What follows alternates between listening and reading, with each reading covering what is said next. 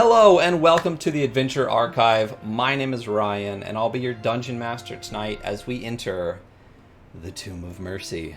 With me, we have Matt as the Sister of Judgment, Jess as the Sister of Fury, Jason as the Sister of Malice, Andy as the Sister of Wrath, and Eric as the Sister of Ashes. Those names will make more sense to you soon. Thank you so much for all of the gift subs already, and what did I... Amerison with 5, Janelle with 5. I don't know why some of those aren't coming through. It says we only have 4. Maybe the ones pre-stream didn't count. Oh, that sucks. 5 from Janelle, thank you so much for the gift subs. Saul, thanks for the resub. Papa Jedi, thank you for the resub. Should I be nice and add all of the ones that we did pre-stream to your time or not? Thoughts, feelings? Yes, of course. Yeah. Duh. Well, let's at least add Janelle, the other Amerison one. There we go. And Saul, Papa Jedi.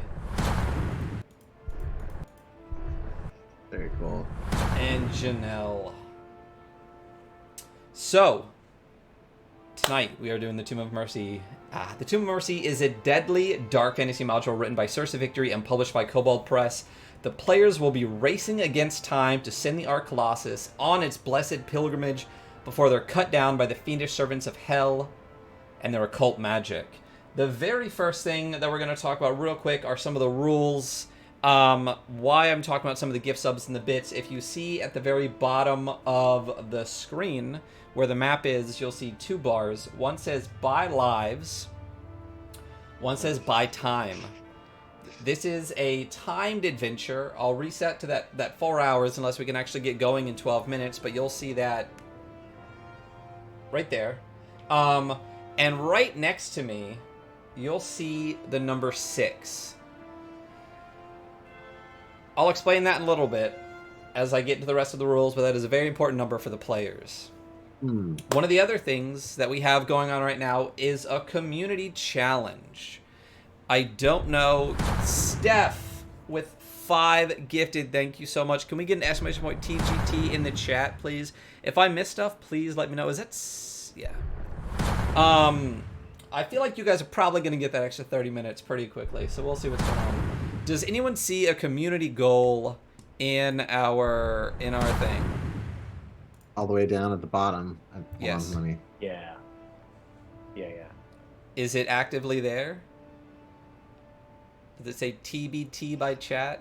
Or TBD by chat? We got the buy lives, buy time. No, okay. So, the community goal, if you go into the channel points, does anyone see the channel point community goal? I don't see it, so it must not be there. No. Let me add this real quick. So, we are going to do a poll to determine, on top of using bits to buy live to the players, on top of doing Amerison, 5,000 bits, just bought you a life. On top of the bits, on top of the subs, we're also going to have a channel point goal. If you guys, and you're going to help determine, we are at a 200% level 5 train. Thank you guys. You're crazy. I appreciate it. We all do. We are going to run a poll to determine what the goal should be. And it is either going to be the player with the most deaths has to run a one-shot.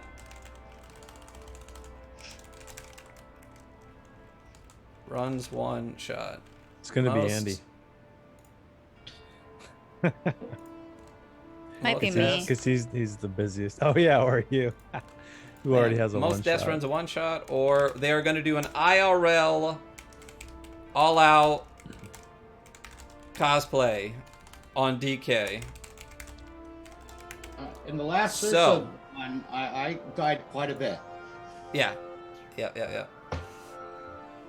We are not going to allow additional votes. It is going to be just what it is. We're going to let that run for 2 minutes. start the poll. If everyone could please vote. Thank you for all the birdies, Marisol. Thank you so much for the gift subs. Thank you for the bits. You guys are starting in pretty good spot. I'm actually just gonna bump that 6 up to a 7, and maybe that'll give you a little bit of hint of what that's gonna entail. You're starting with a very Merkborg number in our Tomb of Mercy adventure. Yeah. Let's just minimize this back down for right now. So, as the poll is running, oh, I can't see the poll. Here it is. What do we got? Most deaths runs a one-shot. You guys have about a minute and 15 seconds. Please vote in the poll. It's right at the top of chat. You'll be able to see what we are going to vote on. I am going to go find the Twitch window. I have so many windows open. Do we get to pick the one shot? You get to run whatever you want. Oh, no, okay. you can. You just have to do it. I'm much better at makeup than one shots. If it's I'll me, I'm just gonna put that run out the Wendy's module. Well, one shots are running away with it. We're not Wendy's fans here. I'm just kidding. I'd be all for it if they weren't just like a corporation worse than McDonald's. We could have Jess do Eric's makeup on live on, Oh, That'd be cool. and then compare it to the filter. See which is more beautiful. And how many? What's a good number of channel points? I'm thinking like 40K maybe. Push people with it. Maybe we should just go 30. That's 15 people doing max, or should we do more than that? Porque no los dos. There's 2 up there. People voted. So apparently, no, it's over. Oh, And so people are most deaths switching. runs a one shot. Oh. There it is. It's done. Yeah. It's done. Most deaths runs a one shot. I like it. Most deaths. Oh yeah. And I hope it's Matt or Eric because they haven't run anything yet on stream. I mean, I think you hope it's Eric because he's much more intelligent. Ian, than thank you so much for the bits. You are putting that towards the players' very lives. Not that I want you to die, Eric. If we succeed in this You don't have goal, to want. I'm gonna die. the player with the most deaths has to run a one shot of their choosing. Let's set it to, let's go 40K. That's 20 people maxing it out, or people like subbing and stuff throughout. So let's do 40K. Let's see if we can hit 40,000. Thank you so Save. much for that hype train, everybody. That was Seriously. This was crazy. great. I thought it ended a long time ago. Did it not? It just finished? it like kicked Just in finished, again. Yeah. Oh my gosh, you guys are amazing. Seriously, Steph, Amerison, Janelle, you guys are fantastic. Again, you are, let's start this community challenge. Really, really helping the players, and I'll explain why very soon. In addition to that, we are going to be giving away a baseball tee, a couple of giveaways tonight. The first of which will be an Adventure Archive piece of merch. It is one of our sweet, sweet baseball tees. Is anyone wearing that? Andy. No, this is not. Our baseball. It's just a sweet baseball team. It's just a sweet. Yeah, baseball. but Matt, you can stand up a little bit, show our logo on the t-shirt. You will get one of those. Please use !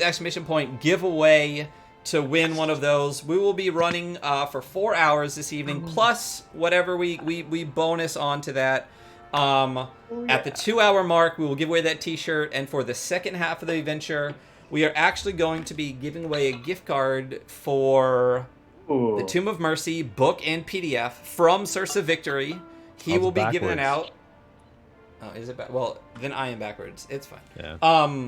The module running tonight, you will get a physical copy of this and the PDF. Sursa will give you a gift card so you can purchase that from the Kobold Press store. And in addition, you will be getting one of these, which is a Sursa Victory t-shirt. Yeah. Yeah. So, those are the giveaways that we're doing tonight. All right. Friends. Can I put... Oh, yes, don't forget Janelle, to you pick can up put his points in new, the community his challenge. new book. Oh, The yeah. new book. Mine's coming. I got Boom. 2 of them. One for my classroom. Did you get the sweet signature in it though? Woo! No, There's no way. Saoirse didn't Mine's- send yeah. Yeah. I had to buy boy. 4. Yeah. How many did you buy, Ryan? I didn't buy any. I got a gift. Nice. Boo. Yeah, I had to get one from my classroom so I could test it out on my 5th to 8th graders.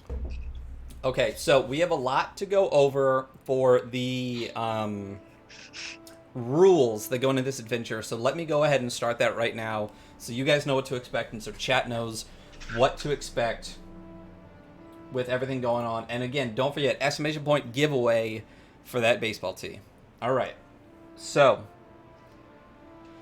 let's get one more exclamation point Saoirse in there. Tomb of Mercy. In the epic before the Great Mage Wars rent apart the world, let me drop a register real quick. The Empire of the Bladed Sun loomed over the west. Its shimmering towers and walled citadels a testament to the prosperity of the humans who knelt in their shadows. The reign of the Bladed Sun was not to last, however, and as generations marched onward, the oracles of the Empire, led by the voice of omens, glimpsed ever more clearly a prophecy. When the shadow of the solar eclipse falls upon the Empire, the underworld shall rise to tear humanity asunder. Knowing they could not stand against the coming hordes of the Hells, the Empress of the Bladed Sun erected the Tomb of Mercy. Thank you so much for the resub, Tracy. Almost got a baby. Knowing that they could not stand against the coming hordes of the Hells, the Empress of the Bladed Sun erected the Tomb of Mercy, a vault in which she could house the Ark Colossi, 3 stone eidolons that would carry the souls of humanity away from Armageddon and towards a new dawn elsewhere. Shepherded by half-celestial priestesses called the Daughters of the Eclipse, thousands of Imperial subjects were marched to the Tomb of Mercy. Though their bodies would be destroyed and possessions discarded, the spirits of these fortunate humans were entombed in the soul gems of lawful demi-liches, which would act as sacred vessels to be carried by the Ark Colossi. As prophesied by the voice of omens, the solar eclipse came, its shadow bringing the infernal host and heralding the onset of the Mage Wars. The Tomb of Mercy was overrun by the denizens of the Hells, and no living human knows the fate of the Ark Colossi, if they remember the Empire of the Bladed Sun at all. Centuries have passed, and the Hell's Maw threatens once more to swallow the whole of humanity. You, the far-flung descendants of the first Queen of the Bladed Sun, must march into the wasted west, unseal the blighted Tomb of Mercy, and set the last remaining Ark Colossus safely on its blessed pilgrimage. Fail, and humanity will surely face extinction. Thank you so much for the follow, IMC. As I said in the beginning, a couple of things. We'll get through the rest of this. So, the rest of the rules for how this is going to work for you guys. The first thing is the presence of the Famine Mist. The presence of the horned daughter of Famine has caused every chamber of the Tomb of Mercy to be permeated with famine mist. An acrid haze the color of dried blood that reeks of spoiled meat and rotten crops. The famine mist presents 2 dangers to the characters, to you guys. Once exposed to the famine mist, you will have 4 hours of real time. I'll fix the clock. To slay the horned daughter of Famine and send the Ark Colossus on its path. If you fail to do so within the time allotted, or the extra time gained by chat and various other means, you will wither like parchment thrown into a bonfire, and your game will end in defeat. In addition, whenever you spend a hit die to regain lost hit points, you only regain half the normal amount of hit points. Ooh. Okay.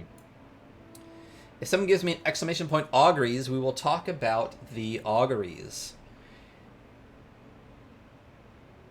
Sacred auguries are cards that represent the potential paths taken by the third and final arc Colossus. Throughout the game, as you rescue sacred vessels' skulls and uncover forgotten prophecies, you will receive sacred auguries to aid you in deducing the Arc Colossus' true path. All right. The Arc Colossus shall carry the sacred vessels through the gate, seeking to forge civilizations anew in the shadow of the monument. The Warden shall ward the Arc Colossus as it carries out its blessed pilgrimage. Basically, it's kind of filling in a Mad Lib a bit. A dark, dark Mad Lib. There are 6 cards of each type. Gates, monuments, and wardens. Throughout the adventure, you will be able to earn those sacred augury cards. However, as the Horned Daughter of Famine and her undead guardians corrupt the tomb and defeat you, I will also earn sacred augury cards. So to start the game, I'm going to pull 1 card off of each deck. Can you guys see the decks in the corners? Yeah. So Yes. I'm going to actually shuffle each of those decks, and I will deal 1 of each off the top. And much like Clue, that is the true path of the Arc Colossus. I will... You, by process of elimination, will be trying to find the rest of the cards, and will be shown the options at the end, and have to figure out which one it is. The more cards you earn, the easier it will be to determine the true path. There are a number of things throughout the adventure which will earn you more cards from the Sacred Augury decks, and there are a number of things that will earn me cards. If you successfully complete the adventure and send the Arc Colossus on its pilgrimage, you will have 1 minute to privately determine, well, not privately, very publicly in front of the stream and everybody, to determine what you think the correct path is. If you slay the Horned Daughter of Famine, if you fail at defeating her, you lose. I win. Hell takes over. Humanity ceases to exist. I also get to determine my guess at the end, and we will compare our guesses to each other. Whoever has the most right wins, and if it's a tie, you win. Cool. What a dope game of Clue. So, you will be permitted to take short rests throughout this adventure. Long rests will not be possible. But again, when you enter the Famine Mist, all of your hit dice that you take on short rests will only regain half the hit points. So you'll roll the total, reduce that by half, and then add your modifier. Death Question. and Yes. When we take a short rest, does that adversely affect the clock? No, I won't take time off of it or anything like that. It's basically a way for you just to reset some of your abilities and things like that. Perfect. The war, that's very important to me. Yeah. I fully understand that. So, death and respawning. When you die in the Tomb of Mercy, you will respawn at the start of your next turn adjacent to an ally. If you are slain outside of an encounter, you respawn immediately. You re-enter the game with the same character. We're not going to say or choose a new one. You will be the same character the entire time. You will also respawn with your full complement of hit points, hit dice, and spells, unless something affects you in a way that changes that. There are some effects that persist across the entire existence of your character. Diseases, mutations, and curses. So every time you respawn, you're complete health all over again. But any of those things, diseases, mutations, and curses, stay with you forever. There might also be some good things in the dungeon that stays with you. We'll see. Now, each time you die in the Tomb of Mercy, I get to draw a Sacred Augury card. Oh, I actually put these in the wrong spot. You guys can't see this. Maybe I'll reveal the top here for you. Reveal areas. If you scroll up to the very top of the map, you will see where cards are put. My cards will be on the left, your cards will be put on the right. I will show that to chat very shortly. Oh, we're only at 11K on the community challenge. I don't know if you guys are going to have to run a one-shot. So, each time you die, I get to draw a Sacred Augury card. If there are no Sacred Augury cards left, I get to steal one from you. If 6, now 7 of you, or you all as a group die 7 times, originally 6, let's say 6, the Horned Daughter of Famine absorbs part of each of your souls, gaining more and more power each time.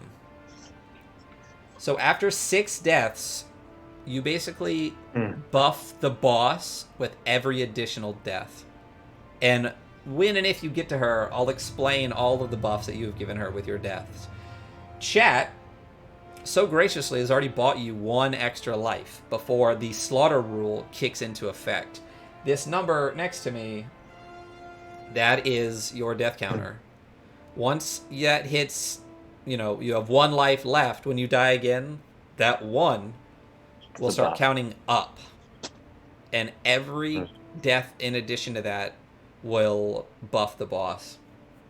Oh, nice. You have the opportunity to earn 2 more lives if players give bits towards your lives. So they don't have to, by any stretch of imagination. It just enhances your ability to do that. In addition, subs, which we already have 14 of, thank you so much, chat. Every sub gives you 1 minute of extra time at the end of the 4-hour clock. So up to 30 minutes can be added by chat by gifting subs, resubbing, like anything like that will extend your time. Right now you have an additional 14 minutes. There may be an opportunity for you to extend your time in-game as well. So, descendants of the first queen, the first empress of the Bladed Empire, do you have any questions? I had a question about the cards. Yes.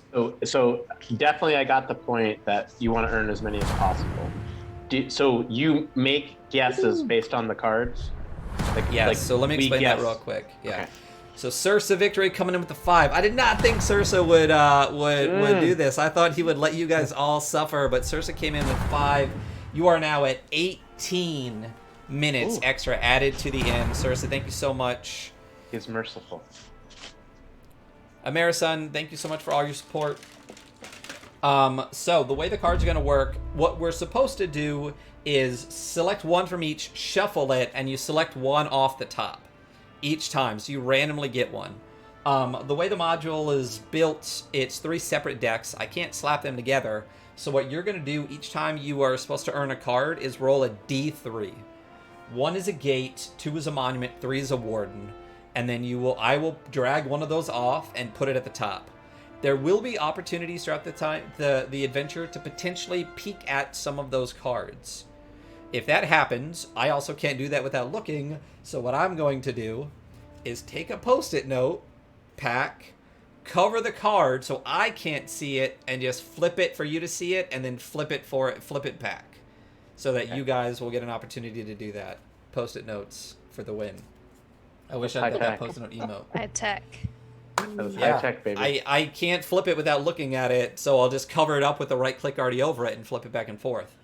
So, basically there's 6 of each card, and at the end I will actually take you to a page that has all of the cards laid out for you. You will be able to look at every possible option of every card and use a process of elimination based on all the cards you've earned, all the sacred auguries that you earned. I got you. You will have to try to guess the correct path. You have to beat the Horned Daughter of Famine to even get the opportunity to guess, though. Right. Okay, got you. But so Okay, You're our going to remind us if that happens, Yeah. right? What if you beat the final boss? Yeah. Sure, I'll let you know. Yeah, That's a big. That's a big if. Well, maybe let's- I'll just take like 5 cards from you if you don't beat her, and you guys can still have the opportunity. Except we'll see what happens. So Let's get to dying. let's get to dying. Let's get to I'm dying. ready to get into that tomb. I'm gonna try my best to keep up with chat, but we will see how that goes. I apologize in advance. The fate of all humanity is at stake here, all right? We need to save those souls.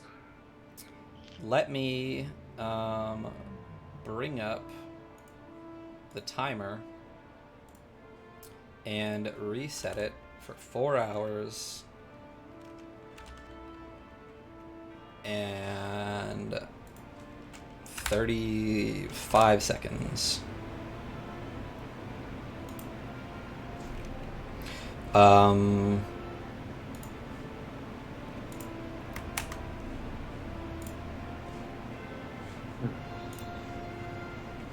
And then I can go to the timer, I can put the new stream in, done. Well, that didn't work. Unlimited time now. If only we had a post.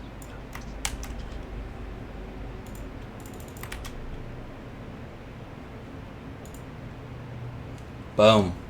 All right. Yes. Don't forget, exclamation point giveaway. All right. In 27 seconds, we will start this adventure. Are we going to get that 18 added on there immediately, or? No, we'll add it on at the end. Okay. So, any additional time you get will be put on right there at the bottom. All right.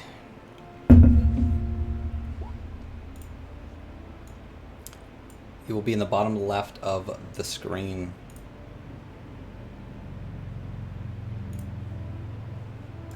Oh my god. Oh man, the four-armed skeleton, that does not... That's awesome. Yeah. We're already starting off with fire. So, It's great.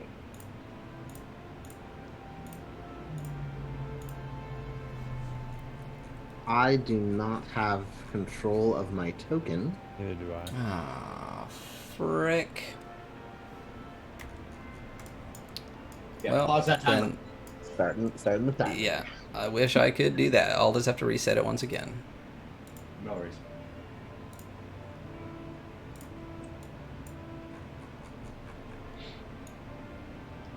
And then, you know what? We'll go ahead and just roll initiative right at the start and just keep it for the entire time. Oh yeah. Okay. Objects and token layers. So, Judgment. You're going to be controlled by Judgment. Save settings, Wrath. You are controlled by Wrath. Fury.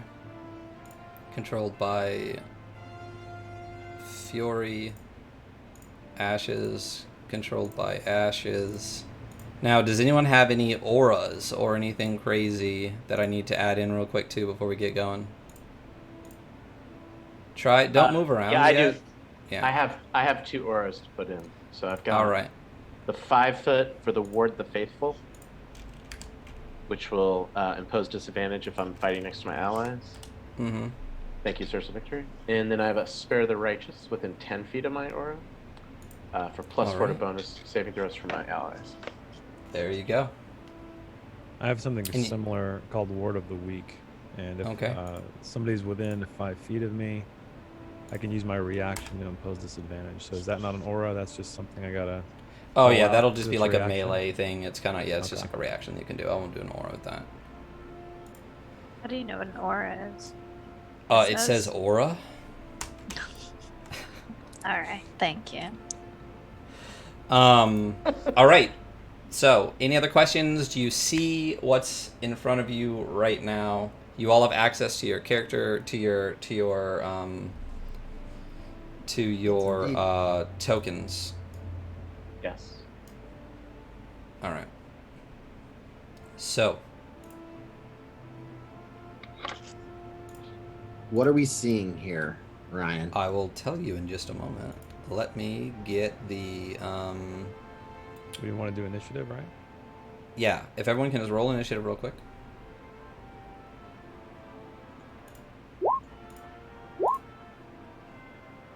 Great. Did everyone I don't click know their why I token? I clicked the token. I got Ashes, Wrath, Malice, and Judgment. Who am I missing? Fury? Yeah. Mine did went you roll? twice. You got to click in the Alright. character sheet. I did. Really? That's weird. It's fine. It's not a big deal. What did you roll? A 3? Wonderful. Yeah, but I get advantage on initiative. So roll again? 5. A 5. And try to roll everything off of your sheets. Everything is sheet rollable. All you have to do is click on your sheet. You can pop your sheet out if you want by clicking the 2 buttons in the top left. And that way you don't have to type anything. Pretty much everything you have to do is just clickable and it'll be quicker for you guys. Yeah. Oh, it's an 8 then. And Ryan, I apologize. I only got an 11. Mine went twice. No worries. Not good. Descending order. Here we go. All right, let me reset this timer one more time, and we will actually get going now.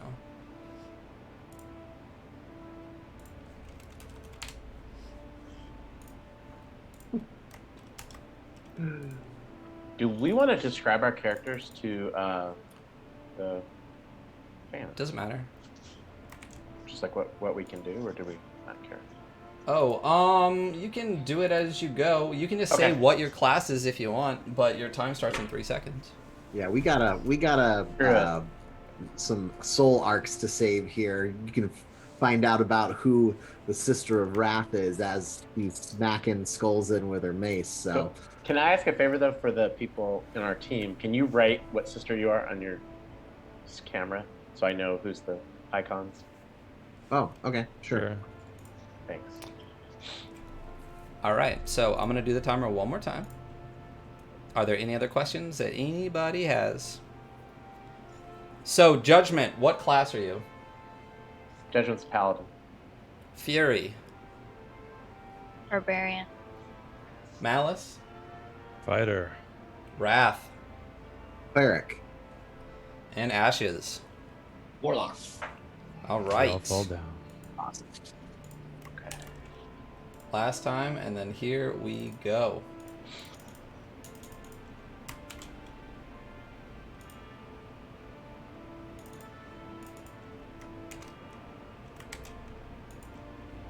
Saul says Why? he can't spend channel points. What's up? Saul's saying he can't spend channel points. If you've already bought it once, you can't buy it a second time.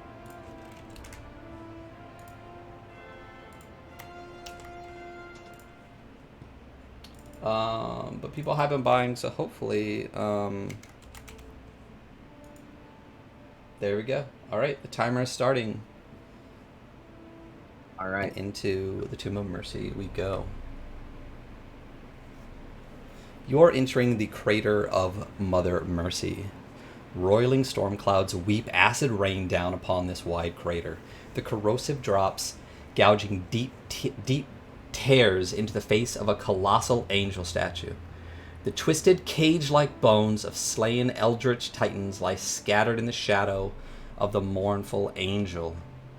A misshapen figure draped in a tattered cloak petitions the angel statue, gesturing through the hissing air with clawed hands above a crude altar at the angel's feet. This is the creature that you see.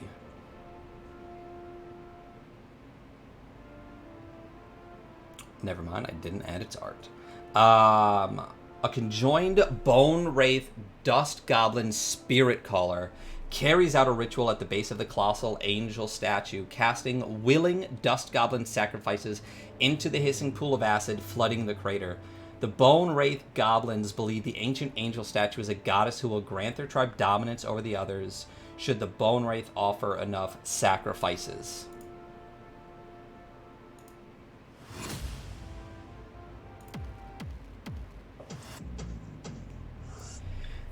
As you come in within view of the conjoined Bone Wraith Dust Goblin Spirit Caller, he immediately begins to attack you. Ah.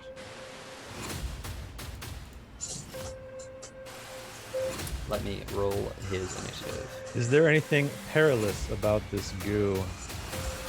Oh, It's yes, in acid, fact, right? there is. But the rain's not hurting us, right? Just The this rain is goo. not hurting you. Man, the music's crazy loud. Is the music really loud? Really loud. I'm turning it way down. I hear somebody Oh, else. shit. Yeah, it's way down. There it is. All right. Oh my It was- gosh, it he was rolled thumping like a crazy. nat 1. Add turn. He gets a 1. He starts at the bottom. So, as he starts to make aggressive moves towards you, one thing you do notice in front of you is the crater is flooded with pools of Eldritch Titan bile. Damn 10 it. feet deep and choked with warped goblin skeletons. When you enter the bile or start your turn there, you will take damage and there will be a chance, 25% chance that you will get a permanent mutation. Are there good mutation options in there? Or are they all No. bad? Is this like evolution? Absolutely not. So as this creature begins to attack you, what are you doing? Ashes. Ashes. You are first. All right. Well, then that would have to call for a. Where on this are my? There it is. A occult blast. Oh. An Eldritch Blast. All right, fire your Eldritch Blast at this creature. You should be able to see its health bar. It will decrease as you go. I thought I did. Let me. That just displayed it. You displayed it. Yep. Just click on like the damage or something in your token. Hello, Skull. How's it going?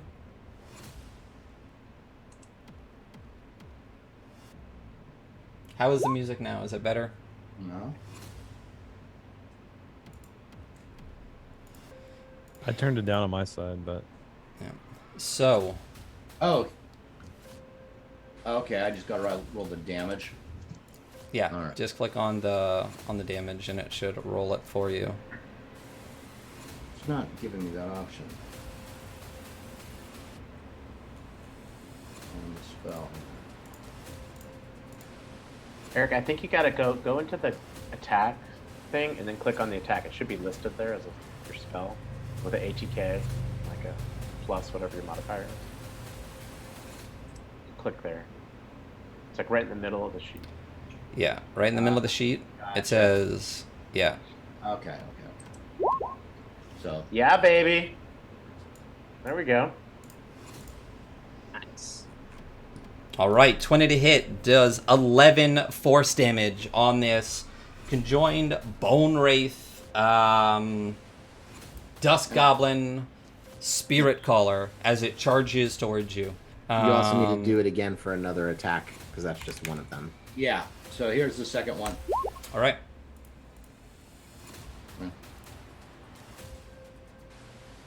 So there's the second one. All right. Do me a favor as you guys are doing this. Just call out what you roll in your damage and stuff, because I might not be on that screen. It'll be faster for you guys. 13 to hit. 13. The first one fires out towards this creature, strikes it true. The second flies off, smashing off the base of the angel statue behind it.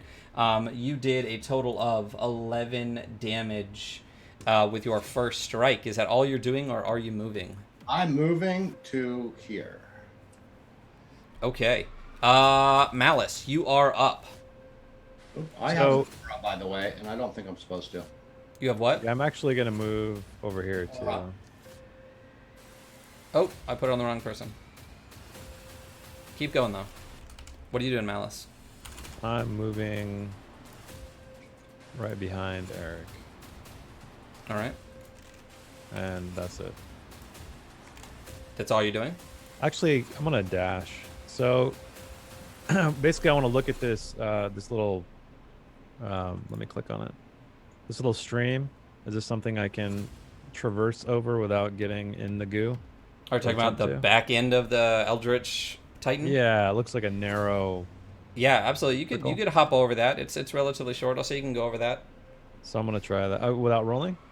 Yeah, it's like 3 feet wide. If you try to Okay, jump so over like the then- big part that's like 15 feet, but you can just hop over that. And is this skeleton like out of the goo? It's raised. It's so I up could, like- above and raised. It could actually provide you some partial cover. Oh, okay. Well, I'm going to move my other. What can I select?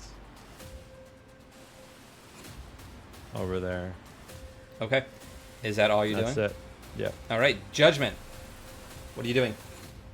So Judgment sees the path Malice takes. It's going to do 5, 10, 20, 25.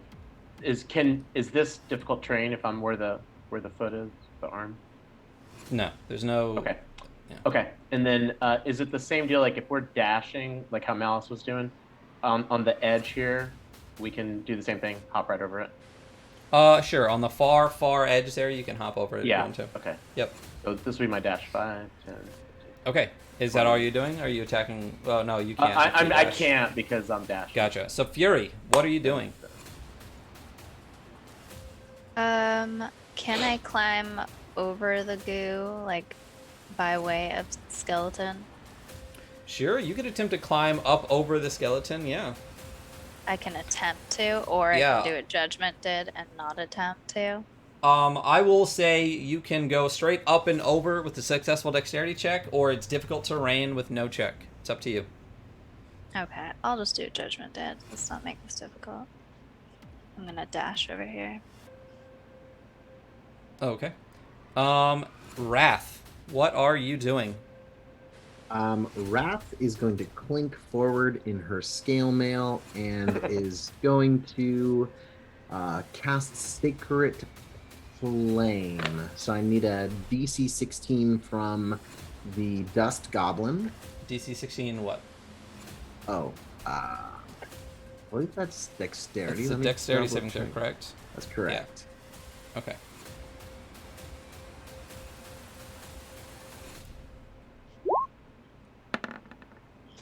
That would be a 10. That is a failure. Whopping 6 6 radiant points damage. of radiant damage. You are nice. just chewing away at this guy. And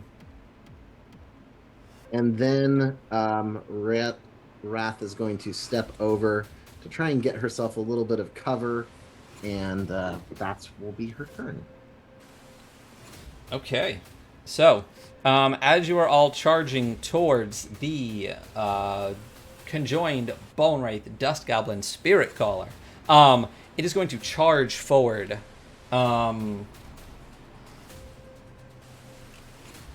5, 10, 15. It is going to get right on the corner here for Judgment. And you see that it has this...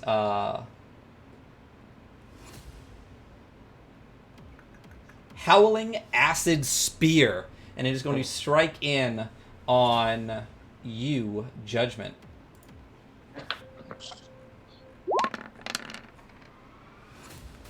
It is a 25 to hit. Yes, sir.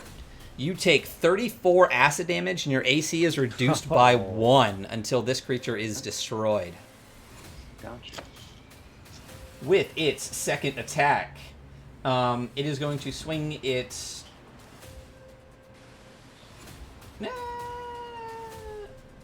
It's going to swing its Chattering Goblin Skull Staff at you.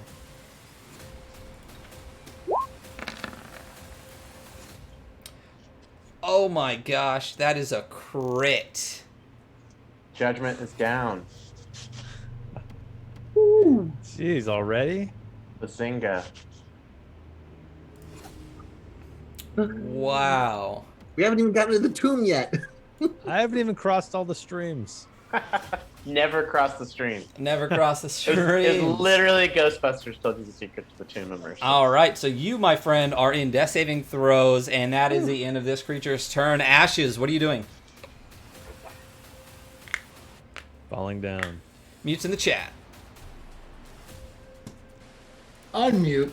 I'm gonna do the same thing. I'm gonna attack with the occult blast. So that's a 22 to hit for 8 damage on the first one. 22 will hit for 8 damage. All right. And the next one, a 13 again. 13 is gonna miss. Is that all you're doing? And then no, I'm gonna jump over there. 15, 20, 25. I'm gonna go to there. Yeah, that's good. And that's it. Okay. So, Malice, what are you doing? I'm moving here and attacking Okay. Attack. with my serrated sickle. An 18 will hit. That will be All 11. And I'm going to attack again because I can double attack.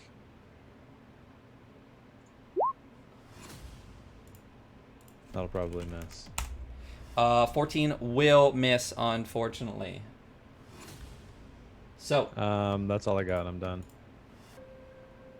all right. Next up is... Are we back to Judgment right now? Judgment, roll a death saving throw. There we go. And try to keep the health on your tokens Yeah, I got it. sorted. Woo! That is one success for you. Okay.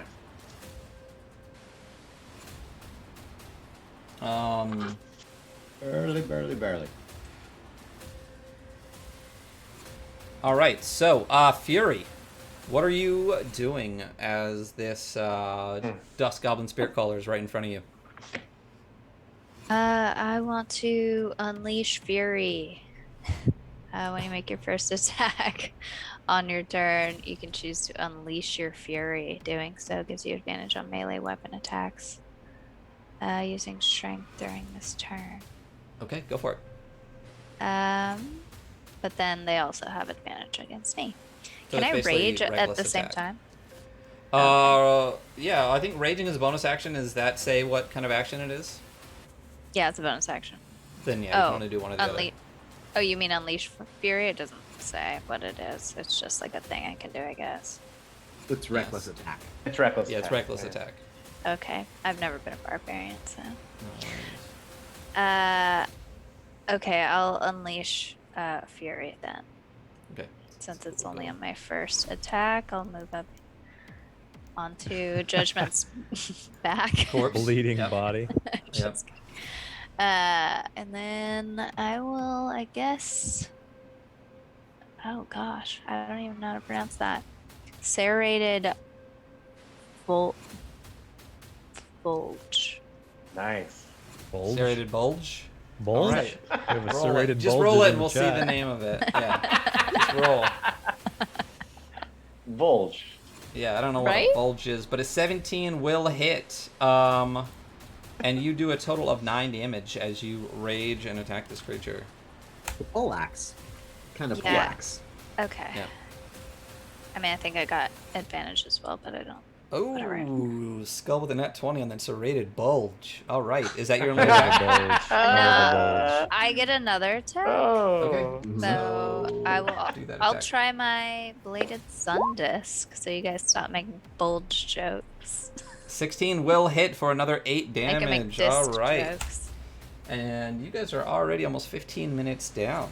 3 hours and 47 minutes to go.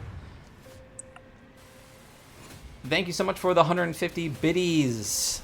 Skull, that moves them closer to their next life. Wrath, you are up. Wrath is going to go move over here and attempt to see Judgment taking a dirt nap. Would I be able to see them, or do I kind of have to step up onto a bit of the bone? It's a big giant skeleton laying across some stuff. So you'd have to at least make an effort to see what's going on. I've got one more movement. I can kind of stand up on the back of the leg here. Let me know if I can get a good look here. Yeah, you got a good look. Man, you guys are Okay. really rolling good on these bones and bulges here. And this All is right. seriously for the biddies. All right, what are you doing? What are you doing? She will take a bit of soot that is in her pocket, whisper into it, and flick it in Judgment's direction, casting Healing Word. And the words are, "Get your dead ass up."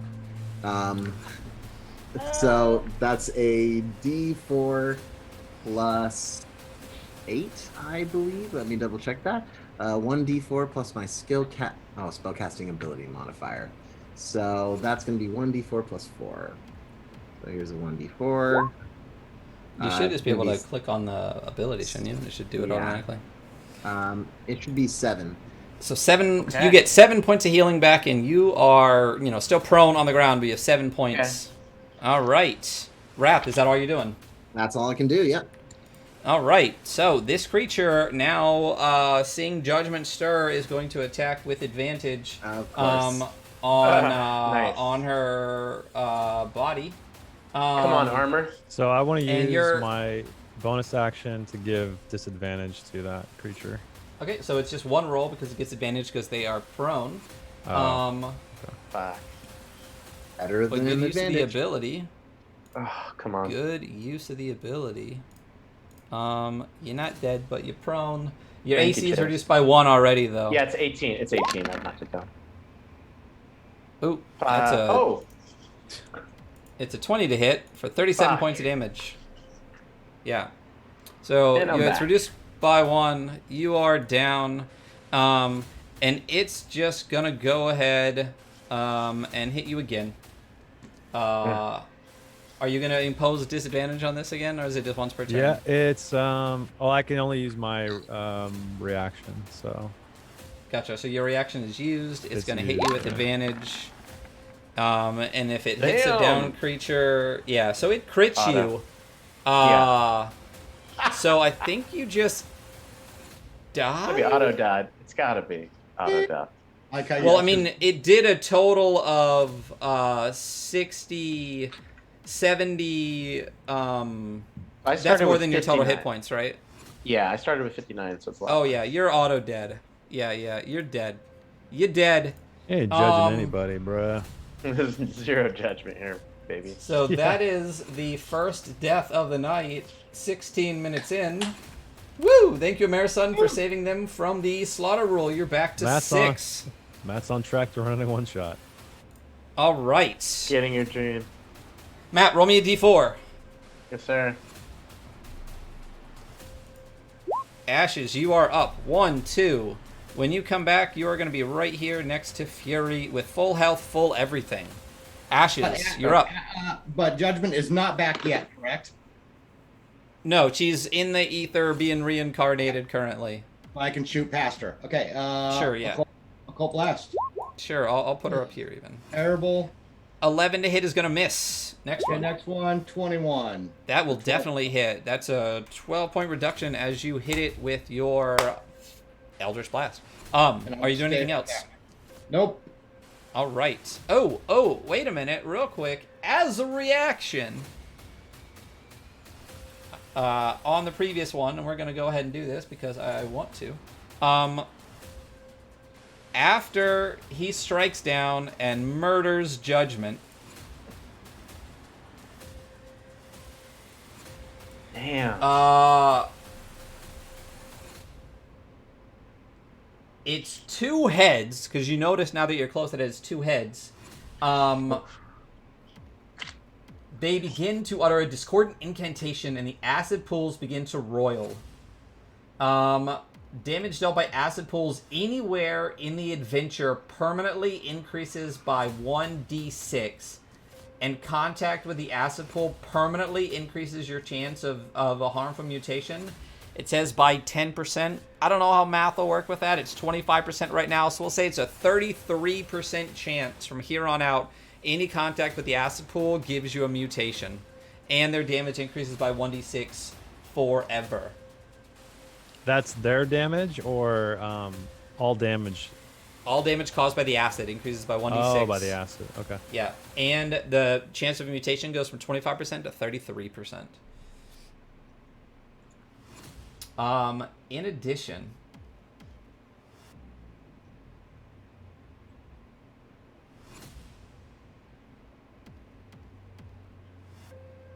it is going to point its finger at the sky and call down a living cloud kill tornado. A gust of noxious wind from the cloud kill tornado blows through the cloak of the goblin, revealing that it has carved its own bones into a variant of pipes of haunting. Each living creature present that can hear the pipes must make a decision. So as he calls up into the sky, he calls forth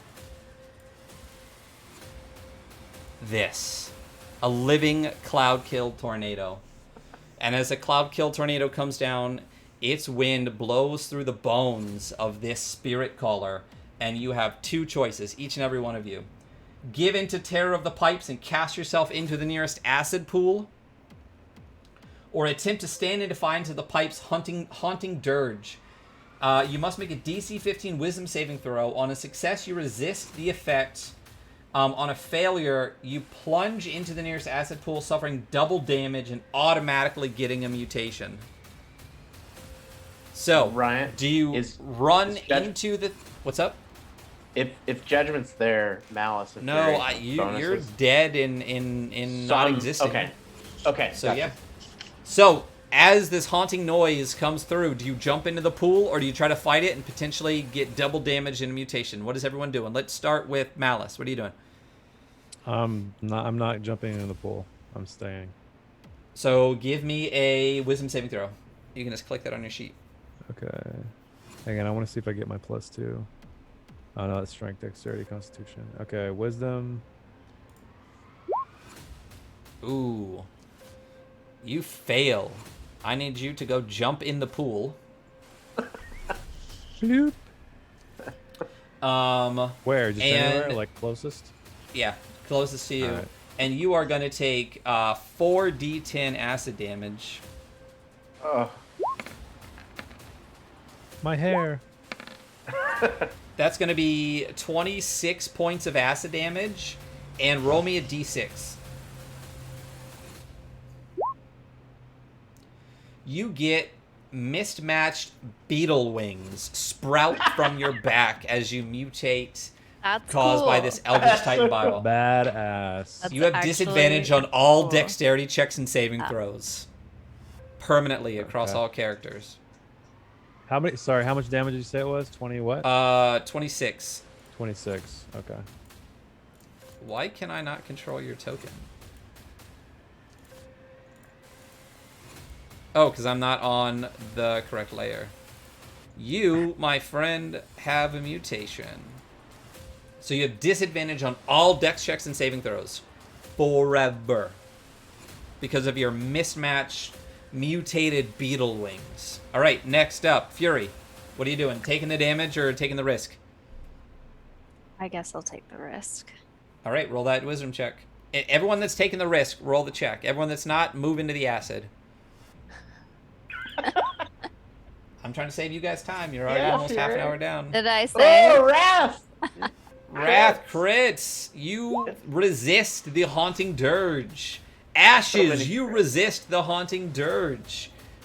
Fury, you Oh, I missed it resist by the one. haunting urge. Everyone resists or is dead except the mismatched beetle wings on the back of Malice. All right. That is the end of the turn, except the Cloud Kill Tornado is now in here as well. Ashes, did you go already? You did. You did the Eldritch Blasts, right? Yeah, you Yep, did his okay. action after mine. Malice, did you already do your action? I haven't done anything. Okay, so you can drag yourself out of this Eldritch Titan Bile and do Yeah, what I'm you gonna would fly like to with do. my shitty beetle wings over to this thing. Well, if only it gave you flying speed. And then attack twice. All right, attack it. Attack it. That's gonna hit. 13 points of damage. The 12 is gonna miss on your second attack. All right. Judgment. You are back alive. You are full health, full That's spells, sweet. full everything. What do you want to do? I'm digging these beetle wings. Oh, and so wait a I'm minute. gonna- You died. Oh. I get to pull a card real quick. Oh yeah. Augury card. He died is polite for what happened. I get to pull a monument card. Murdered. Boom. I now have a monument card at the top. All right, Judgment, go. All right, Judgment flanks this fucking Bone Wrath and is gonna attack with the Executioner's Cold Iron Longsword. All right, so it'll be a -2 to go. AC. There we go. Okay. Oh. Crit Christ. fail? Crit fail. Crit fail? This I mean- roll 20 is loving me today. Yeah. What happens? We're not gonna do anything. I don't think crit fails cause anything crazy, Sursa. You can let me know if it does. Otherwise, we're just Okay. gonna move on, and that sucks All for right. you. Second attack. Yep. Okay. There we go. Come on, buddy. All right, there we go. Okay, 11 And slashing then- damage. So on this, I'm gonna do slashing, and then I'm gonna also slap one of these start a bonus action smite going here. So, boom. Hey, Oh, I'm sorry. Monk. I'm sorry. You already got the 11. So how do I do the smite? Oh, I see it. Okay. Thank you he's so much for gonna the go- resub. You are increasing the character's. Just roll what you're gonna roll. Okay. there You we are go. increasing the character's life by a little bit more. We are at 18 minutes. So it should be a total of 21 points. 11/10 radiant. Total of 21 points of damage. And I'm gonna hang there, I guess, and let this tornado jack me up. Don't forget your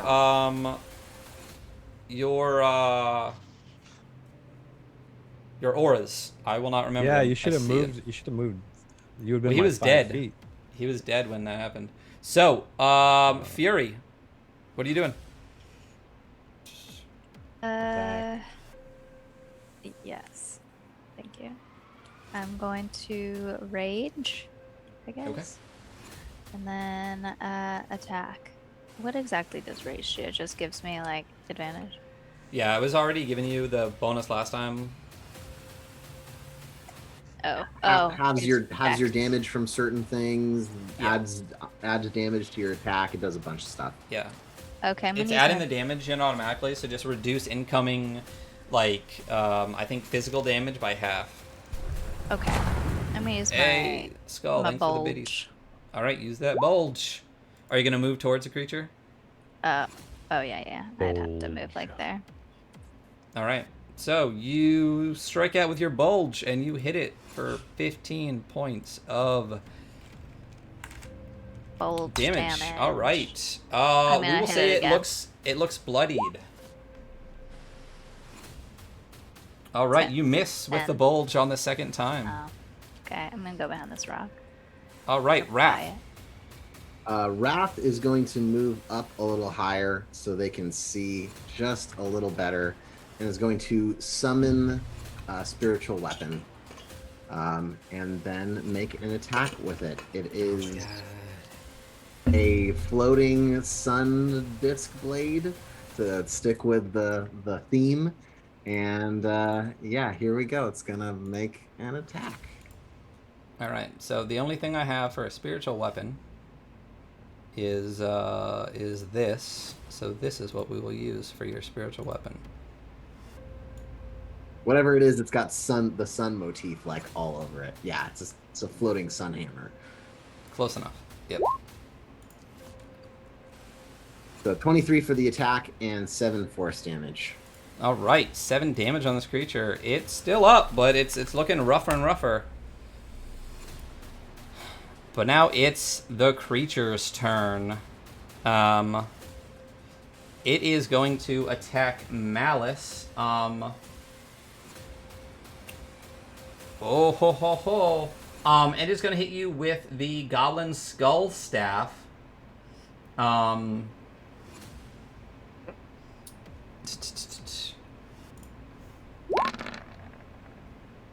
That's going to be a 10 to hit. I assume that misses. Miss. Yep. So it's Nice. going to hit. I can see your. I don't know why I asked. I can see your thing. So does a 15 hit? No. 15 misses. So it strikes at you twice and it totally whiffs. All right. It is now the living Cloud Kill Tornado's turn. Let me pop that out.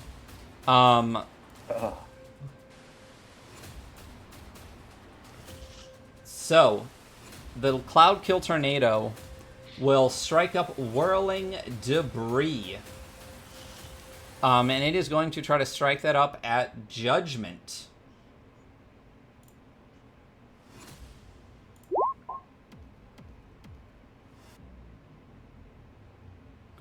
Did it not actually do? No, it just So it did says what it. it's a 1d6 result.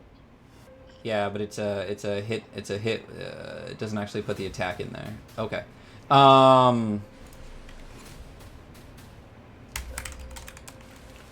1d20 plus 5, and I'll just copy paste that. So does a 7 misses you, so it doesn't matter.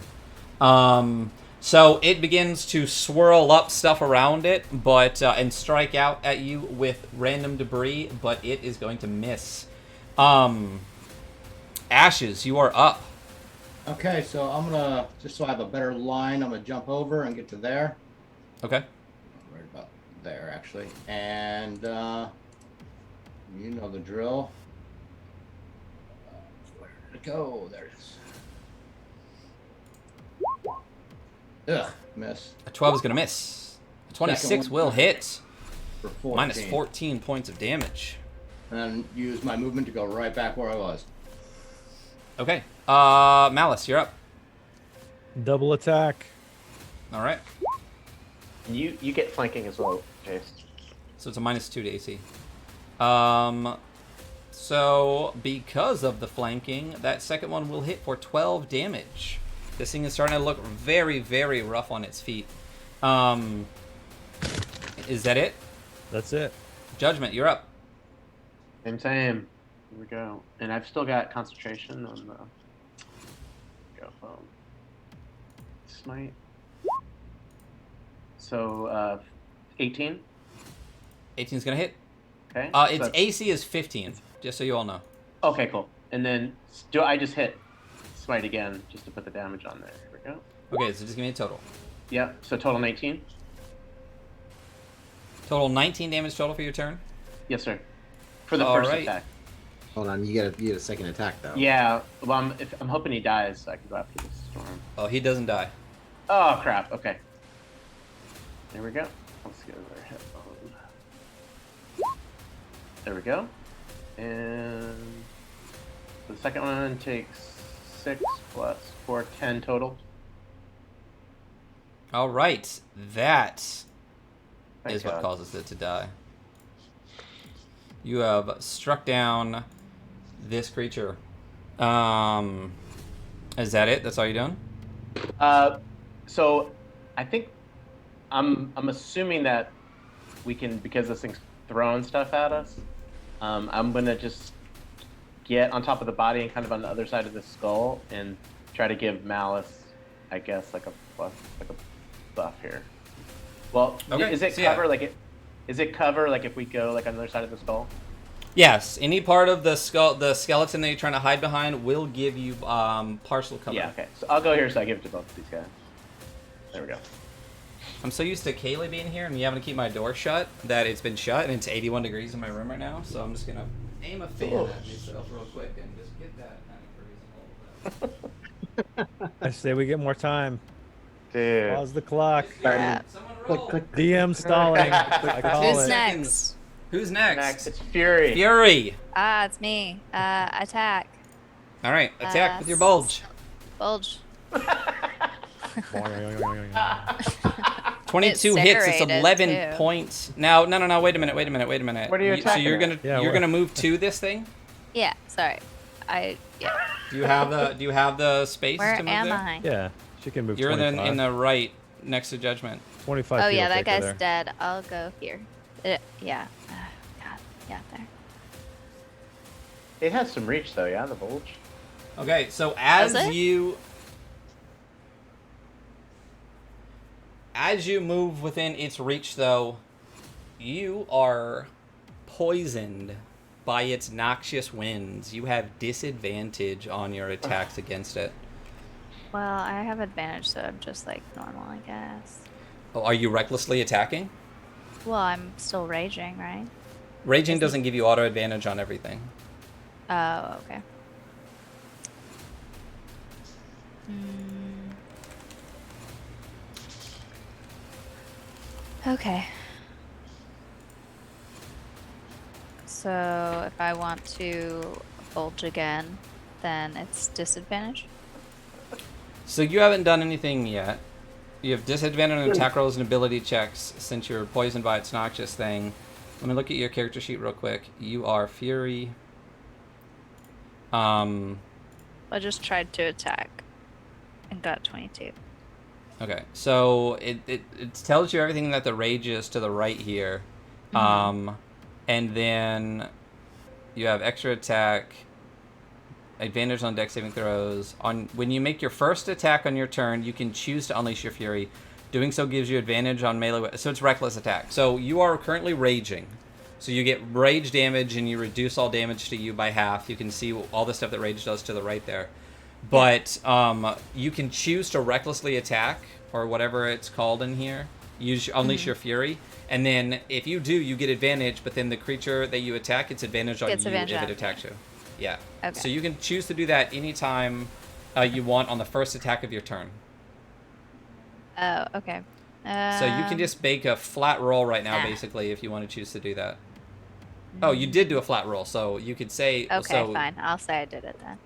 Well, you can can- have advantage on me. I'm saying you can choose not to, because you just did the roll anyway. It doesn't matter.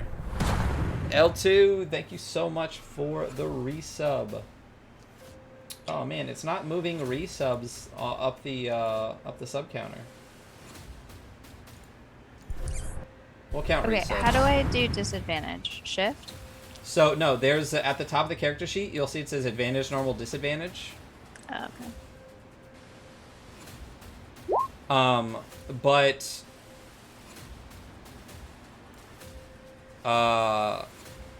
so yeah, on your first turn you did 11 points of damage on it. I did. Just making sure. Ooh, except that it is resistant. So you did Two. 5 points of damage. And you get you miss on the second one. This creature's AC is also 15. So you miss and you are still poisoned right now. Okay. So, Wrath, you are up. Wrath is going to step just a tad bit higher on here and is going to cast Shatter on the back side of the Cloud Kill. So a DC 16 Constitution saving throw, or it takes 3d8 thunder damage. And half as much on the successful one. 19. Half as much. All right, half as much. Let's go to my roll for Shatter. So half of 13. So 6. Thunder damage. Let's see here. Do I want to do anything different with that? I could make that max damage. I'm going to expend a turn undead to make it max damage. So, So I give it. Oh, max total damage for this thing. Okay, so whatever And then- it is, and then subtract that. 6. Yeah. um, So what's the total? 24, 12. So it would be another 6 on top of the 6. So you're expending the thing to give 6 damage. Yeah, that's kind of silly. Kind of silly. Well, 12 damage total, but you know. You're doing that? No, let's not do that. That is a waste Okay. of my stuff. You're right. Ooh, thanks for all the hams. All right. I mean, you are the Yeah. go ham for a reason. I am the go ham. You are for a the reason guy. yeah. Take it easy. This isn't a sack bat. All right. It is now the Cloud Kill Tornado. It's the right thing to go ham on. It is indeed the right thing to go Smart ham cloud. on. The Cloud Kill Tornado whirls its debris once again. I wish it would just do this attack. I need to just make a quick macro. That is a 23 to hit Fury. And actually, they have advantage, so let's see if they crit. No, so that is going to be a 1d6. So, the creature is going to whirl up. And from the acid pool, this whirling debris is going to suck up chattering, cracked goblin skulls and strike out at you with them. So skulls of the goblins that were being sacrificed into the bile strike out at you and do...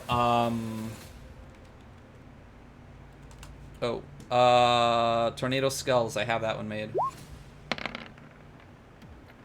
27 Tornado. points of damage, and you are knocked prone. So Wait, that what is kind of bludgeoning damage? damage. It's bludgeoning, so you Oh, can it's reduce half. that by half. So say 13 points of damage, and you are prone. Okay. All right, Ashes, you are up. Yeah. Dun, dun, dun. Oh, yeah, I should probably turn off. Okay, that hits for 6 6. points of damage. And that missed. It's force. All right, Checking the damage type. so -6. There you go. And that's it. All right, Malice, you are up. I'm going to step around this skull and hurl my javelin at it. Okay. Do me a favor. Yeah. And roll that with disadvantage. Oh, great.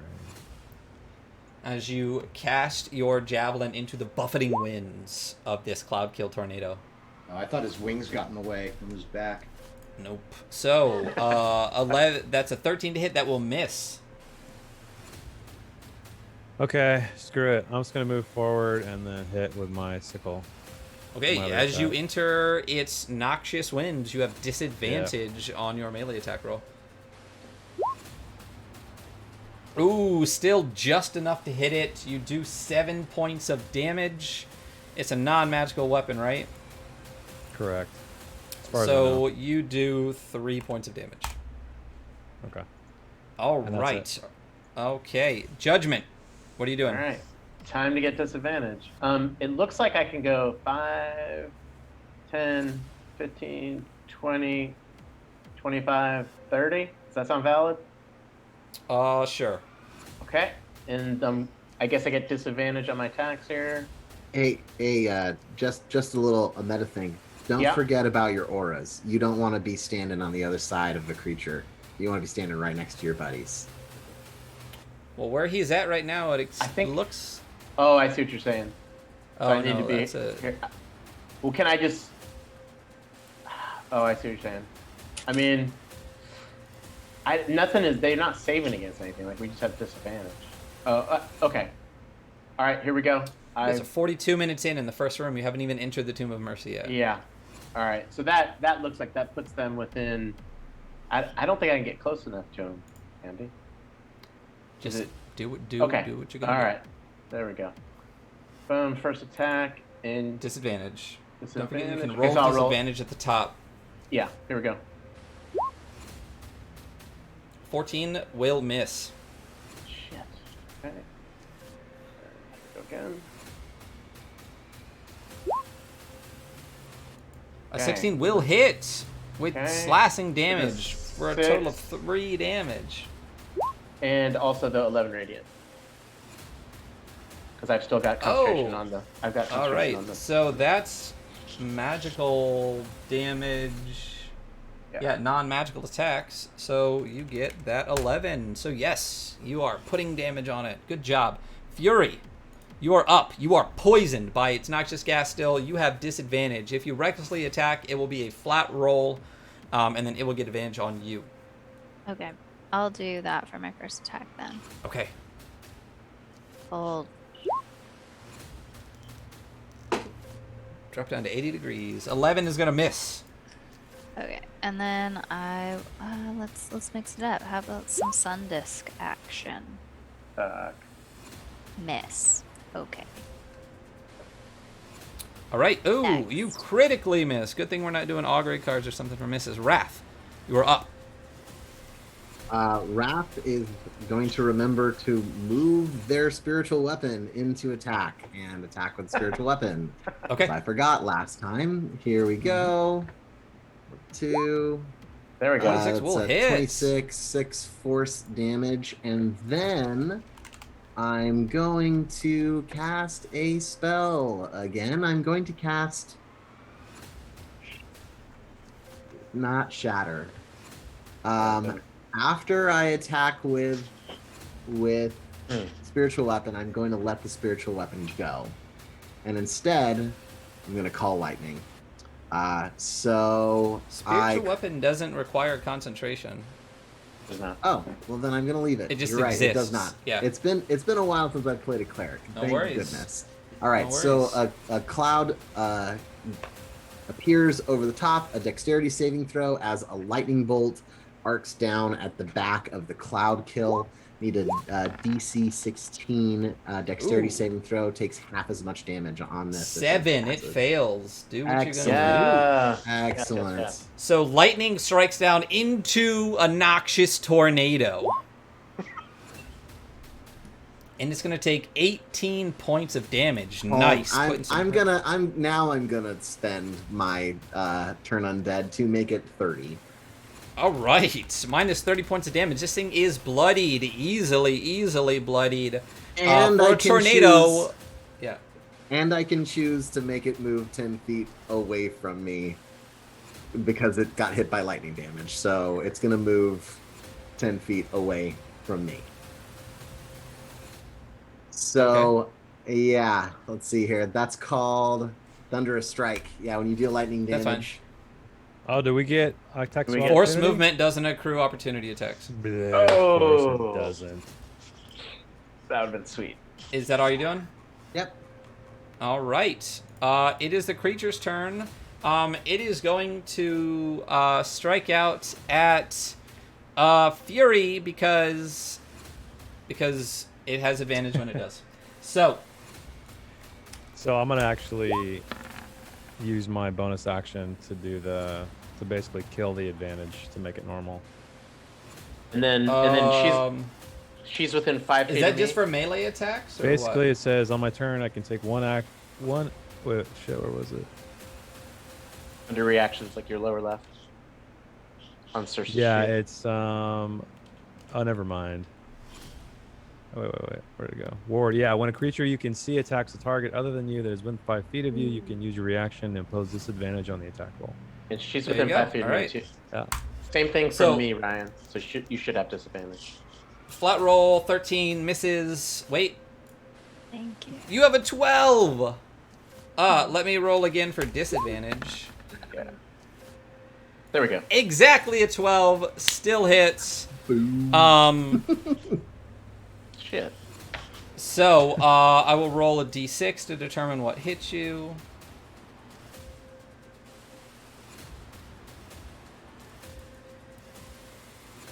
%50 complete on that community challenge. Good job, guys. It says rolling the dice, and it's just sitting there. There it is. A 6. So you are once again struck by bludgeoning, chattering, cracked goblin skulls. For 19 points of damage, reduced to 9. Okay. All right, Ashes, you are up, and this tornado is losing some of its spin. Some of its makeup is wisping away as it's looking worse for 16. wear. For 7.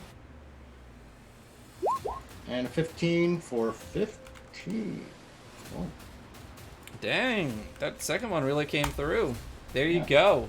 Again, this 22 thing is looking points. rough. Are you moving at all? nah. Okay. Malice. Attack.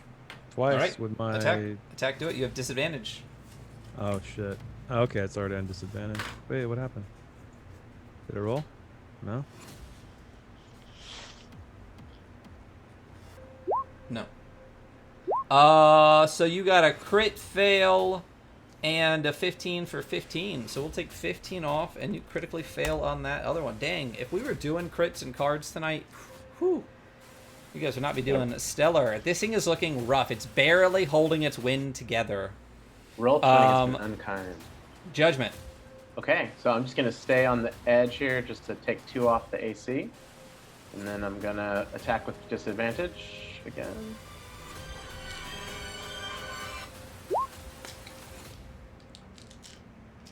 Does a A 10 will 12. miss. okay, and then attack again. All right, there we go. 16, oh, 14.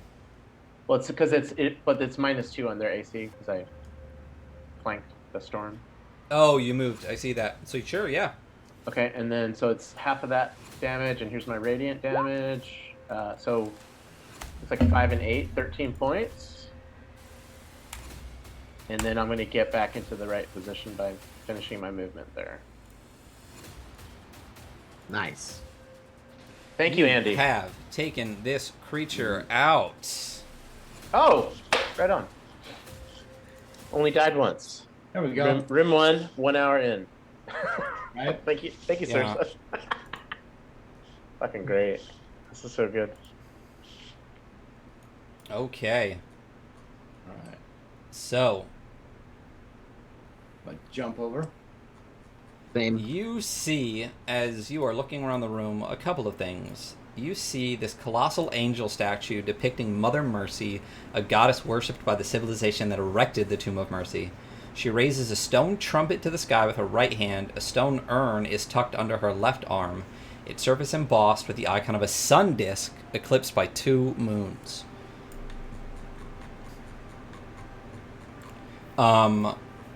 You also notice falling on the ground next to the Bone Wraith Spirit Caller, tumbled out from its robes, an object.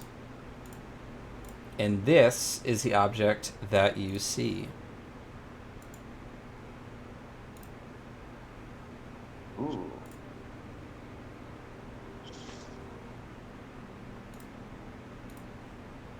Hmm. You see an Eclipse Talisman. Ooh. What you know about Eclipse Talismans is that you need them in order to get the Sacred Augury Skulls. Oh, good. Bring that with us. So, you also notice 2 sealed marble doorways at the base of this colossal angel statue. Is one of you going to pick up this Eclipse Talisman? I'm right there. I'll grab it. As soon as you pick it up, you notice that it is radiating a dim light akin to that of a candle.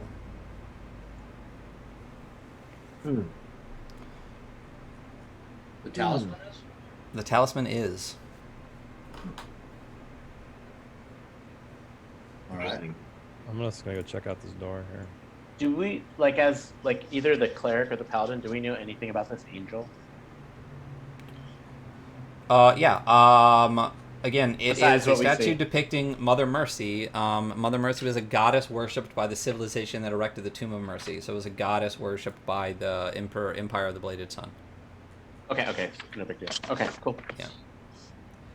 Anything on the doors?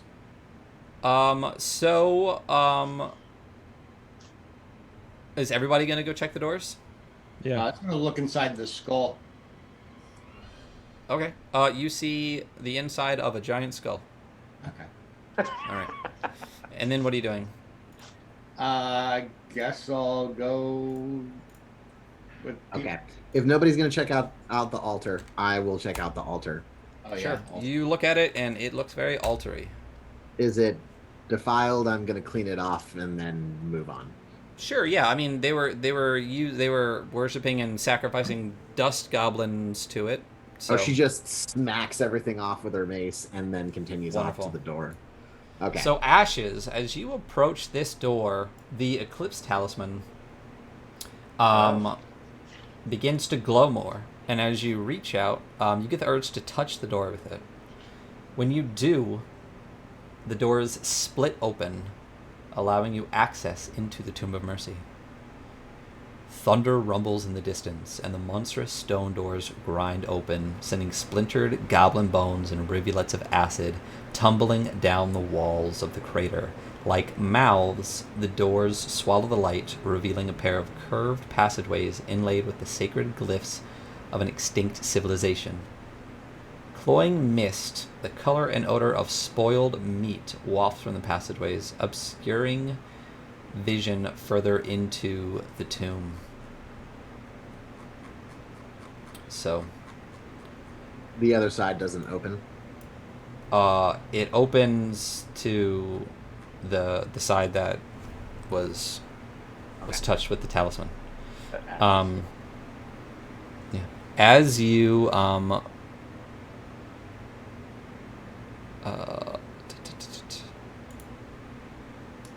you see this as you look.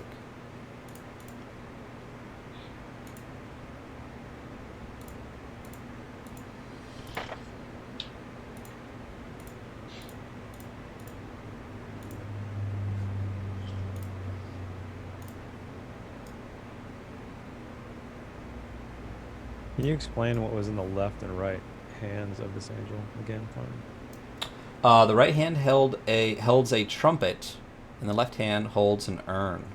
Okay. We going through this door? Maybe those coincide with the doors. I guess we'll find out.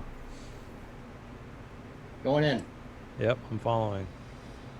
Funny because the trumpet looks a lot like the sword. Trouble. Actually, probably stop there so I can see down that way. You're entering I'm an gonna- area known as the Shepherd's Clock.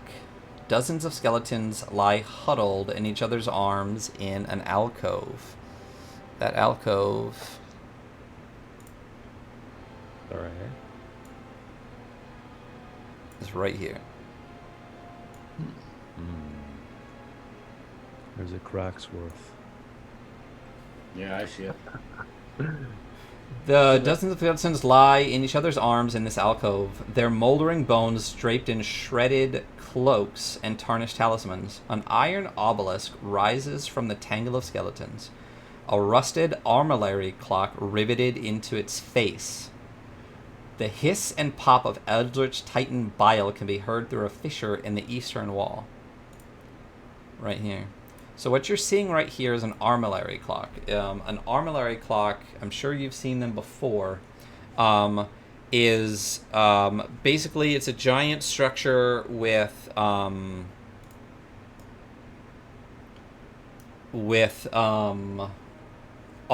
that rotate on it, almost celestially.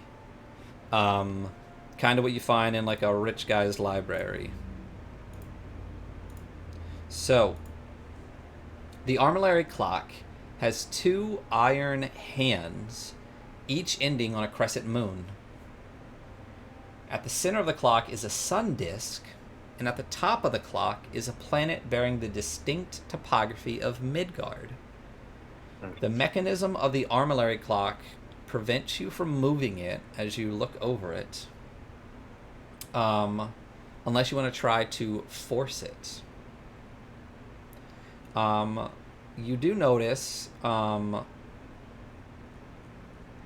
that two other arms, each holding a crescent moon. So basically, in the middle is a sun disk. On the top is what appears to be a planet bearing the distinct topography of Midgard, and two of the arms are crescent moons in between those two. Currently spread outward. Okay. Does this have something to do with the eclipse clock thing? Sounds like it. Do we So need to the- make an eclipse? So you said that. So if you said, because the barbarian I'm assuming is pretty strong. If she moved the things, like what would it cover? Midgard or the sun? It depends. You'd have to move it to find out. You also see a couple of other things. You see graffiti on the back of the obelisk that reads, in ancient common, "Though we shall perish, praise Mother and Mercy that we shall not perish alone." You notice two other things as well. You notice that right here is what appears to be a large sealed door secretly hidden into the wall. But this one is open. And this fissure right here, you hear the hiss and bubble of Eldritch Titan bile on the other side, but you do think it's large enough that you could squeeze yourself through. Well, I want to peek through. Okay. And see before I go squeezing through. When you peek through, you get a glimpse what appears to be the edge of a fountain and some figures on the floor. Standing or prone? Prone. And you also have a doorway open right here. Okay, well, I tell everybody what I see. And then the door's open. What do we see through that? It's cracked open. You'd have to push it open and actually get inside if you want to see it. Wrath will push it open and look inside. Okay.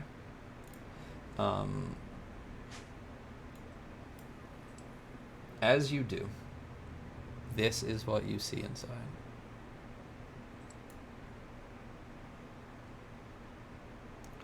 Faded paint peels from tiefling skin tapestries depicting a lone angel silhouetted by an eclipse.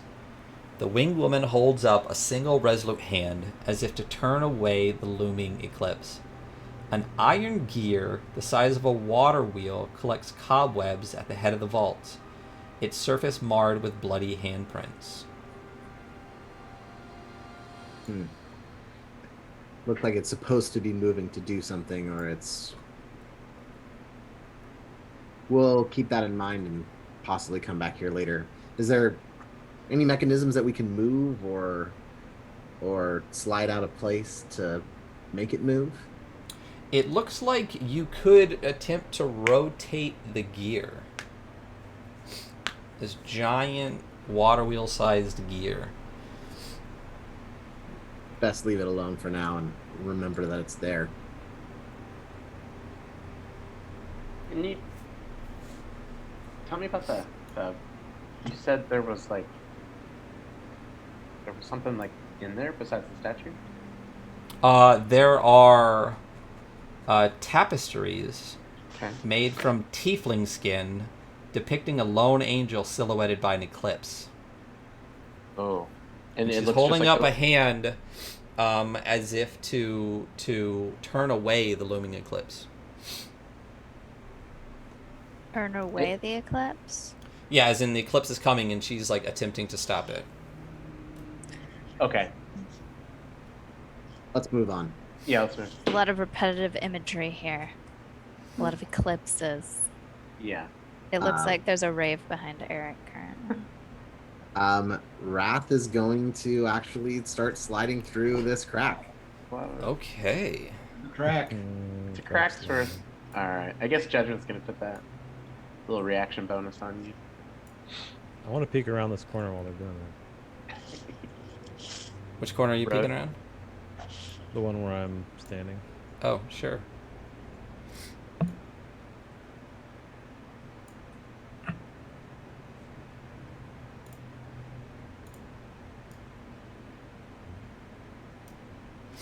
You, as you peek around that corner, you see a number of statues.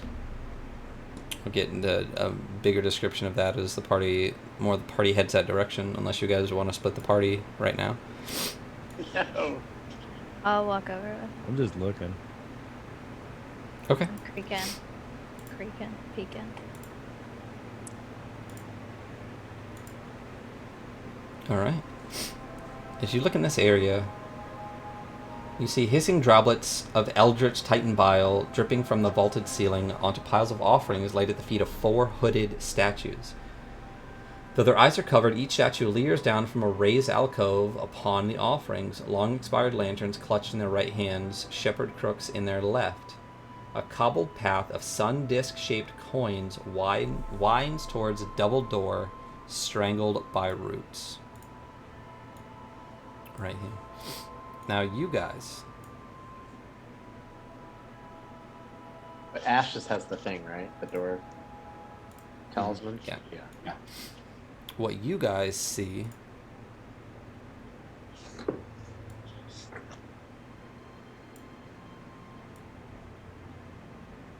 should be a little bit more of that doorway there.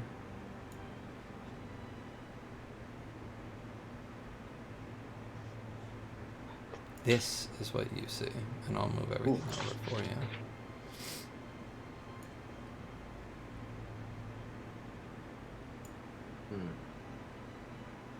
That's beautiful. You see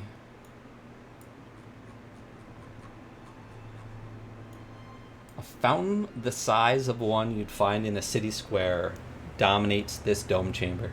The figure at its center, hewn in the likeness of a winged knight. The symbol of a sun disk eclipsed by 2 moons is emblazoned onto the statue's shield, and a spiked nimbus frames her horned helmet. A sun disk-shaped hole bored into the apex of the domed ceiling casts a cone of overcast daylight down upon the statue's stern upward gaze. Give me 1 second.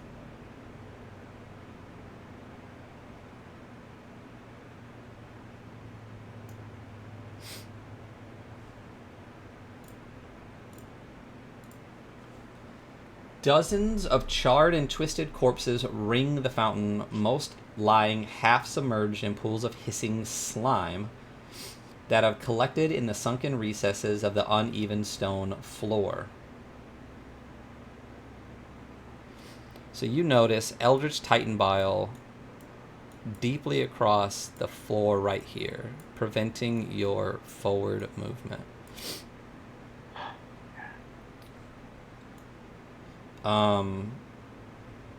Why doesn't somebody make me a history or religion check?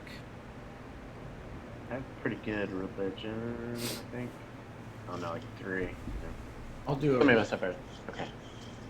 Well, yeah, I'll do the same. Does anybody have higher than 3? Do Okay. it. Oh, I'm wait. a fighter, if that answers your No. question. Oh. Here we go, Ash. Actually, I do have a pretty good history. Well, That's weird. yeah, I got a 9.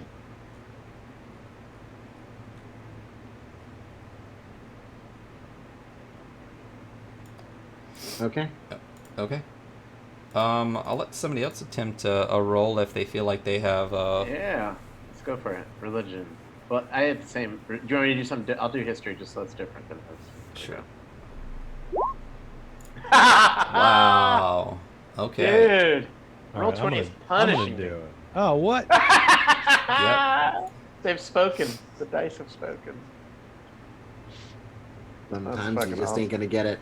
Yeah, Yeah. we rolled 2 5s and 4. We don't know what the fuck's going on. I need to rewind just a little bit. You found one additional thing when you were in the room with the gear. Oh. Uh-huh. You found. I need to make sure I read my notes as much as I read the module. You found this.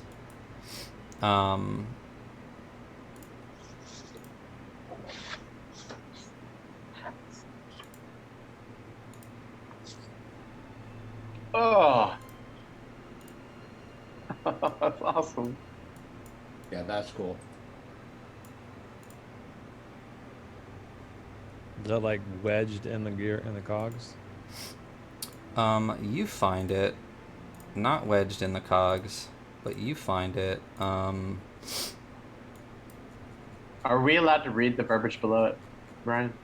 Yeah, you have it, so you can Okay. read it. You know what it does. And then I'll So- tell you what it does as well. I'll read it Okay. aloud for everybody. You find the withered corpse of a tiefling priest clutching the hand of the plague bearer. The hand of the plague bearer is a wondrous item that requires attunement. When you attune yourself to the hand of the plague bearer, you cannot get rid of it.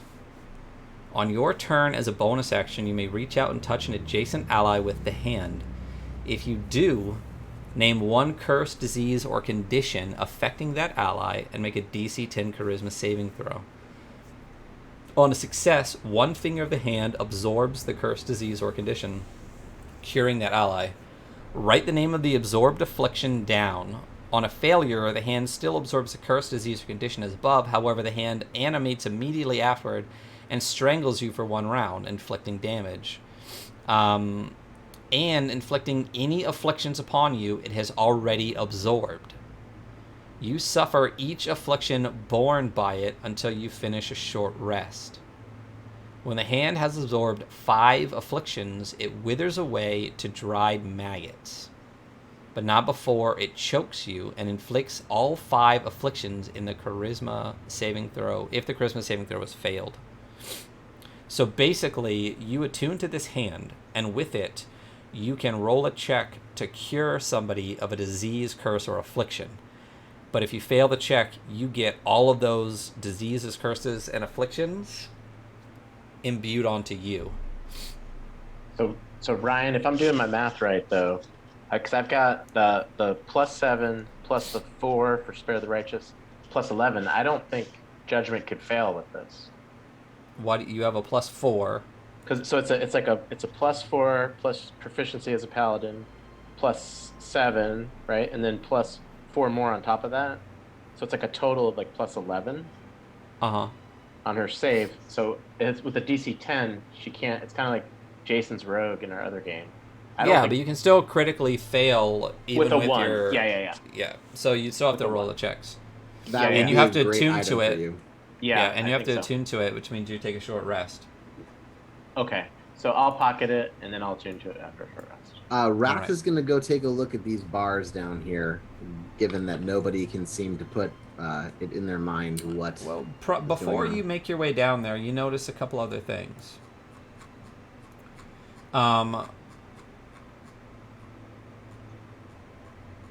You notice in the statue's raised... the statue is raising its gauntleted right hand, and in it is a cold iron mace inlaid with divine glyphs and patterns of swirling sacred fire. How about one of you guys makes me another religion check? I just got a flat, so anybody else got better than that? I have 3. Here we go. Come on, buddy. Fuck! Jesus. What guys. the fuck is going on? Dude, it's roll I'll give- 20. I'll give somebody the chance at an intelligence or religion check. One more person. I'll do a religion. I can't keep Not rolling me. that. Hold on. And so roll. All There we right. go. You suddenly feel holy and remember all of your scriptures and everything. You notice that this statue is of an eclipse knight.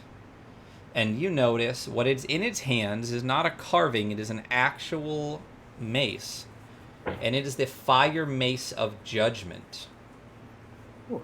An incredibly I- powerful artifact. I point. Would that be Mal? No. Who's our cleric? That's me. Yeah, Andy. Probably be best for a mace. Like that's Why a real. not? I mean, it Why is not? called Judgment, right? Hey, yeah. we might Judgment. have one of those. I mean, I do not have a. Do you have a magic weapon already, Ralph? Yeah. Well, it's blessed. I don't know if it counts as a. Just ignore that. I don't know if that counts as a magic weapon, but I can always do, say, spiritual weapon, which is a Yeah, why weapon, don't you take it, because I can cast magic weapon on my sword for now. Okay. And then Wrath is gonna go step into the fountain and walk up and take the mace. Okay. As you take the fire mace, several burning wraiths rise from the scorched corpses around you and bellow in unison. What you now possess is the Fire Mace of Judgment, one of 6 artifact weapons passed down from the gods to the most zealous and merciless clerics in the mortal realm. This weapon might be yours, if you can match the brutality of these ancient inquisitors. And then what do they do?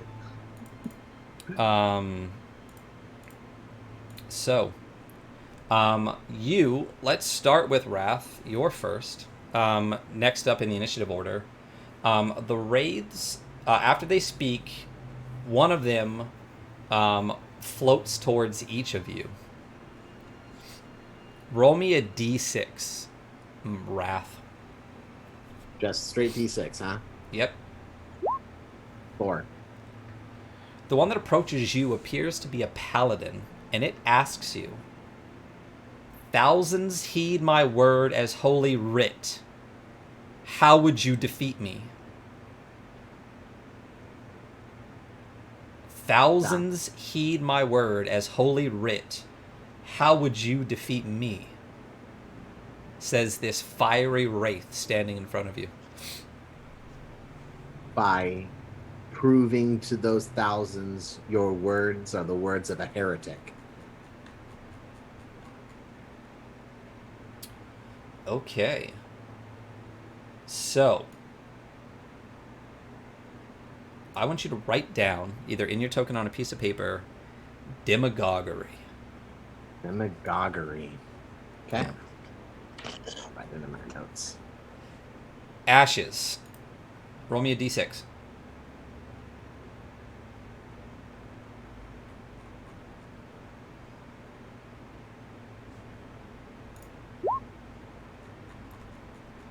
The fiery wraith that appears before you appears to be some type of mage. He asks you, "I have mastered forbidden rituals. How would you defeat me?" Mastered forbidden rituals. Yeah.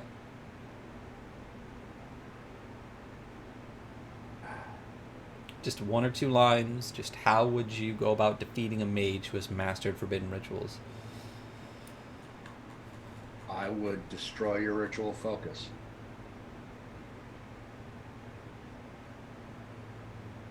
Okay. I want you to write down. How would you destroy the focus? Would you crush it? Would you cast a spell on it? What would you do? I'd crush it. Write down brute force for me. Malice, d6. The one that appears in front of you seems to be a bard. The fiery wraith says, "I have heard tell of your weaknesses long before we met in battle. How would you defeat me?" Destroy your instrument. Cut out your throat.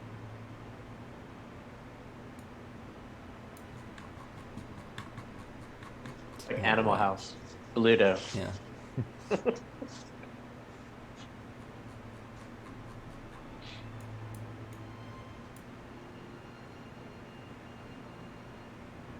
All right. I would like you to just also write down brute force. Okay. Judgment. Roll 1d6. Roll again.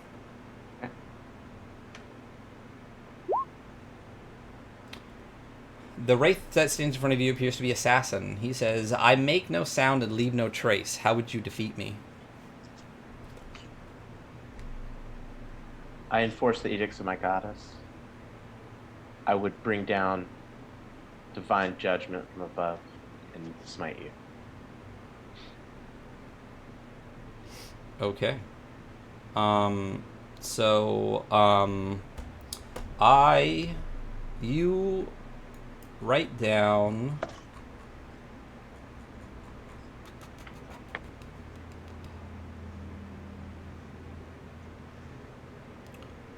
Why don't you write down?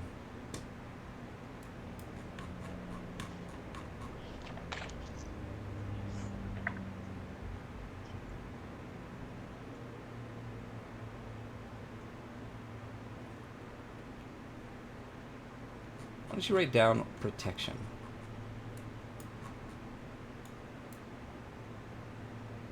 No. Write down endurance. You endure it and strike back. Fury. I believe you are the last one. Why don't you just roll me D2.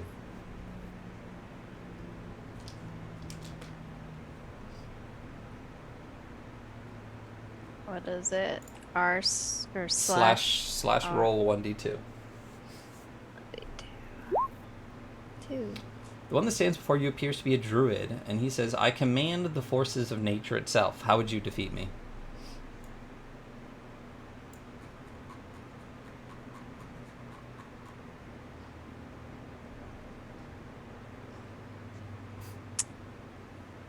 Put up a parking lot. I was thinking the exact same thing. You gotta pave that over and put up a parking lot. All right. God, I wish I could remember the name of that freaking band. That's not Hootie, is it? No, It's like Joni Mitchell or something. It's Joni Mitchell. Yeah, somebody else redid it.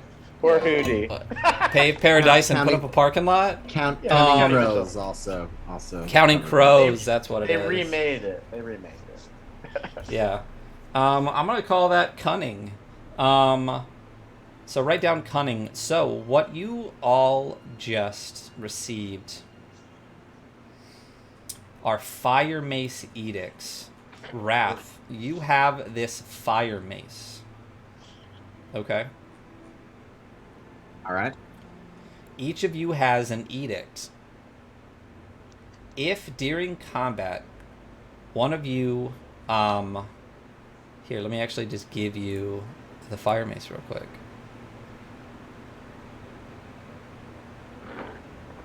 The fire mace of judgment.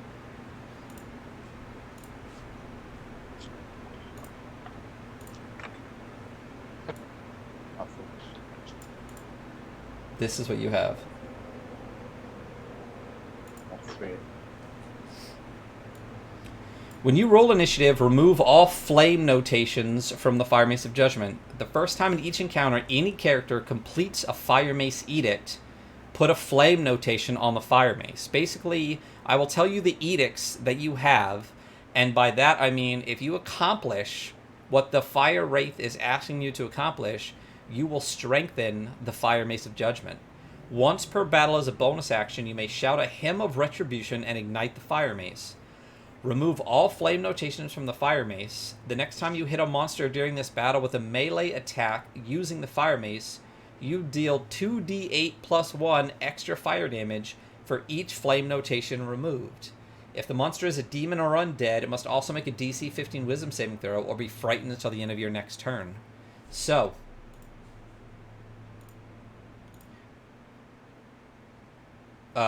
those of you who wrote down, let me give you these edicts.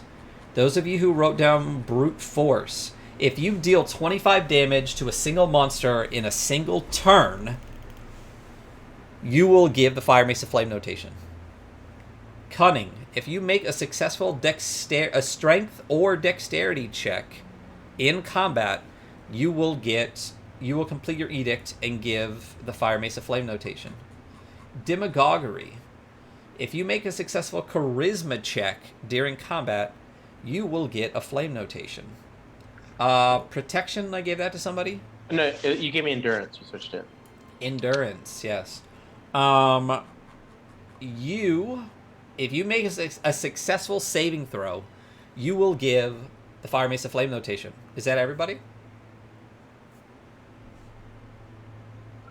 Everybody got their edict? I'm going to Yeah, hand this over to Malice. this deserves to be in the hands of a frontline fighter. Not that I'm not capable of being in the fight, but it deserves to be in your hands. Okay. All right. So everyone has their edict. You all have your edicts, correct? Right. So you know what you Yes. keep track of those. If you accomplish that in combat, we'll give Malice a flame notation, and you keep track of those, and you do 2d8 plus 1 extra damage. Nice. One time as a bonus action during combat. Okay? Does the counter start again after that? Yeah, and once you Cool. start the next combat, you'll start over. Sweet. So, I don't think what I else? heard mine. What did you get? Cunning? Cunning. You have to succeed on a strength or dexterity check. Okay. You notice a couple other things in this area as well. The Scorch Corpse... No, well, once you have that fire mace and you successfully speak with these wraiths, they deem you worthy of holding the fire mace, and they dissipate back into the Scorch Corpses. So Your this is focus my goes- this is my attack weapon. So what is the actual damage? So I see the bonus damage. Is it just a mace damage? It's just mace, yeah. Okay. The scorched corpses that they rose from, half the corpses ringing the fountain are fallen pilgrims, their cold iron daggers reduced to ash. The remaining corpses are tieflings, their rune-etched armor molten and twisted like a sword withdrawn too soon from a forge. Many corpses bear human bite marks. And in the far area over here, let me move the map a little bit since the things are in the way. You see what appears to be the corpse of an eclipse knight, similar to that of the fountain you're looking at right now. Visible in an alcove over here. The broken off arm of a large statue driven through its breastplate like a spear. A pool of Eldritch Titan bile prevents you from reaching it. But you see on its face, this is not a statue, this is an actual Eclipse Knight impaled to the wall by what appears to be the arm of a statue. You notice on its face a cold iron mask that glows through famine mist with azure radiance. And is it standing in the bile itself as well? No, there's an alcove, and it is pinned literally to the wall. off the ground, pinned against the wall by this arm, statue arm, driven through its chest, clearly dead, with this cold iron mask on its face. Are either of the statues we see missing an arm? No, you only see I'm one gonna- statue. It's this one. This is an actual dead creature. Oh, okay, gotcha. I'm gonna You go see get- another wall down here with two other openings, and yes, you also see what appears to be a portcullis right here. I mean, you guys, we still have double doors like on the other side. Yeah, I Let's want that. Let's not get fucked up by this acid. I'm gonna send my mage hand over and try and grab that sword Nice. To grab the mask. or the mask. I mean, yeah. And I'm gonna give Okay. you the bonus boost too. So your mage hand can easily reach across there, but as it tries to pry the mask from its face, it can't. It doesn't have the strength to actually pry the mask from its face. Okay, then I'm gonna blow both my spells, and I'm gonna Misty Step. Boom. Over there. And grab myself. Okay. So at the base of the alcove is flooded with Eldritch Titan bile. So Oh, if that's you right. misty step over there, No, that's what I was asking. Was it standing in? That's what I was asking. Was the oh, the creature, again, it's not a statue, it's a creature pinned to the back wall.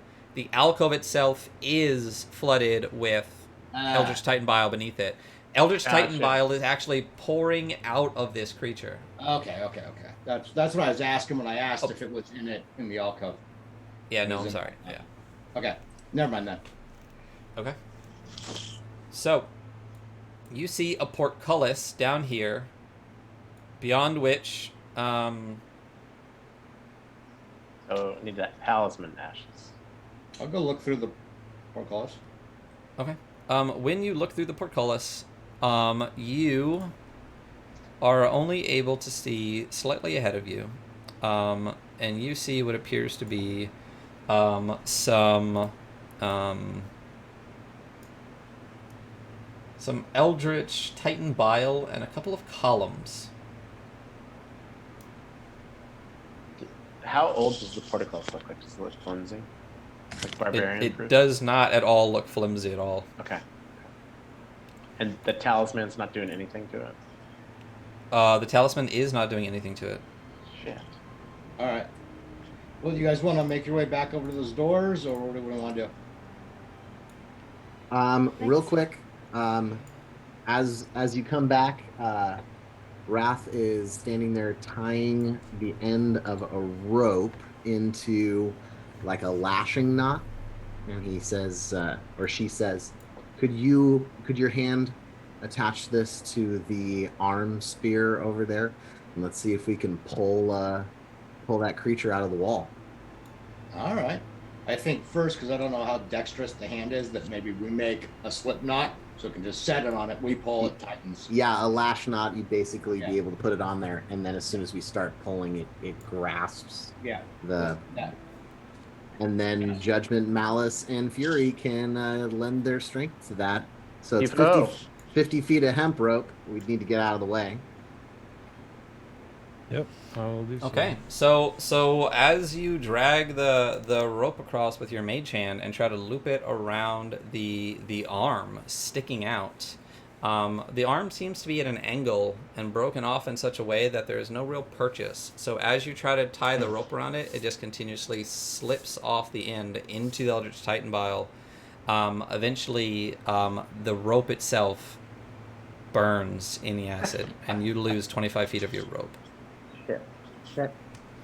That's a we're not getting it without getting in, guys. So- Let's go to these double so- doors. But Yeah. hey, and So you do also see what appears to be, a hallway that you can't see past this direction. can how buff is Fury, Jess? Like an 8 strength, if that's what you're asking. Oh, 8. Jesus, okay.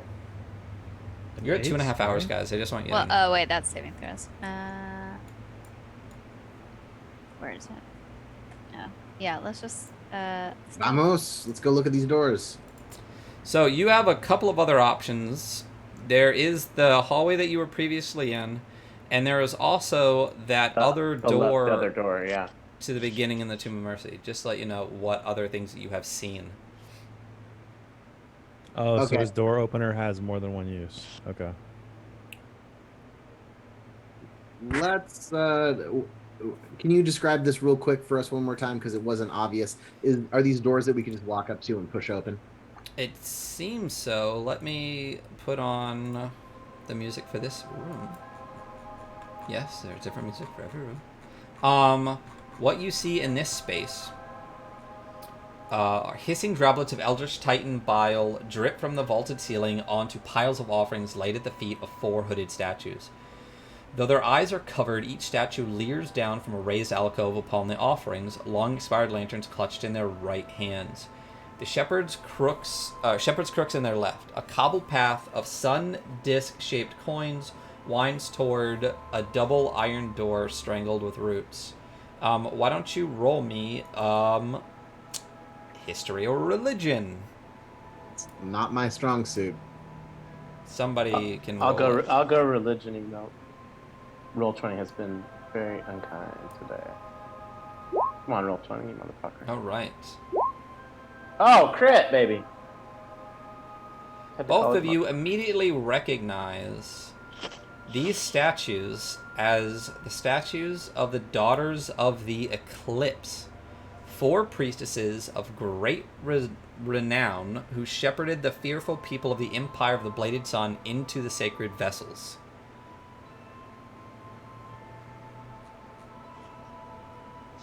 Okay. So it seems like this is probably the way to whatever those things were that Ryan, the soul gems or whatever. It's a possibility. The arc. The double doors are coated in thorny roots, covering these double iron doors. But the roots look that they can be pulled down, and then you have the doors in front of you. Wraith is going to pray in front of one of the altars and pray for guidance to the Ark. May mercy guide her soul so that it can reach a better world. I'm gonna be hacking out the roots. Okay. All right. It doesn't take long. You can easily slice those roots apart, and you just have the sealed double doors in front of you. So as of right now, let me move the map. Make sure you can see this. You have in front of you sealed doors. To the right of you, you have that fountain with a portcullis leading to another room to the south. And to the west of you, you have that second opening to the tomb. What are you going to do? I want to try to open these doors. Okay. Yeah. You push the doors open. Easily. Nice. Uh-oh. I can't be good.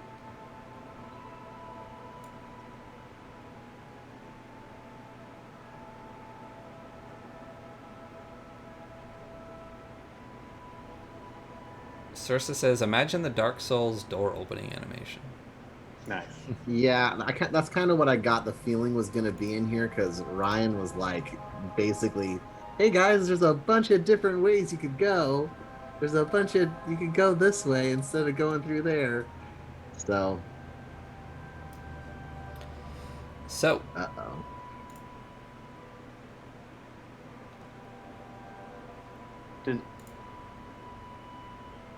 Are we in there? 1 second.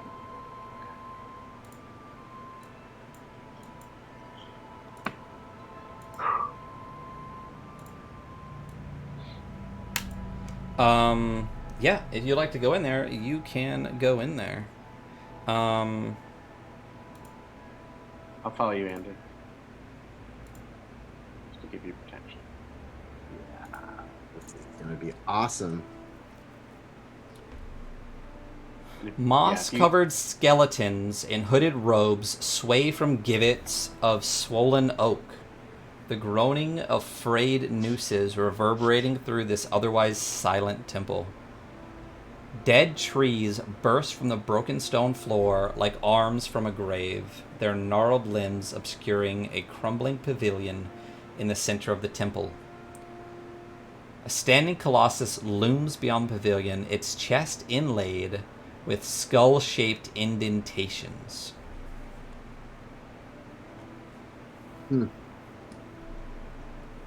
What is this?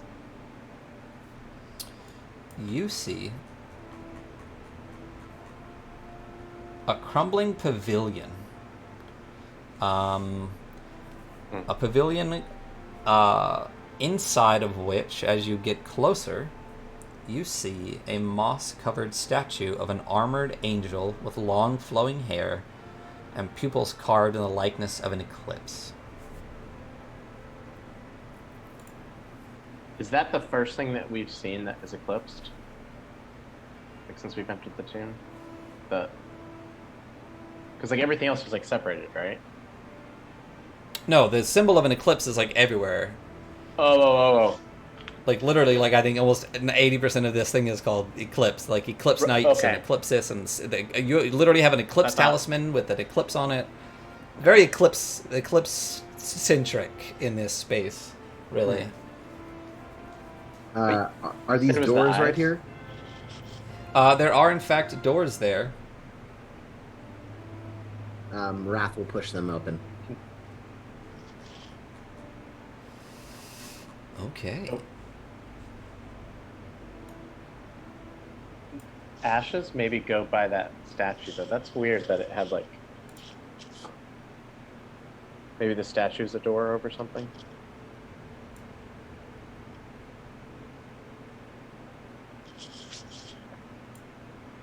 So, when you push the door open, what you see... Hey, Jables, thank you so much for the resub. 20 minutes you guys have extra now. You see this space, and as you look through, you see what appears to be the far end of the hallway that you could not reach due to the Titan Bile. You do see a doorway here, and you see a door here.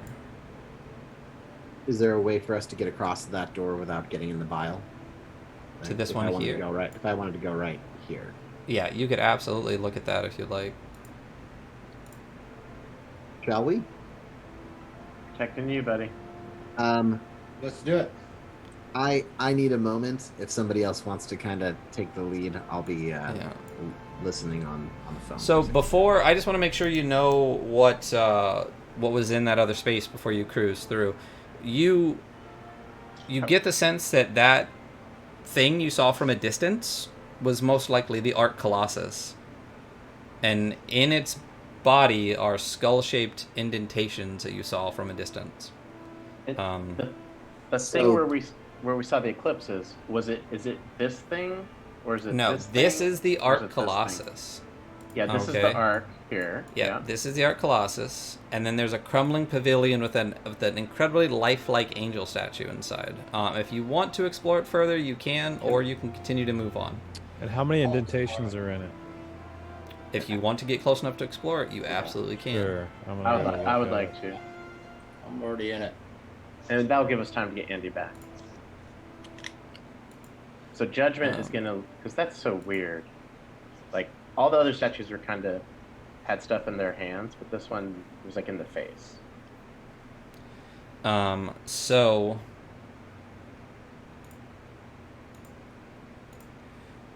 As you get close to the Arc Colossus,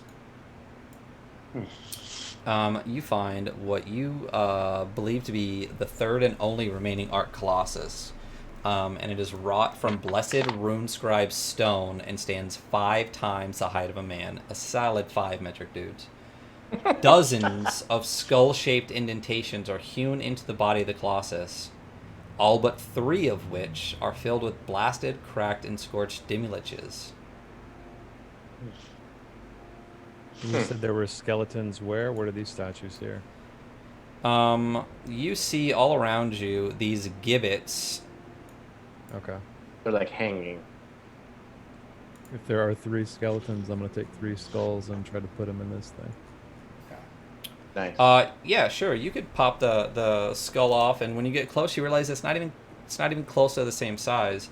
And what you see in the other areas, these other skulled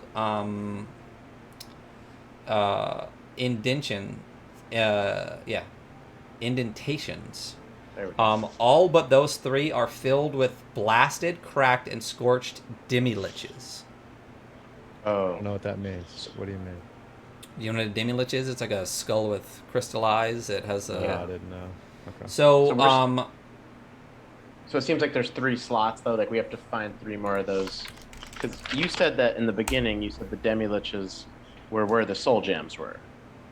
So what you know from the history of this is that when the apocalypse was coming, the Empire of the Bladed Sun shuffled their entire civilization into here, discarded their bodies, and stored their souls into skulls of demi-liches. Gotcha. That they were supposed to be placed into Arc Colossi, and then the Arc Colossus is supposed to be set free on its path to take those souls to a better place, basically. Nice. So it's like So a what you rocket launching see- pad. What you see are 3 We need to find 3 spaces still open. of those. And one of the things I said in the beginning with the rules and everything is you are looking for sacred augury cards and Yeah. sacred vessel skulls to place in the Arc Colossus Okay.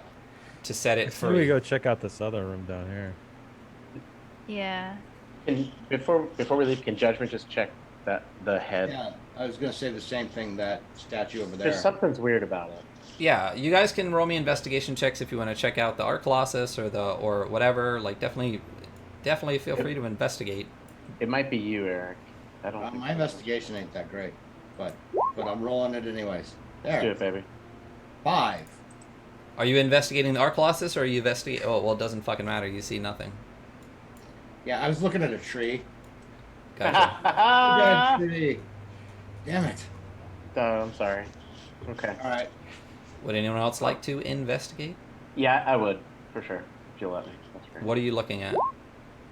Shit. Doesn't Doesn't matter. matter. What I were was you I was looking looking at? at I was looking at the head. Like I was where pointing you- out that tree. I'm like, check out this tree. Yeah, where you said there was like some eclipse stuff on the head. So, It was different. I'm sorry. The statue inside the pavilion, or the 5 metric dude Arc Colossus? I don't think we could see high enough to see the Ark's eyes, so I'm guessing the statue in the pavilion's Okay. eyes. So actually, when you get close to it, you don't even need to look that hard to realize that the eyes of this statue are different than the rest of the statue. It Oh. appears Cool. that they could almost be pushed like buttons. Do it, Eric. All right, I'll push the eye buttons. Give him a Three Stooges poke. Yep. I was gonna say, just give one of Whoa, those. whoa, whoa, whoa, whoa. And then, you know. When you push the eyes, they sink in, and you hear Oh. the sound of metal scraping against stone. Oh shit. I turn around. Yep. I'm And you looking hear a for- voice calling from the angel statue. The crypts of the sacred vessels have opened. Oh, time to go find them. Have- Do I notice anything around this opening? Like in this No. room? You don't. Okay. Well, What's- let's make haste. What's the most metallic thing we've seen? Like are all the doors metal in this bad boy? There's some iron ones. There was a portcullis. There was some And stone. What is this? That This wall. is what appears to be a massive doorway, large enough for an Arc Colossus to Okay. make its way through. Well, why don't as a team can we just go check? Like we'll start with that door that Andy wanted to look at, like up here, Yeah, let's go. and let's just look at all the doors just real quick, just to see what's open. Like we could see it probably from the opening here. Like is that one open? This Because is we've not also open. okay. Let's just check all the doors because we've still got the talisman to open that left door. And then From this this one- distance. From this No, I'm saying- distance, Mm-hmm. you see the portcullis is now opened Fuck yeah, as you look down the hallway. Eric. All right, let's go down there. Hells yeah. Did you want to look at this door? Oh Or yeah, this might door? as well. We're here. Let's open it and look. All right. You see double iron doors bearing the image of a skull, with 2 cannonball-sized emeralds for eyes, and an inscription across the teeth of the skull that reads, "Should this sacred chapel be defiled, your spirits shall be forfeit as penance." If you would like to open this door, 2 of you will have to each touch one of the skull's emerald eyes. So 2 of you, one on each eye. And if you do so, your souls will be sucked into the eyes of these giant demi-liches. Your souls are collateral and are forfeit if the temple is defiled. Dude. Let's not defile too soon. Yeah. What? What does defilement mean in this? That's so awesome. Oh my god. All right, I'm gonna go. You said we can make it over here, right? No, there's No, Eldritch Bile no. there. If you would like to run across there, it's like 15 feet of Eldritch Bile. You could try to do a standing long jump. It's 15 feet. Bro. I do get an extra 5 feet. I mean, we've got 2 open doors that we haven't gone through. Like, we've got the talisman door where we can go, and we've got the portcullis door. Like, why sell our souls so soon? Like, we're gonna have to do it eventually. Wrath? Yeah. Running Somebody through some shot across Titan Bile? No, I'm going all the way around and out. But you know, Portal. I accidentally made the click for the distance. I would go Gotcha. all the way around and out. Oh, we gotta go through the crack one. The crack. I think we should check that other door. Yeah, Like on the left I side. like Yeah. that. All right, Yeah, let's go check the other door. Because we can come back. We know we got that thing open. Okay. So as you get close, you touch the talisman to this door, and Yeah, there we go.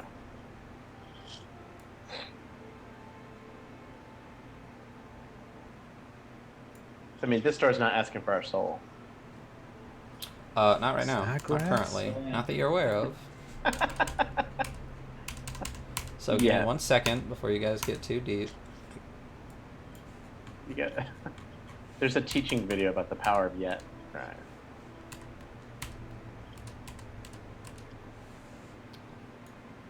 So,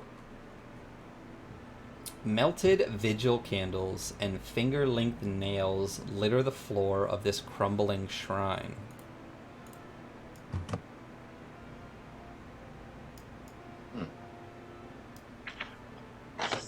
All right, that's it. Nope, just give me 1 second. You go and I'll go protect you there.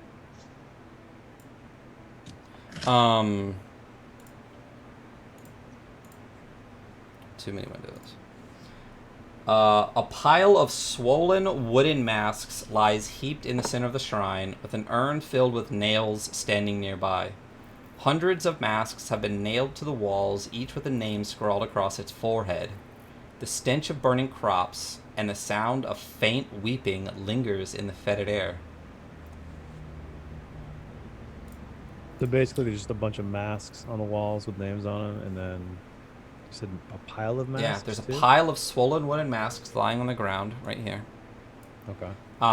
And there is an urn filled with nails standing nearby.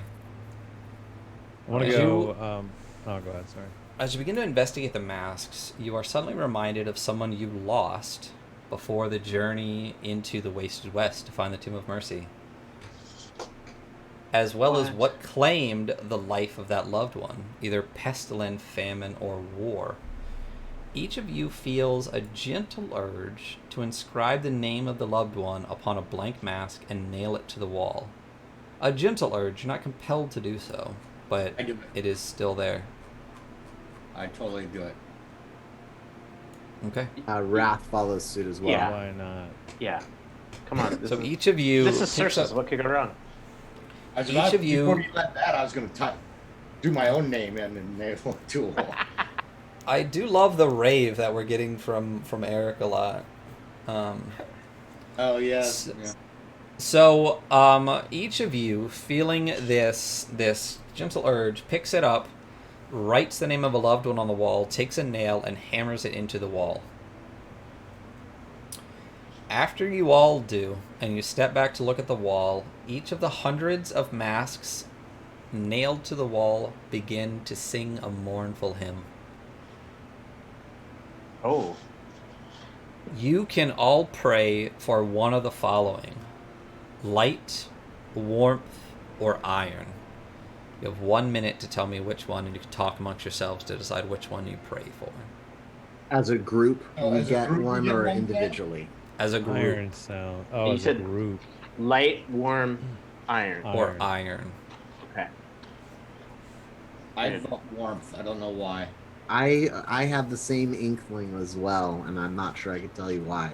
You guys chilly? There's masks singing. So the What are the the masks? masks, the masks are wooden. They're attached to the wall. Each one is inscribed with the name of a long lost loved one, And it of reminds someone us who was of- previously here. When you saw it, it reminds you of someone you lost. You wrote their name on a mask and nailed it to the wall. And as you did so, all the masks began to sing a mournful hymn. Iron. Too- That's too warm. You're thinking my initial first thought, but I'm for warm. I don't Yeah, know warm. why. Warm. alright.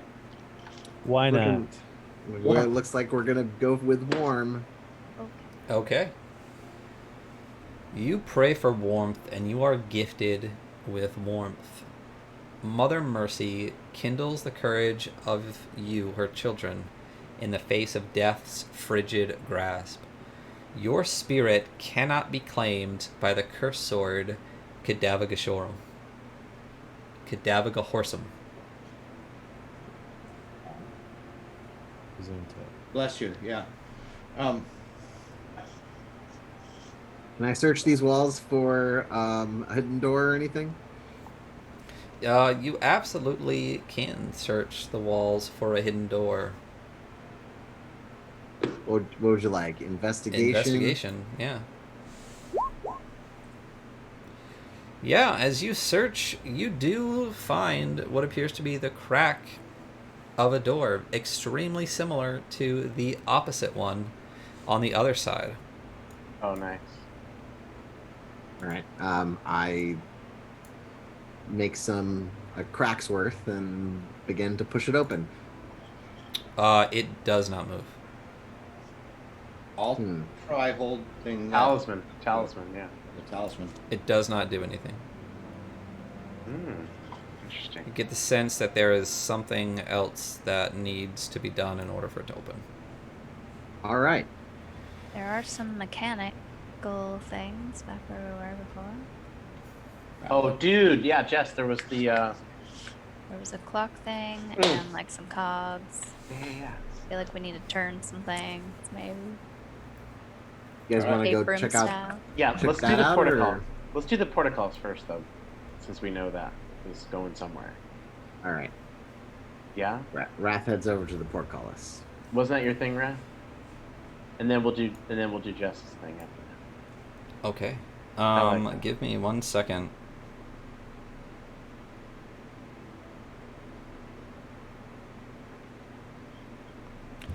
So, as you all make your way over to that area,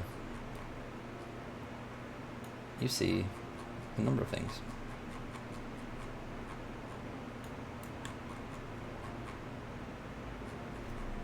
Page down.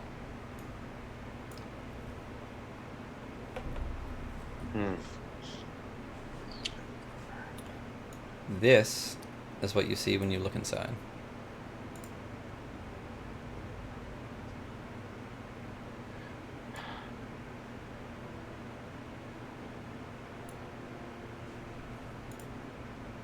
Don't move any. Oh, Oh, there's a bad guy. snap. Run up. Run away. All right. Hold up. Ferocious bunny.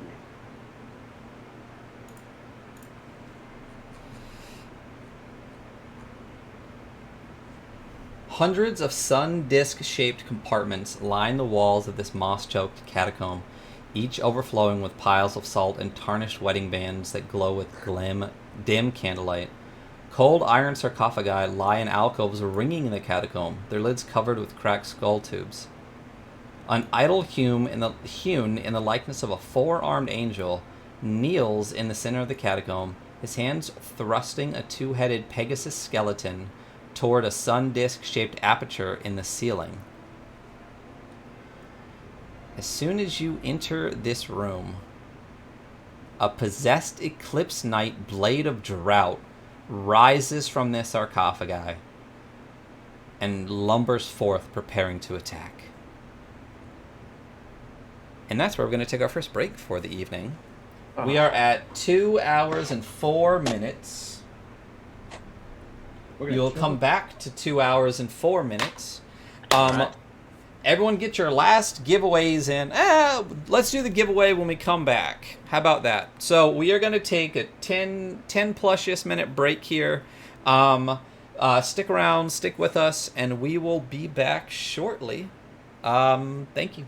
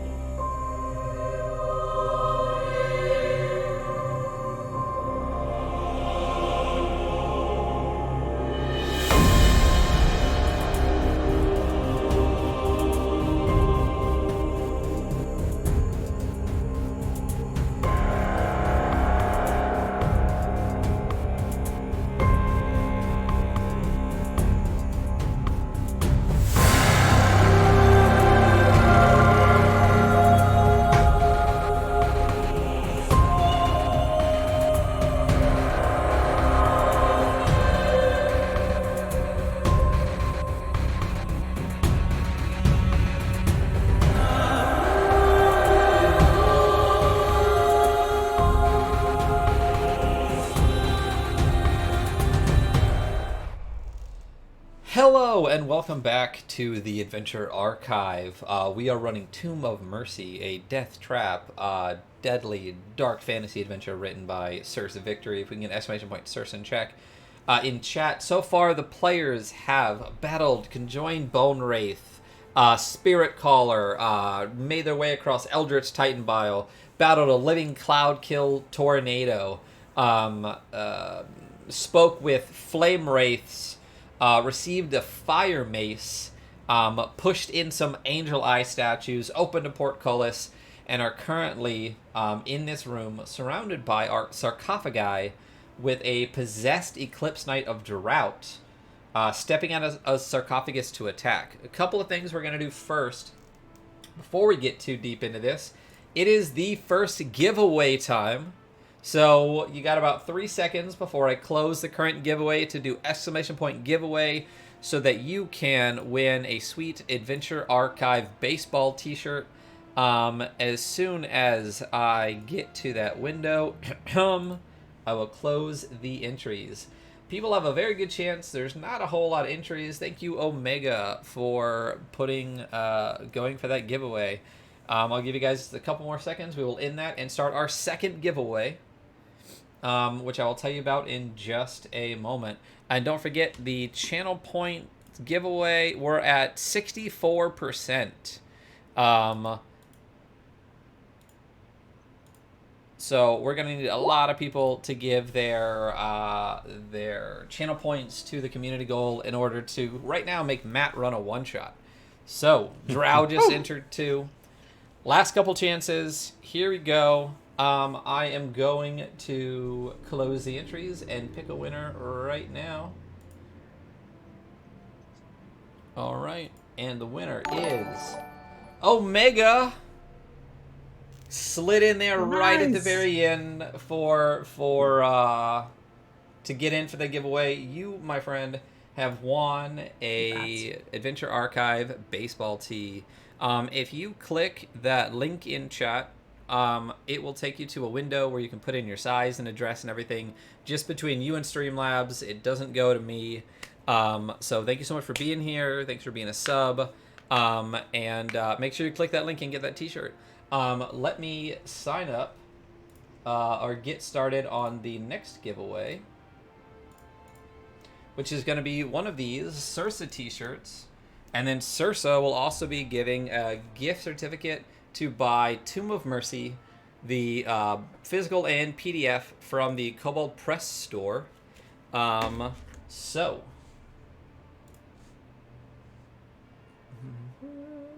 I just have to get this going, and then we will get going.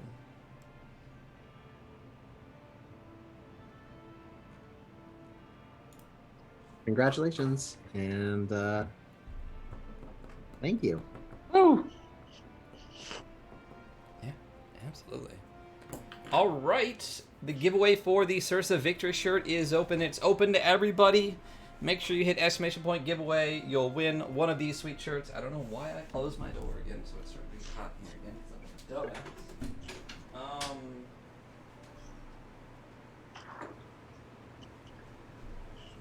And here we go. So, was there something else I needed to do before we started? That's what I said, right? We'll do the giveaway Rundown. and then... Rundown. Oh, and then, yeah, a little bit of the rundown. I talked to you guys when I came back about that. Oh. We have entered the Tomb of Mercy, explored, found armillary clocks, and rooms full of masks. You found the Art Colossus with an angel statue that opened up the room that you are in now. You found another door at the end of a hallway filled with Eldritch Bile that has a giant Demi-Lich on the wall, and you will have to potentially sacrifice your souls to open that door. And you are still trying to find these skull vessels that house the souls of the Empire of the Bladed Sun. Get them into the Art Colossus and send it on its journey while collecting sacred augury cards. So, as you walked into this room, you saw this figure rise up. And that figure is this figure right here.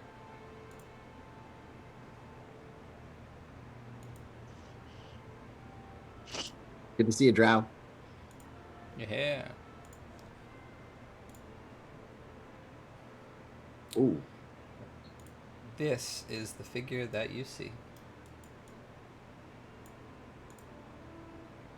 Rise up in the sarcophagus.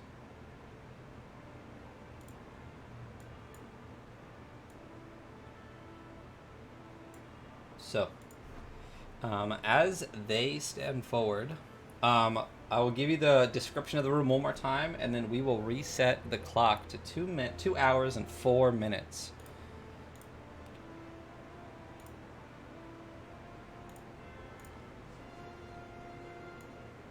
Getting pumped, guys.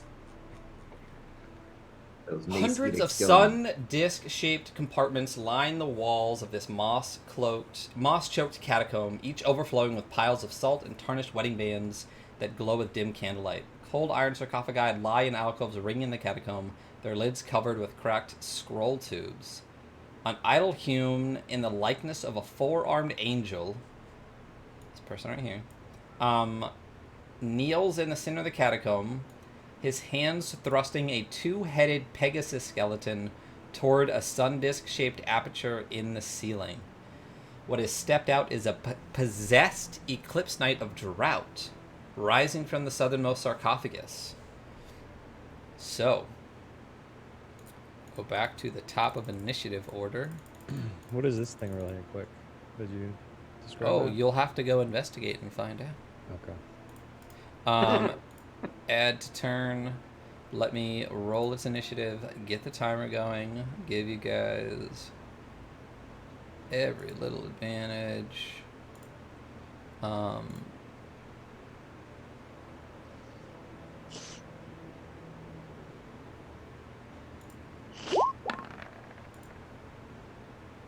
Ooh, a 9.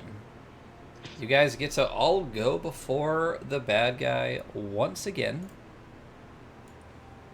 Let's first switch up the music.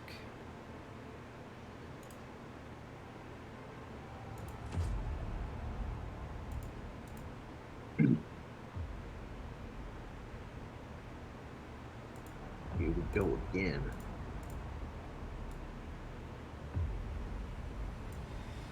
And then let me reset the timer and get going.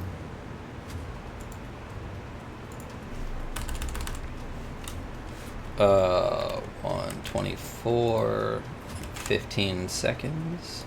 Get my timer.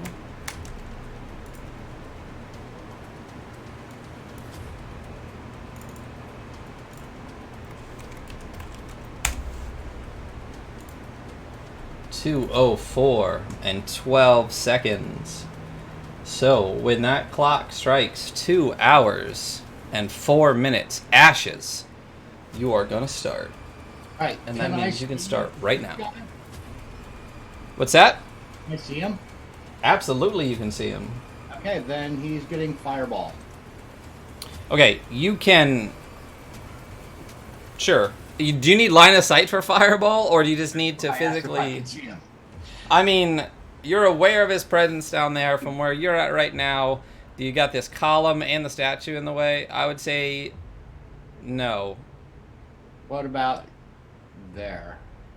If you peek out one more to your right, you'll be able to see him. There? Perfect. Yes, you can see him past the statue. Okay. Then, here we go. All right. So he needs to make a save. Of what? Oh, hold on. It's... What's my DC? Oh, shoot. Where's my... On your spells 16. page? Yeah. 16. So what is that? Fireball's a dex save? Yeah? Yep. And I'll roll the damage on it. 16. Ah, son of a biscuit. Well, he's going to still take half. So... to just click on your attack rolls for your fireball and... I just clicked on it. Why is it not? That's weird.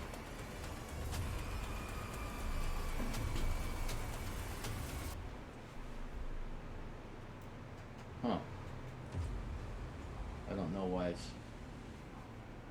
not doing it. Let me just roll. Yeah, just do whatever's going to be the fastest. Oh. There we go.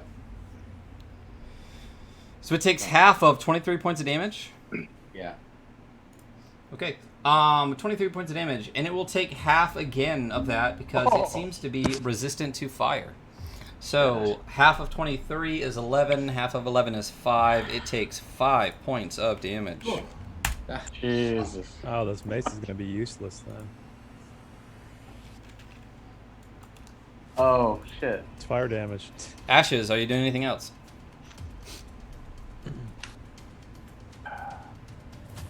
Okay, Malice.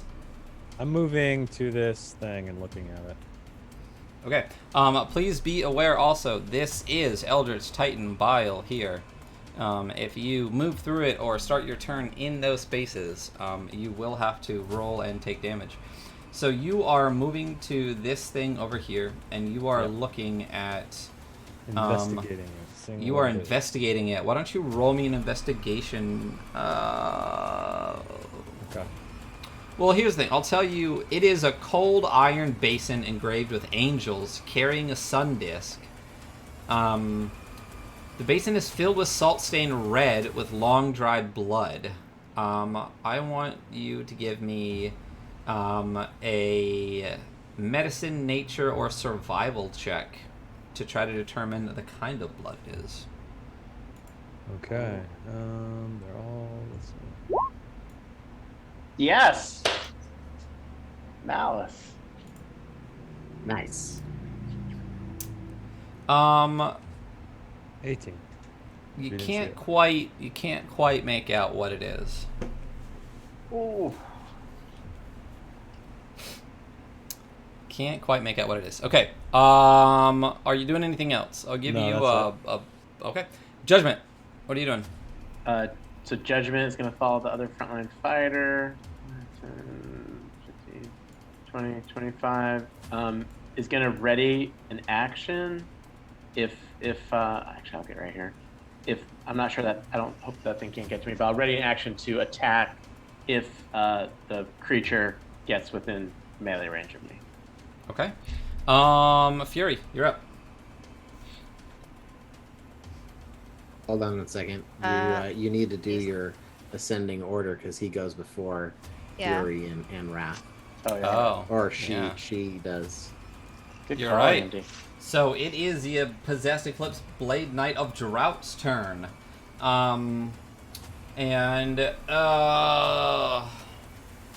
Let's see.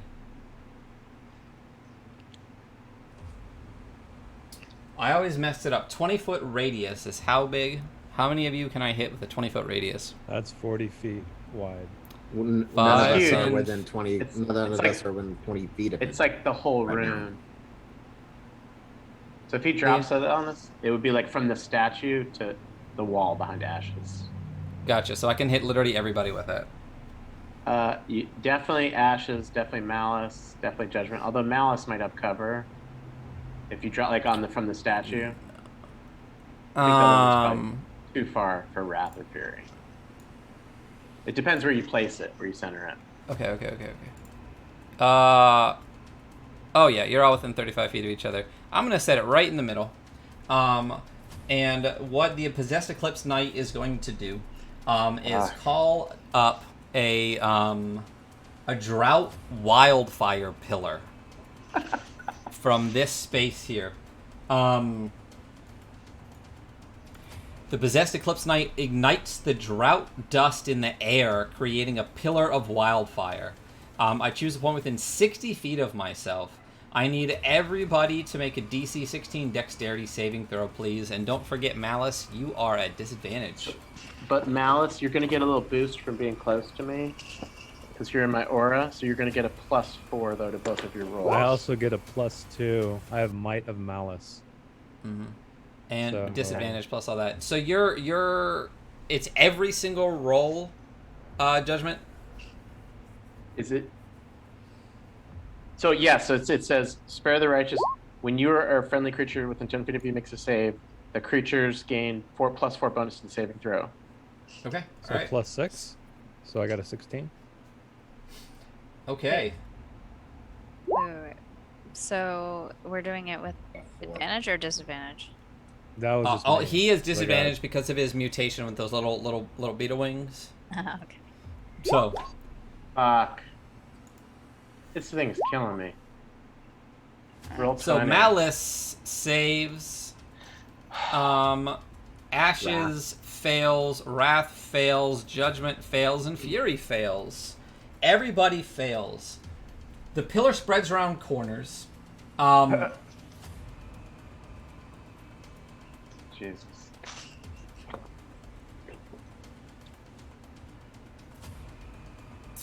Okay. So,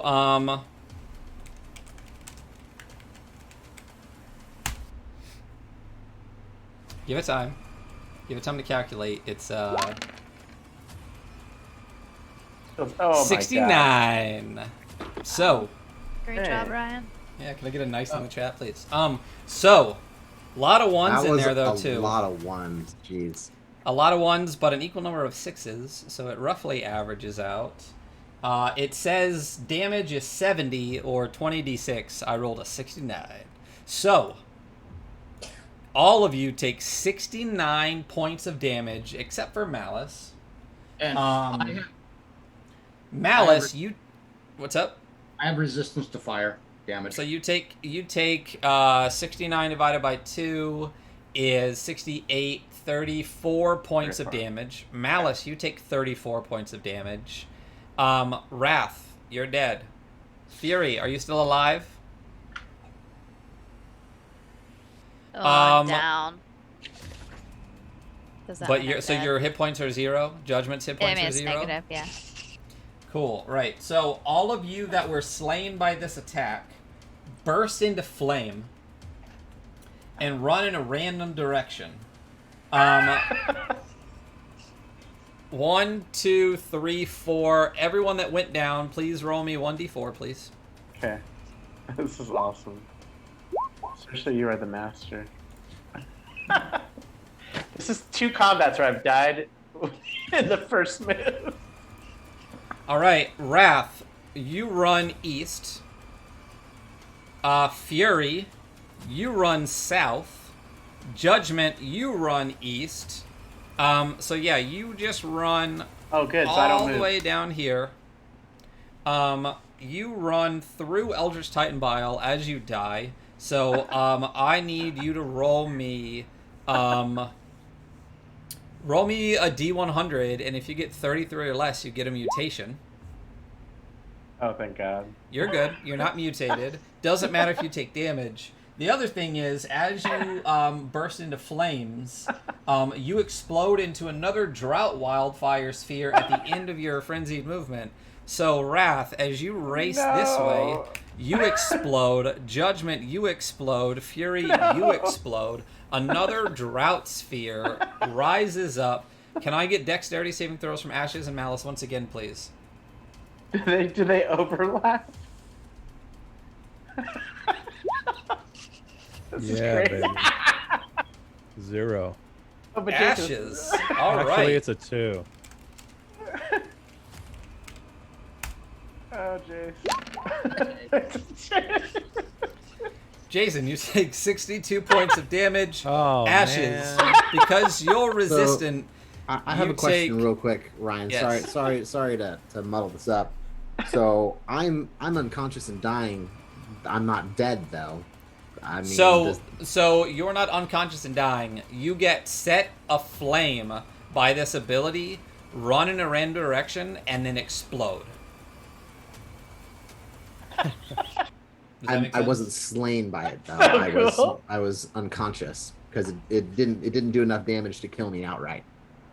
It kills you. You get Okay. All right. Yeah. Yeah. This is a once a day Uber superpower. Yeah, you explode. Not only do you, so then on top of that, you take another 62 points of damage. Is that enough to kill you all the way?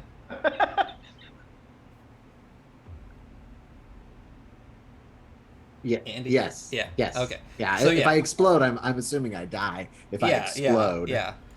So Ashes, you take another 31 points of damage. You're I muted. saved though. Oh. Oh, God. so 31, and then your resistance, so half, right? So you take another 15. Okay, still up. Dude, ashes to ashes. Yeah, There baby. you go. I got All 3, right. but I'm still up. Malice, And I'm you're in the dead. lead for DMing. All right. So everyone that died can make yourself undead. And we will just go to it will cycle back well, I guess it's on your next turn. So Fury, you are now up. And that's 4 additional deaths. So the 6 over here is now a 2. Oh god. How do I undead myself? It's the little circle. You click the X and I gotcha. I'll undead you. All right. That was brilliant. Oh, I see it now. Whew. Okay, That was a good use of 15 minutes. so I can go. Yeah, go for it, please. Okay.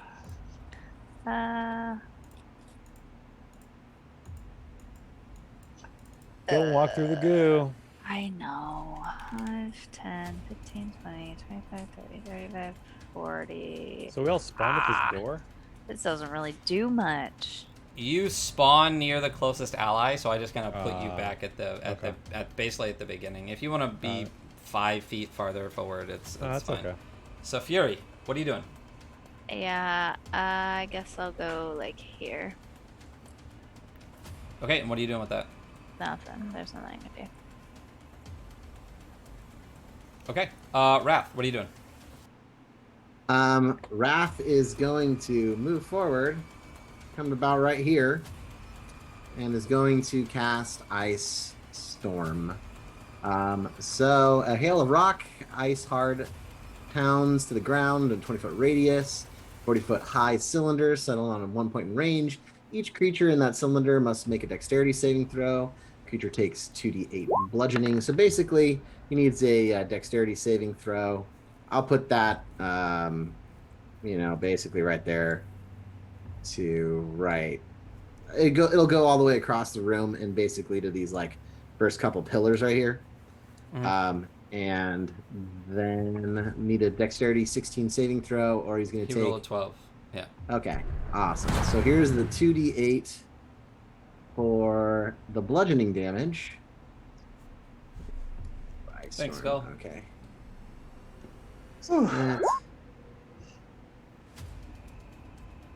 So he takes 8 bludgeoning and 16 cold damage. 8 bludgeoning. Does he take 8 bludgeoning and 16 cold damage? Immune to cold. No, I'm just kidding. So yes, 8 bludgeoning and Oh my 16 God. cold, you said? Yes. And that continues on because it just stays in effect. How long does it stay in effect for? Do you want to draw the thing on while it's someone else's turn? Yeah. Okay, Leave it there. so it is initiative count 0.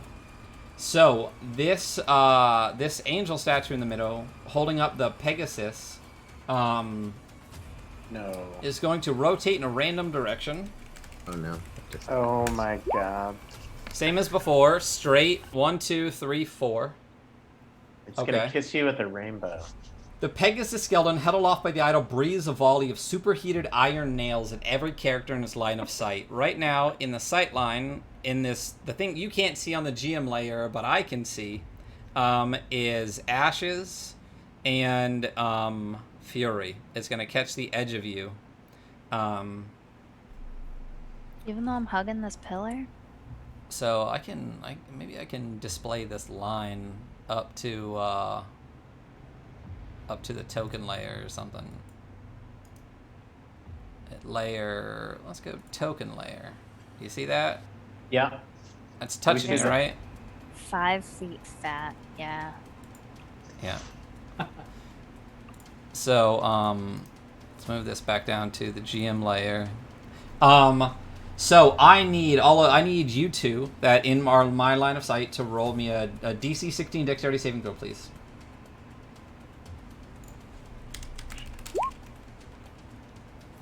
There we go. There we go. Okay, so you take half I'm down. of 32. Oh no. Who's that? You take- If I'm taking anything, I had 3. Ashes. So half of So, as you are reduced to 0, don't forget to change your health on your token as you're taking damage and stuff. Oh, sorry. You are reduced to 0 by the iron nails breathed out by the Pegasus skeleton held aloft by an idol. Your body turns to molten iron. Oh. And you notice that there are actually sword-shaped molds embossed into the floor tiles. Your iron body collects in one of those molds. And what message would be written on the sword made of your molten body?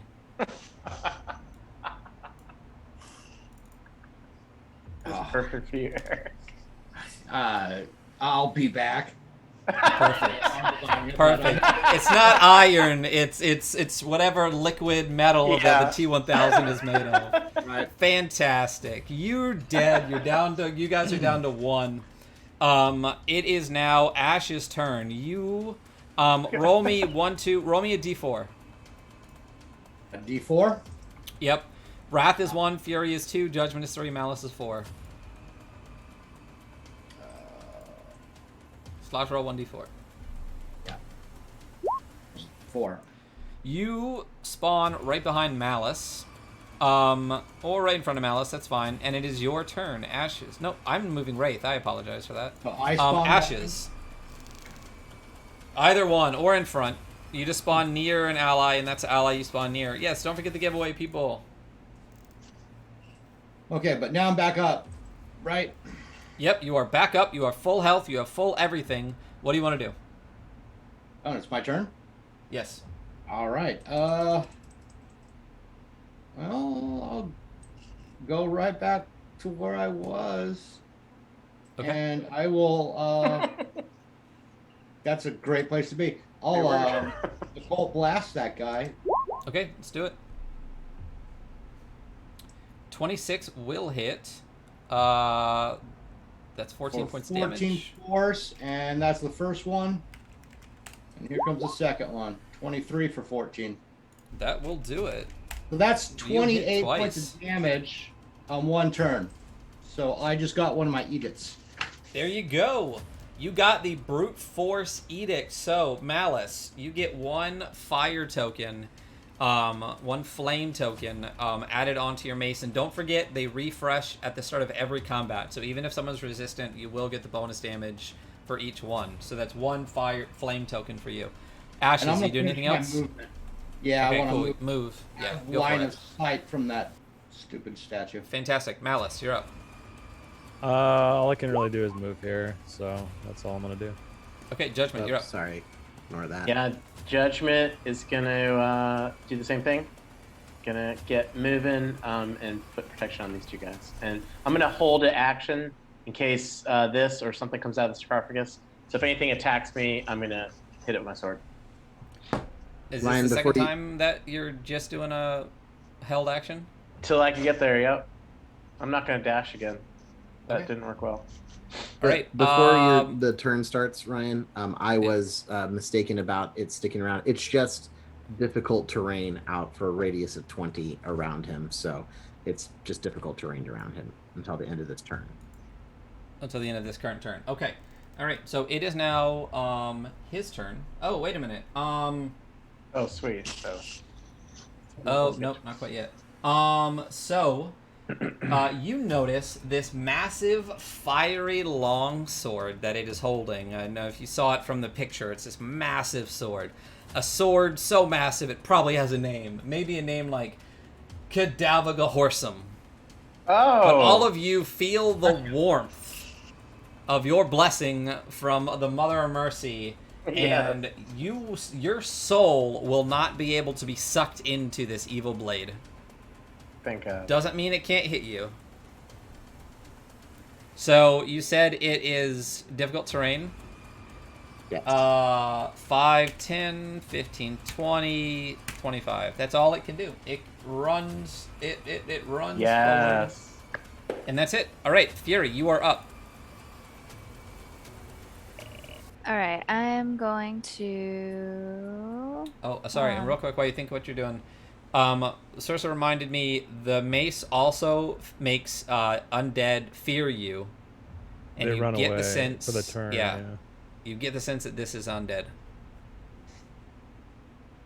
Okay. So I'm gonna come here, and then I am going to bulge, I think. okay. But I'm gonna do it with unleashing fury. All right, unleash that furious bulge. Boy. Thank you. Oh my. He's a keeper. Okay, so 9, and then I'm gonna attack again. But I'll use my sun disc. Oops. I don't think that was supposed to be advantage. Did I really get... Oh, okay. Yeah. So I missed. Yep, you missed twice. Okay, Wrath, Wait. you are up. Oh, really? An 18 doesn't hit? An 18 does not hit. Oh my god. Oh boy. Okay. Okay. 18. So I am going to bring up my hammer again, my Flying Sun hammer, Uh-huh. behind him, or This her is the spiritual weapon, okay. and it's going to make an attack. So here we go. You can put You're- it where you're you hitting want, Jess. Wrath. There you go. What? 25 with 10 force damage. Yes. 25 Come on. will hit. Barely. Oh, thank goodness. And I'm going to follow that up by using my action to cast Sacred Flame, because Spiritual Weapon is a bonus. And so I need a Dexterity saving throw of 16. Fail. Yes. And this is 2d8 radiant damage. Fantastic. Minus 13 additional damage. This thing is looking kind of rough. I'm not gonna lie, it's looking pretty rough. Okay. Is that and everything? I'm gonna move right here so I Yeah, can you kind of do. see, but like I'm also not getting in the way of all the fighters that need to get in there. So Also, it is this is 0. Yep. 1, 2, 3, 4. Please go south. Hit that guy. 1, 2. It hits south. So as Oh, yes! Yeah, as the nails fly to the Pegasus's mouth, this creature seems unbothered by it. Ashes, you're up. There's you're evil. I can move through another character's space. You Yeah. can, you just can't end on another character's face. Okay, so I'm just gonna go there, and you know what I'm gonna do. Have you done anything about that yet? Okay, all my spells are either fire damage, which I did the fireball, and he obviously is resistant, That's fine. or, That's or fine. necrotic. It's like So the first one And I misses. just- but Oh, crit! that crit for sure will definitely be a thing. Eric. so You're the 19. best. 19 points. The great thing about your crit is you rolled max damage, so it doesn't matter what roll we're using. 19 points of damage. You rock this guy. Again, I keep forgetting you guys can see the health bar. You can see the health bar. Yes, You we can. rock this lady And she barely settles on her. You hit her. It hurts. Malice, We need you to are up. finish this. I am charging forward with my magic hammer and trying to attack. while with trying to your hit. with a hammer or with that fire mace. The fire mace. Okay, so as a bonus action, you can do whatever mace damage is. I don't remember what mace damage is. It's 1d6. 1d6. Okay, so it's 1d6, and you're triggering the one flame token that you have. That's if I hit, though, right? Let me see. Pretty sure. Fire Mace of Judgment. We'll just say you guys rested enough to attune. I'm not worried Yeah, about the next that. time you hit a monster during this battle, you blah blah blah, deal 2d8 plus 1 fire damage. Remove all flame notations. So as a bonus action, you can ignite the mace, and then the next time you hit. So if you want to Yeah, ignite the that's what I'm mace doing. first. Okay, so it's ignited. This thing is casting flame, and if you hit, you get to do an extra 2d8 plus 1. Oh shit, hang on, I got disadvantage on. But it looks like I miss anyway. Yeah, whether it's So I'm advantage or going- disadvantage, you missed. I'm gonna take another one. Come on, buddy. Does Yes! that hit? It does not. Oh! Okay. That's it. I'm ending. Okay, Judgment, you are up. Yeah, Judgment's got to do the same thing. So I'm going to use 5, 10, 15, 20. Hopefully the flanking will give me 2 less to whatever his armor class is. And then I'm going to try to hit him with everything. So start with the sword, and then if I hit, I'm going to give him the business. There we go. The mace is lit. Oh, yes, please. So 24 plus 2, 26. Yeah, 26 will Okay, hit. and then so fires up branding smite on top of that, and then so there's that, and then on top of the branding smite, I have a thing that I can do called Force of Judgment, and it says when you choose to smite a creature you hit with a melee weapon attack, you expend a spell slot, and then you deal 2d8 damage radiant, and then it increases by 1d8 if the target is undead or a fiend. I'm going to go ham, though. I'm going to go second level, use my last second level spell slot. So it's 3d8 plus 1d8. So it's going to go 4d8. It's going to tack on here and hopefully finish this guy. Here we I go. don't think you need that much, but You don't I guess think so? I guess if you roll all ones. I mean, dude, we need to be done with this guy, though. It's going We go, ham. I think we got to go ham. Like, this is no skin pat. Go ham. Yeah, go ham. You can look at his health Yeah, I bar, got but 2 go ones, ham. right? There we go. So I got Yeah. so a total of 10, 5, so 20 points of damage. Hopefully that killed him. You know what's funny about your going ham? I had subtracted all the damage before this. You rolled a 10. All they had were 10 left. You exactly killed this guy, this lady, Okay, nice. this flame knight. Thank God. All right. Let's just pick a. All right. They're down. They Doesn't did not even get to explode or use. anything? They did not even get to use Cadaver Horsham. Not even once. They didn't get a single melee attack in on you guys. That's what happens when you go first. So, what you find all around you now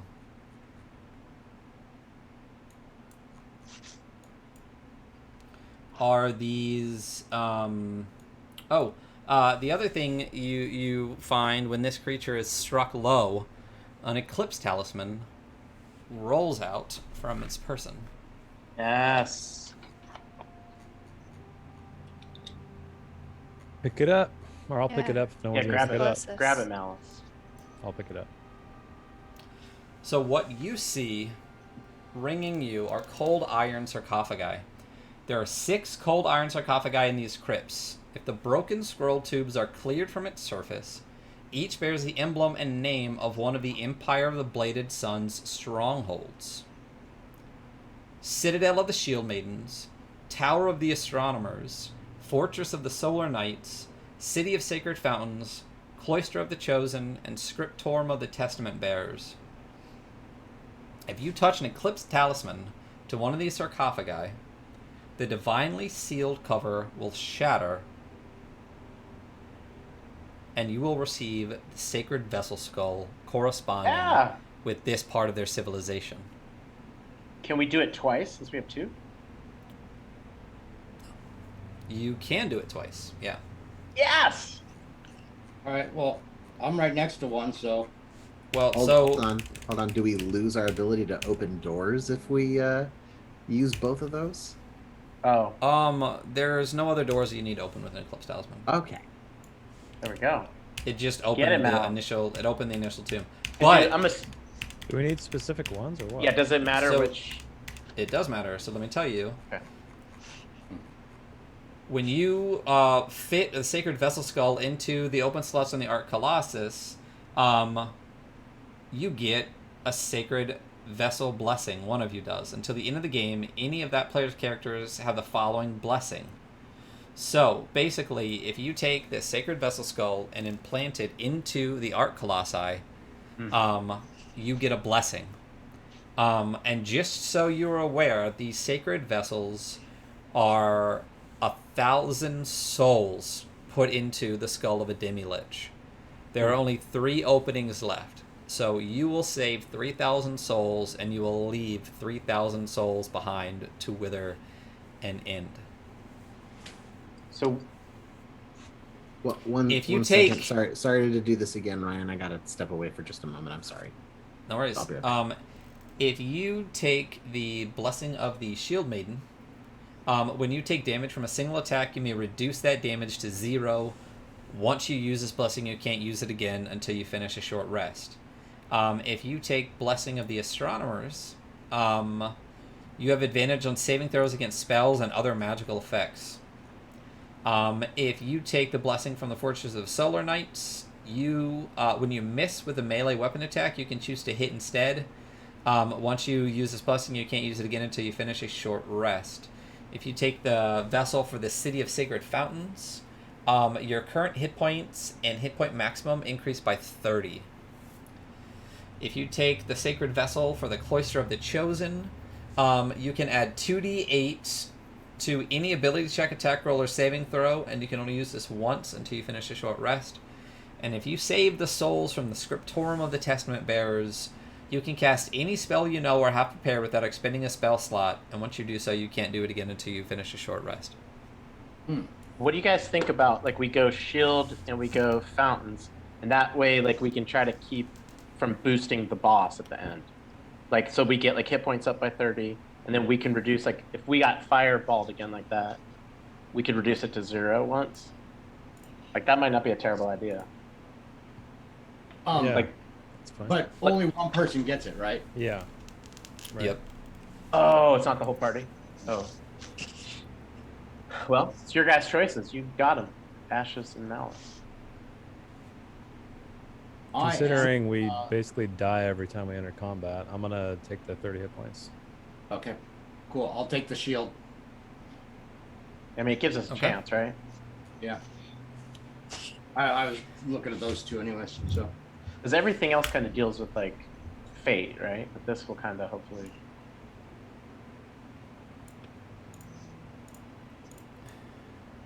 All right. So you were saying that you were going to take these. You're going to open up the sarcophagi for the Citadel of the Shield Maiden, Yes. so you can reduce a single attack to 0. Yes. And then what's the other one? Something about fountains or something like that. The 30 hit point additional. Oh, the City of Sacred Fountains. You can increase your hit point maximum hit points by 30. Okay, write those blessings down and move all of your tokens to the Arc Colossus. So does that just happen right now and that's permanent? So I have an So additional 30? you have to insert the skull into Okay. the Arc Colossus. Got it. Okay. Let's go there and do that Yeah, let's do it. and see if something pops out. Oh, do we want to, Jason? Do you want to check that fountain? Well, I tried and I couldn't. Or we come back. Okay. I mean, Let's to go- me, it's just like okay. yeah, It's just like a fountain. Okay, cool. Let's Yeah. go. It's not a fountain, just so you guys know. It is it's a cold iron basin yeah. of salt, and you can tell that the salt is mixed with blood. Let's come back here, you guys, and see if that will open up that other portcullis.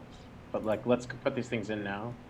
You can see through the portcullis that the area beyond is sealed. Like Bullshit. Okay. like Gotcha. Yeah. Gotcha.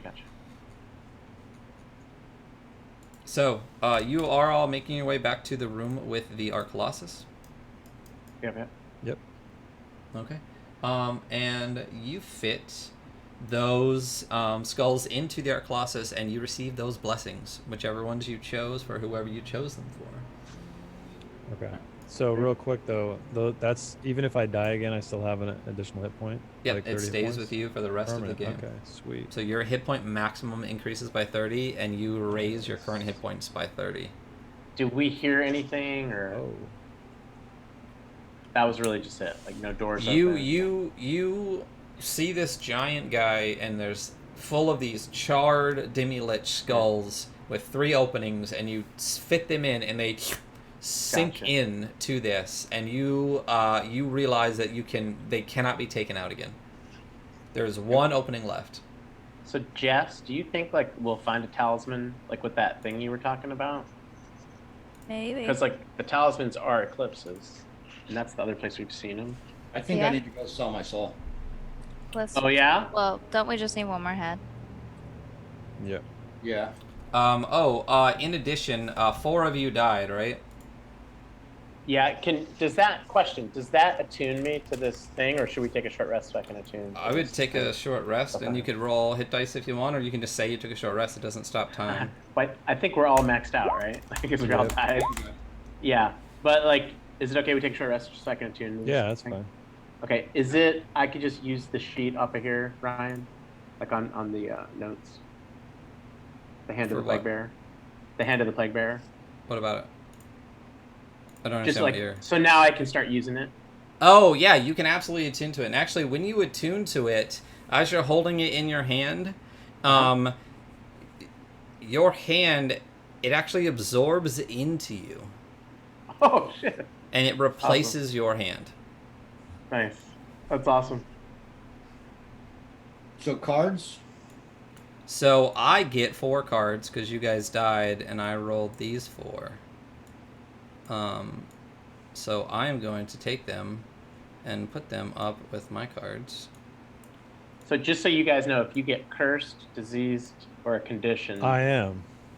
oh, you are right now. I have those Yeah. stupid little wings. Okay, so basically, I need to do a roll and not get a nat 1, Yep. and then Yeah. we can do it. So let's do it. So don't get in that one, please. Don't get a nat 1. I will say roll 20 is probably gonna give it to me.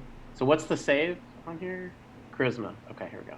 Oh, Cersei says we also get 6 Yeah. cards plus 3 per sacred. Yep. So every Oh, time you nice. input a sacred vessel skull into the Art Colossus, you get 3 cards. Oh, so we're not So- finding the cards. That's awesome.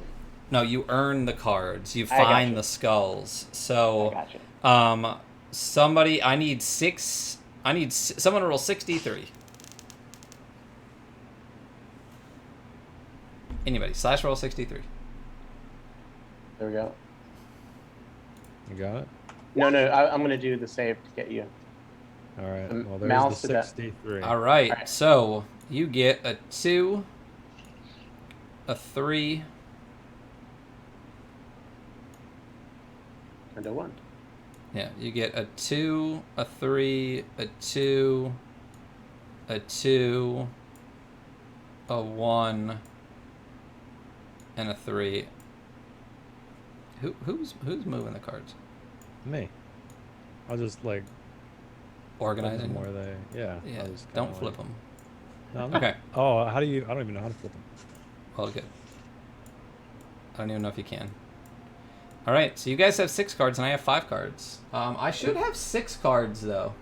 I think I missed a death, because I get 1 for every death, and you guys have died 6 times. So I've died twice, Ryan. Yeah. So there should be 6 total deaths. So you're well on your way for the one shot, Matt. Yeah, buddy. So so what happens to me if I roll a nat 1 here, Chase? You absorb the affliction, Yeah. Okay. but then the thing actually, after absorbing the affliction, the finger that it absorbs into withers, and their hand chokes you and afflicts you with that affliction. So basically, you take the affliction onto itself, and you get like Nice. autoerotic asphyxiation. Nice. Okay. All right, here we go. Let's roll for autoerotic. Autoerotic. Not a 1. You have there an we go. hour okay. and 22 Yay. minutes. All right, survive. so you Okay. have no. Here's the thing. So you have absorbed that into the hand. It is still Yeah, I read in the the bottom hand. part. Yeah. If Yeah. at any point you fail that check ever, all of the afflictions in the hand absorb into Understood. you. Okay. Understood. Understood. All I right. read Finish it. the community challenge, and Matt has to run a one shot. Oh yeah, you have to finish the community challenge. I don't even know. Yeah, baby. So we're not. far, I don't know if we're gonna get there. We're at 70% of it. You We guys still don't want need to listen to me 12,000 points. Yeah. Okay. So All right, let's get going. Eric, Where do you guys wanna go? Sell your soul. um, Eric was, yeah. yeah. So I was thinking I was just gonna go, since we're right here, go sell my soul. explain We that. need 2 souls. Huh? We need 2. All right, let's do it. Eric. Oh, Me and I you. see what you're saying. I see what you're saying. Let's I touch understand. these eyes. Yeah. Let's just We'll do do it. it. It has to be done eventually, anyways. I'm Let's not do it. yeah, let's not defile. I get my affliction removed though, right now. Yeah, Yeah. it's gone. Yeah. Okay. you know I still that have song, that dot These on me Eyes? though. Nice.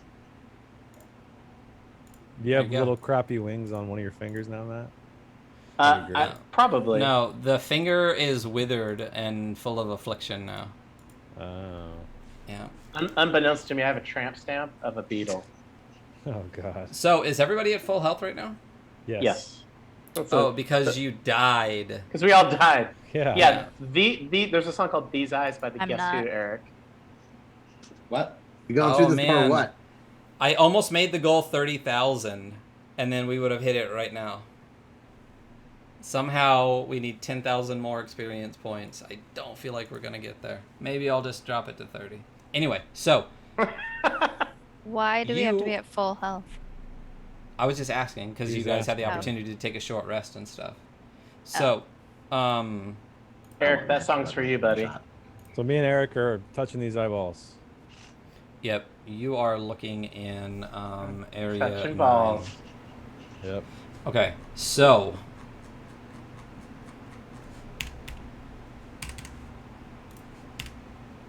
once again, the double iron doors leading into this magically sealed area bears the image of a skull with 2 cannonball-sized emeralds, and the inscription says, "Should the sacred chapel be defiled, your spirits shall be forfeit as penance." To open the sealed door, each of you must touch one. If you do so, your souls are sucked into it, and should the temple be defiled, those souls are forfeit. Basically, if the temple gets defiled, and you'll figure out what that means, you both just die. Okay. Okay. So, as you enter this space, this is what you see. A reveal area.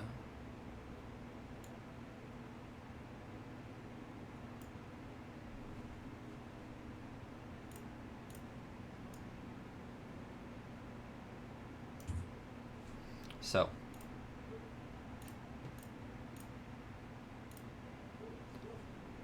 a cross-shaped bridge of eroded stone rises above a chasm filled with cracked church bells and splintered bones. 4 carillons rise from the pit, skulls with gems for eyes and teeth swinging on a spiked chain where bells once hung. The colossal face of a horned devil gazes upon the bridge from the head of the chapel, its brimstone maw slowly grinding open.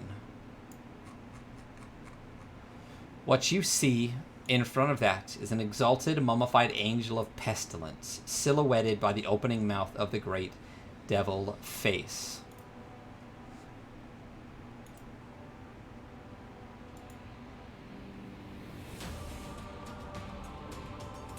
So, as you enter the space, you enter combat. Starting with Ashes, what you see on top of, in addition to this bridge, these swinging demi-lich skulls, there are 4 bells across this bridge, and there are 4 gears here. Each of those gears is turning, and the mouth of this giant kind of pit fiend face is opening.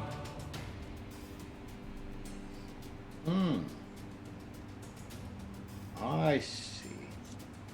And God,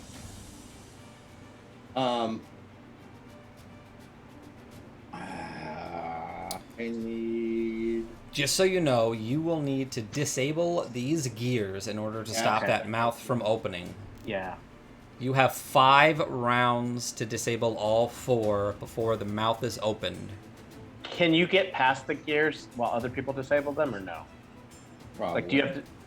The gears are off to the side here. They're like here and Oh, here. oh. And who's that Yeah. person over on the right? This person is the exalted mummified angel of pestilence. Let me show you her picture. Let me roll her initiative. This is who you see. Jesus.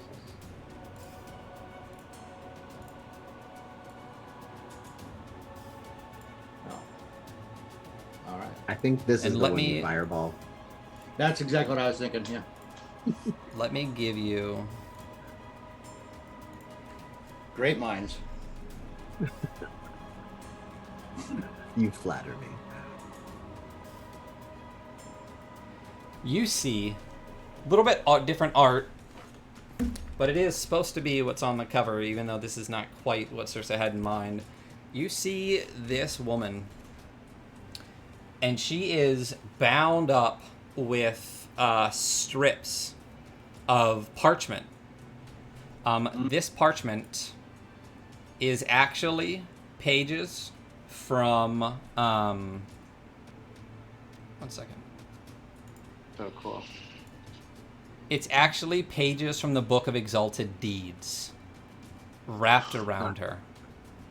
Awesome. She's going to roll initiative. An 11.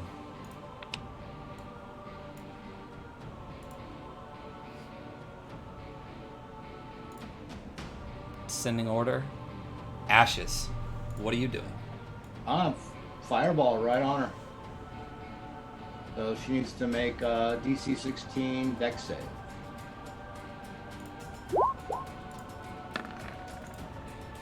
She rolls a 9. She fails. So she take 31 damage. Fire damage. Okay. And that's I hit my eat it again. So Oh yeah, so I guess the fire tokens are removed at the beginning of each time, Yeah. so it's a good thing you triggered it, but I still think it's lit. So basically you have additional tokens. I guess once you hit, you can trigger it again. So you said 31 points of damage. Okay. Are you doing anything else? Also, you need some... Well, I guess you could hit from that space. You can see here. Malice, you are up. Ashes, are you doing anything else? yeah, I'll go ahead and move. Okay. Alright. I also do want to reiterate, you have 5 turns, 5 rounds before the mouth of this giant devil in this chapel opens fully. And there are 4 gears. Right. So that's what these lines are. No. What This are is a they? gear. Gears. This is a gear. This is a gear. And this is a gear. These lines show the path of these swinging demi-lich skeleton or skull heads. These burnt out demi-lich skulls basically are swinging at the end of where Belds used to be across the path. You get the sense if you try to cross this path, it's like American Gladiators, and you'll have to dodge these swinging skulls. Okay. You do think you can get cover behind these bells. Got it. So try to disable the gears.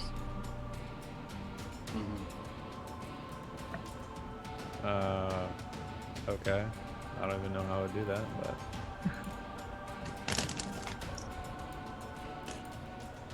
So you done, Ashes? Yeah. Okay, you guys have an hour and 13 minutes left. Malice, you are up. Gotta stick your ball. I guess I'm just gonna move all the way here and look at this gear and try to see if there's any way I could disable it. Okay, it seems you could disable it with an action with the DC 13 Strength, Dex, or Intelligence check. All right, I will do a strength check, and I also get a +2 bonus to it. Okay. So Okay. why can't I just click on my strength? Oh, there it goes. Yeah, you have to click on the word. Oh yeah, so only You get a boost to a that? 11. So you grab a hold of this gear, trying to stop it with your strength, and it just continues grinding past. All right, that's the end of my turn. Yeah. So it continues on. It is now her turn.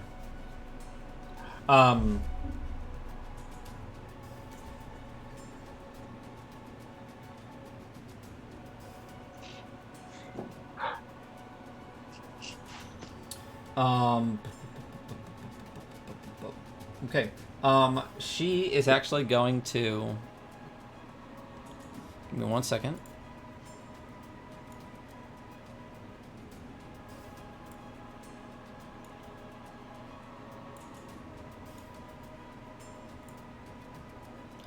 She's going to breathe at you guys. 5, 10, 15, 20, 25.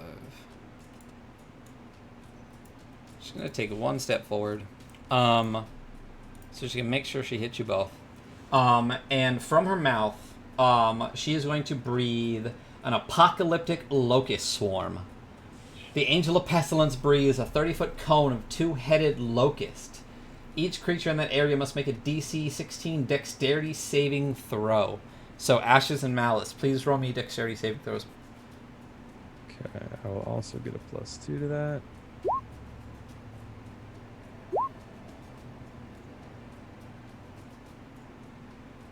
So, Ashes, you succeed. Malice, you fail.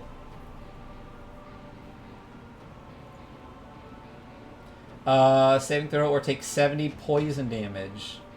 It's not or half on a fail, so I guess you you succeed. And but Malice, you take 75 points of damage.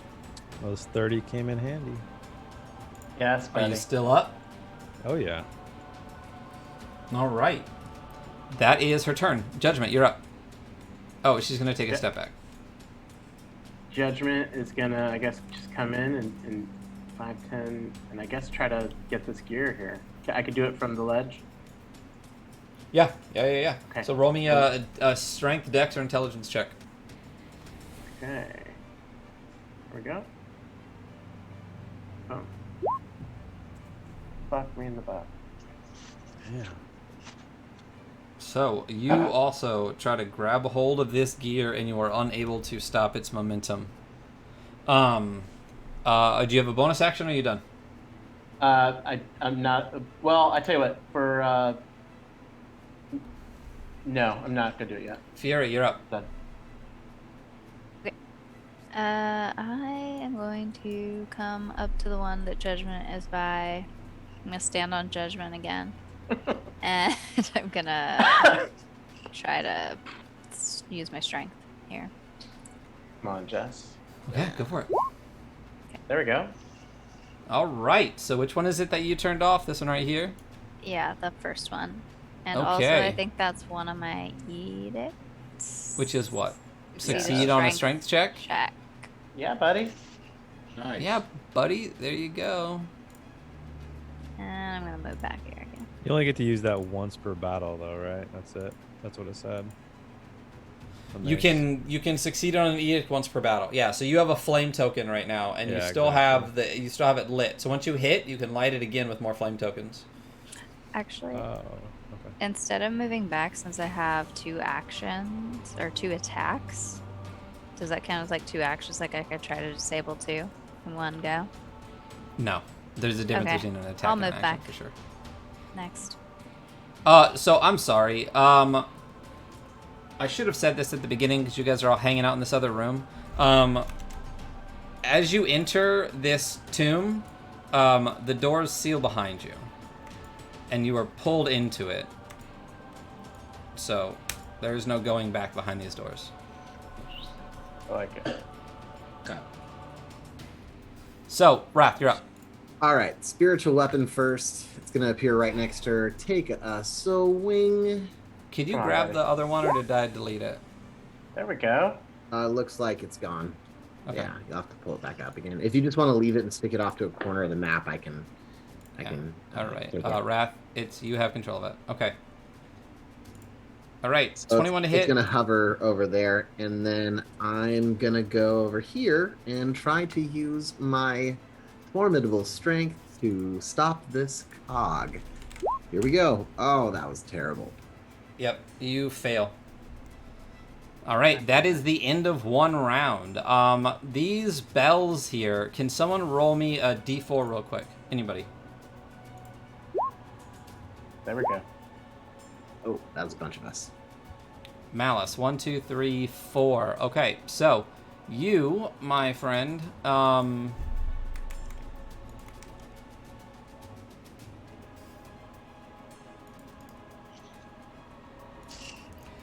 as the whole chapel shakes from the force of these gears, this bell actually falls off.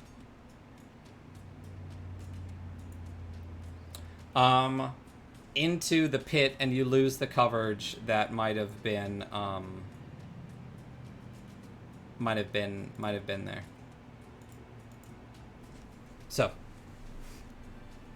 Ashes, you're up.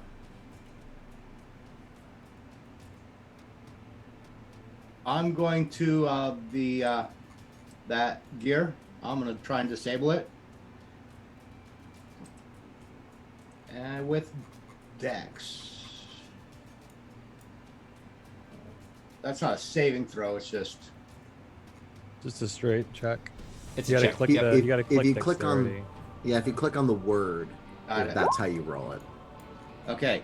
God. But I'm going to use my occult luck. Yes. When I do an ability check or saving throw, I can use this feature to add a 1d10 to my roll. All right. Well, it doesn't matter. You succeed. Oh, nice. Oh, did I succeed? No, it's a 12. If you use that, the lowest you could roll is a That's 1, 13. so it's a 13, so Nice. you get it. So Okay. there's no point in. Yeah. Okay. All right. Okay, So unless which gear did you move to? This one right here. Right behind me. Yeah. Okay. All right. And then I'm gonna. Yeah, I guess. Can I share the space with this bell? No. Okay, I'm gonna go right there behind that bell. Yeah. Okay. Yeah. So you do get partial cover from that bell. It's a pretty large bell. Ashes, you're up. Oh no, I'm sorry. Yeah. Malice, All you're right, up. I'm going to attempt again to. Come on, disable Malice. the bell. All right. Let's do We it. need it, baby. There we go. Yeah. All right. Get burly. Disabled. And actually, what I'm going to do next is use my Merciless, which gives me an extra action. And in that action, I'm going to use my Potion of Superior Healing for Yes. myself. So I Okay. guess I can't click that. So it's looks like 8d4. Can't read the rest of it. Hopefully that's it. So. Oh shit! I did it wrong. Did you It's roll supposed to be d4 8 five. times? 5, 9. Why didn't you just 12, roll 15. I know. 8. I know. All right. You added up and you added in. All right. So it is now her turn. Oh, so Um, we're rolling this potion? I just No, did. I just. You just took- get full. You get full efficacy of a potion. Oh. Okay. Yeah. I didn't know. Yeah, we that. don't roll Does she- potions. Does she Okay. not? She doesn't get hit by these skulls. No. She Nice. does not get hit by the skulls. It's like the nails. Yeah, she's gonna take a step forward, and she's gonna reach out towards Malice, and she's going to strike out with the symbol of the plague scarab.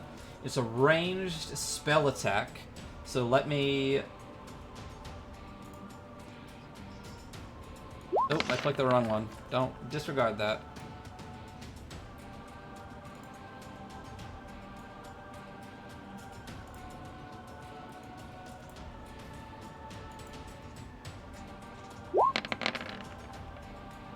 There it is. It is only an 11 to hit, which I assume misses. Yep. Nice. All right. So then I'm going to strike out once again with this towards you, Malice. You got to get at least a 19. Yeah, Malice. Okay, I don't know why it's not.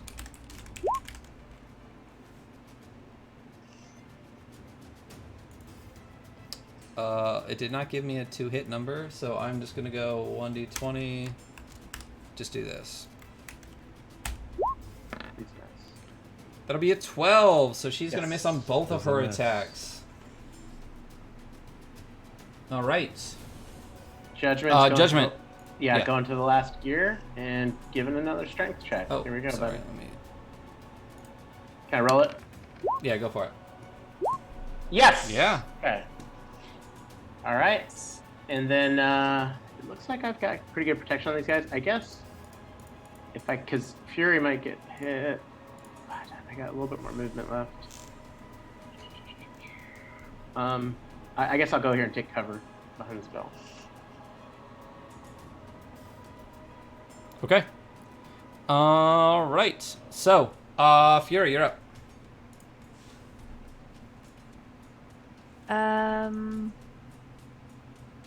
Okay, I guess I want to try to get past these swinging skulls. Okay, so if you're going to run through this area, I need you to make a DC 16 Dexterity saving throw. Okay.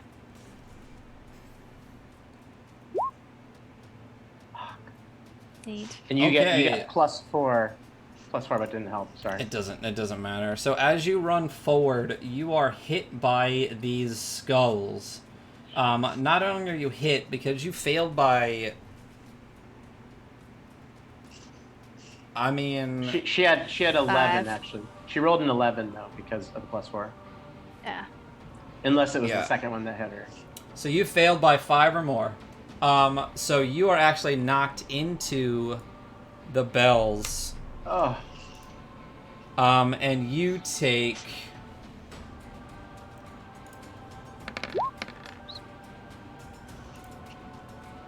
16 points of bludgeoning damage and 7 points of necrotic damage as the Demi-Lich hits you and launches you into the bells. Okay.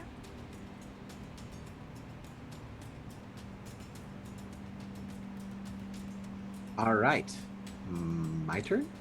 Yes, Right. Wrath, you're Okay. up. Ashley's you're next. All right. we're at the hour mark. Here comes a swing from the spiritual hammer. Miss. Ooh. Okay. I'm gonna follow that up with a shatter. Okay. And just so you know, the So- DC for her is 17. Oh, to hit. Okay. Yeah. So, kind of save is it? Constitution saving throw of 16 for her. She takes 3d8 thunder damage. So she nat 20s that. oh my gosh. She's gonna take half. She isn't made of stone, crystal, or metal, is she? She is not, unfortunately, made of any of those things. Okay, cool. She's gonna take half of this then.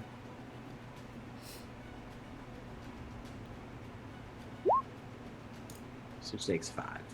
5. Okay. All right. Ashes, you're up.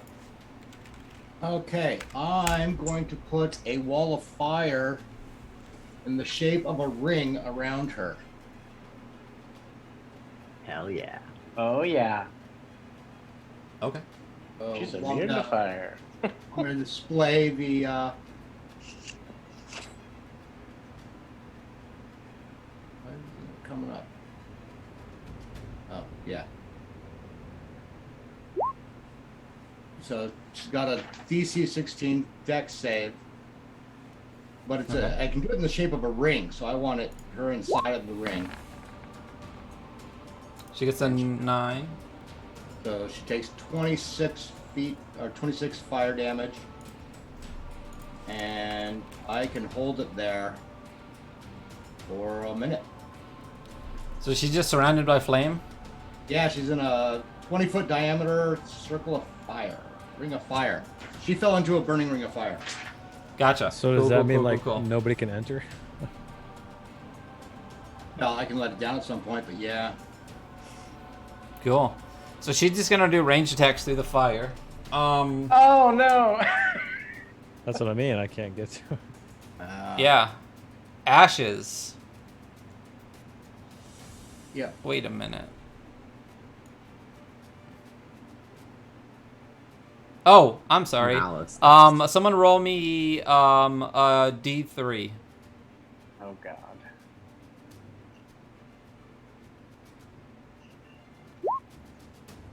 One, two. Okay. So one of these bells falls off, but Ashes just went, so Malice, you're up. Okay, I guess all I'm gonna do is move here and try to hit her with a javelin by throwing it, since I can't get to her. Okay, go for it. Is there anything with the wall that would stop that from happening? 16's gonna miss. Doesn't matter. So, are you doing anything else? Yeah, I'm gonna try to take cover the best I can, if possible, behind this bell. I don't know. Okay, all right. 2 of the bells are off. It is her turn. She is going to reach out.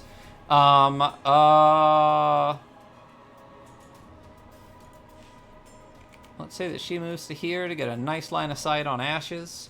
And she's going to reach out with the... Well, she's in a ring of fire. Yeah. Fire's not like a wall. You can see through flames, correct? So Is she there would anything take in the spell damage on her description? turn? Oh. You just want to post it in VTT? I don't. So I don't. So is it just like a if it's 5-foot ring of fire? I thought you said it was a 20-foot ring of fire. Well, it's a ring wall up to 20 feet in diameter, 20 feet high, 1 foot thick. Okay.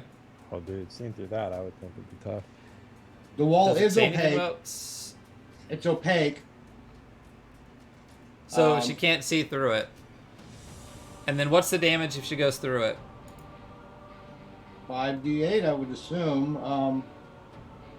Each creature that ends their turn within 10 feet of that side or inside the wall. But I would assume if you go through it, but I don't know. Cool. All right, so she's just gonna fly over it. And How tall is the ceilings in here? how tall is the wall of fire? It's 5 feet higher than that. Okay. All right. So she's going to fly up, and actually now be up in the air. So she is currently elevated. She's going to look down on Ashes and fire the symbol of the Plague Scarab once again at you. Let's see if it will actually roll. At me? Yes. I don't know why it's not giving me a to hit. Yeah. Does a 10 hit you? I don't think so. No. All right, let's do it again. Fuck. No. Thank God. Thank God. All right, well, I guess she's gonna fly back down into your ring of fire. She takes 5d8 damage then. Yeah. From what?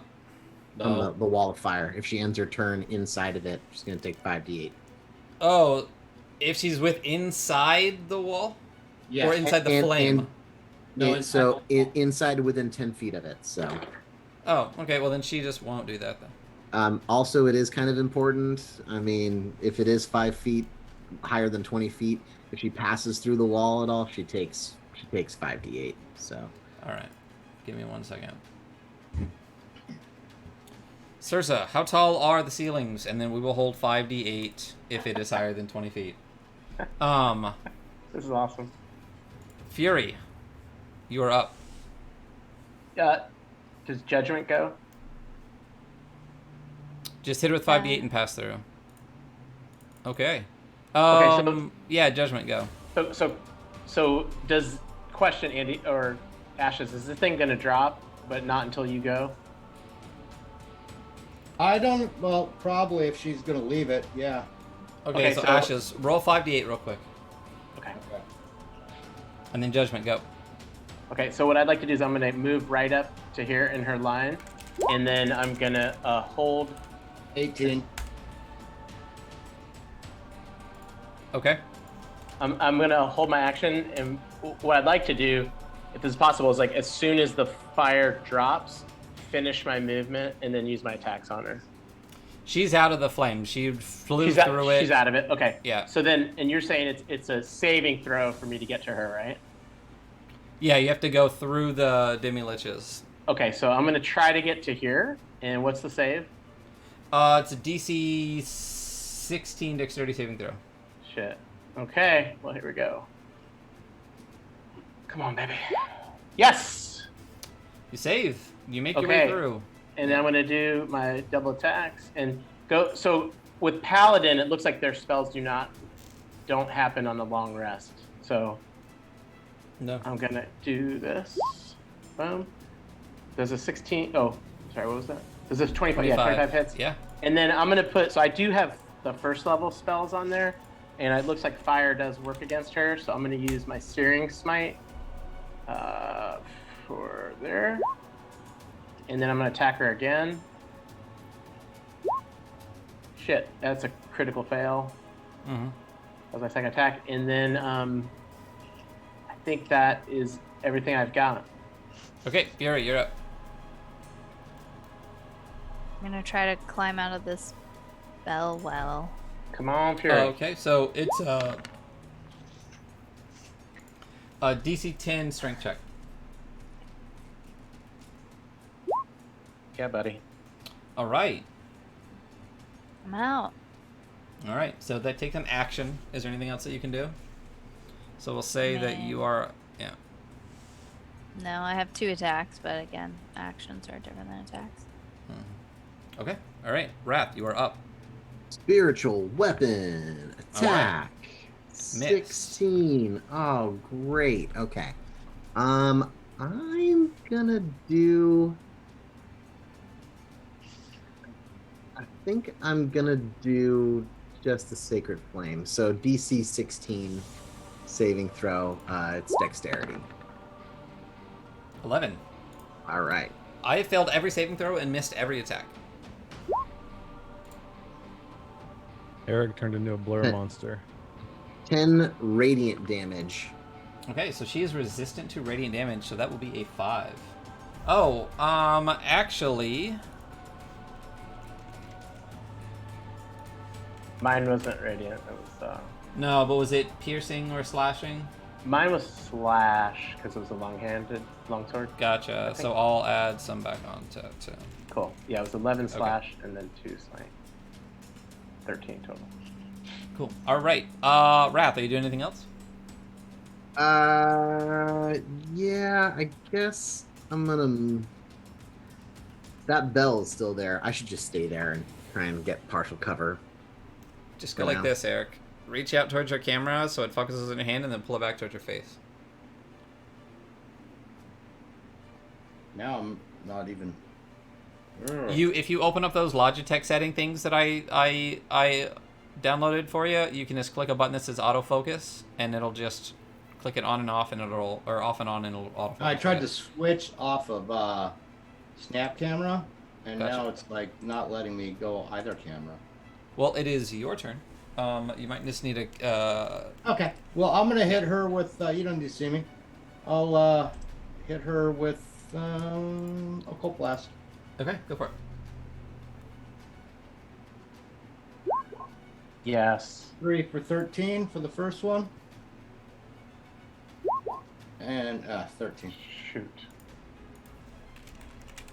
Okay. Malice, you're up.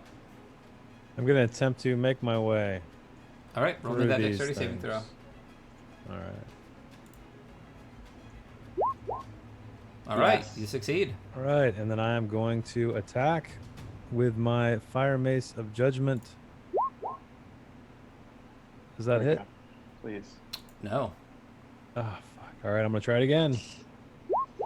that one will do it. All right, cool. So roll So another 8 2d8 damage. plus 1. Yeah. 2d8 plus 1. Okay.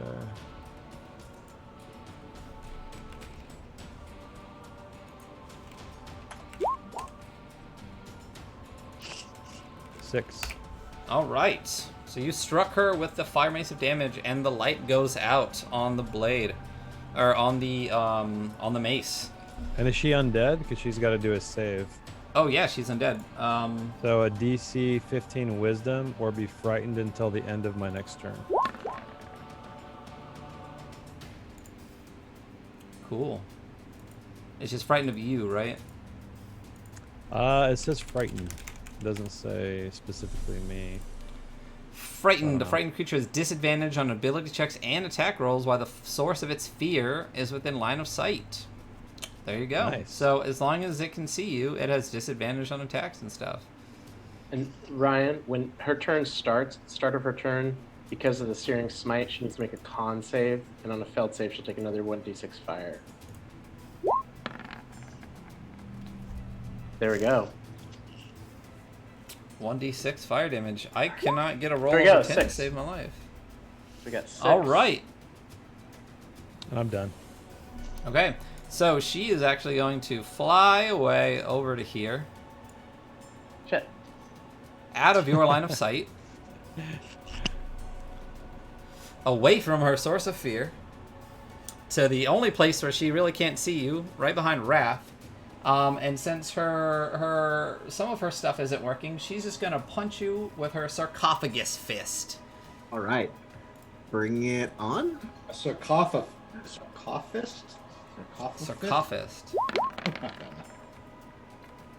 21 to hit you. Awesome. Okay. That'll be 38 points of damage. Uh-huh. And then with her second attack, Sarcophagus. she's gonna hit you with her pestilent bite. I'm going to use my reaction to Wrath of the Chosen her. She is going to take 2d8 lightning or thunder damage. DC 16 dexterity saving throw. Woo. So she's going to take So- half of this. All right, and then she's gonna hit you with her pestilent bite. Why is it not? Okay, there we go. It'll be a Yeah. 36 to hit you. Jesus. So she takes 5 damage. You And take. I'm down. Cool. So, gosh, I don't know what happens. I guess you do auto-fail saving throws if it hits you. The target must choose one of the following options. Make a DC 13 con save or become blighted with pestilent grubs. At the end of each of the blighted creature's turns, the pestilent grubs burrow deeper toward the target's heart. Creature takes 26 fire damage and is treated as if it had just failed a death saving throw. So you are down. You fail. And basically these pestilent grubs every turn are just going to keep eating into you until it gets to your heart. So So basically I just automatically fail, right? I mean, yeah, each round you'll fail, but if you fail one, you'll fail faster, I guess. So you're down. Nice. All right. Cool. The top of the round came. So one of the bells is going to fall down. Can someone give me a D2? 1 is in the back, 2 is in the front. 1 is this way, 2 is this way. Oh, so this one here in the front is going to be gone. And Judgment, you can start doing what you want to do. Okay, to exit here, same thing, save. One more time. So to exit the zone, do I have to save again? To run out? Yeah. Yeah. Okay, well, I guess I have to, though.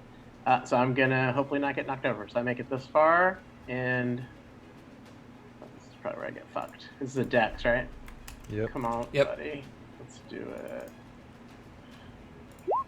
There we go. Oh, nice. Boom. Okay. And then I come up on her, and I'm going to do 2 attacks because I know it's probably better for Andy just to die. Are you going to hit Andy?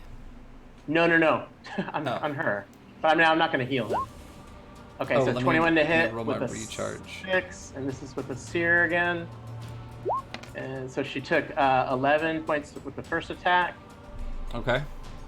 And then here's the second attack. 24. And a little more sear. So she took 13 with the second one. Does that make sense? So what's her total? So it should be, she took 11 plus 13. She took 24 hit points of damage. Okay, she's looking rough. She's looking rough. Fury, you are up. Okay, I'm gonna come over here and. Sorry, Judgment. Come on, Barbarian. I am going to. Second time you're stomping on his body. Third, actually. Where is my bulge? There it is. That probably doesn't hit. No, they don't. And let's do it again. Bulge. Found it. Does that hit? It's the exact same roll, so no. Oh. All right, Wrath. Death saving throw, please. All right, here we go. You succeed. Do I get a but success and a failure? you got a success and a failure Awesome. because the grubs do damage to you. Oh, Andy. Yeah, and it's treated as a failed death save. So yeah, you got one each. Let's just keep pushing that time out there. Ashes. What? So On it. I can't cast like Eldritch Blast through Fury, right? I mean, Can you you- could move like over here. You could move Yeah, like go over north or south. here. Yeah. Oh yeah, over there. There you go. All right, go for it. That's only 10 feet. Yes. Please be dead. 22 for 15 and 15. Shit. We hit. So, Please 15 be dead. Are you kidding me? Malice, you're up. Oh, All right, I'm going Malice. to attempt to get out of this. these Oh yeah, chains. roll a save. Oh god. This is the game. Come on now. All right, so I guess I'm down here. Shit. Oh yeah, And, you're down there, and you take all of that. 14. Okay. So Yeah. I guess I'm done. All right, Can you so use the action to crawl out? Well, my action. Well, yeah, I guess you could because your All right. movement Yeah, was use it. Basically use it. all right, screw it. yeah. Strength So check, roll a you said? DC 10 to see if you can climb out. All right, this is gonna be a +2. There we go. Crawl out by All right, action. Go. so I'm Crawl back out where by I action. started. Yay! No, by ashes, like how Jess did. What? Crawl out by ashes. Oh, I can actually move out there, Yeah, she came out the side. and I'm gonna Yeah, stand right here and go like boogity boogity boogity to scare. Okay.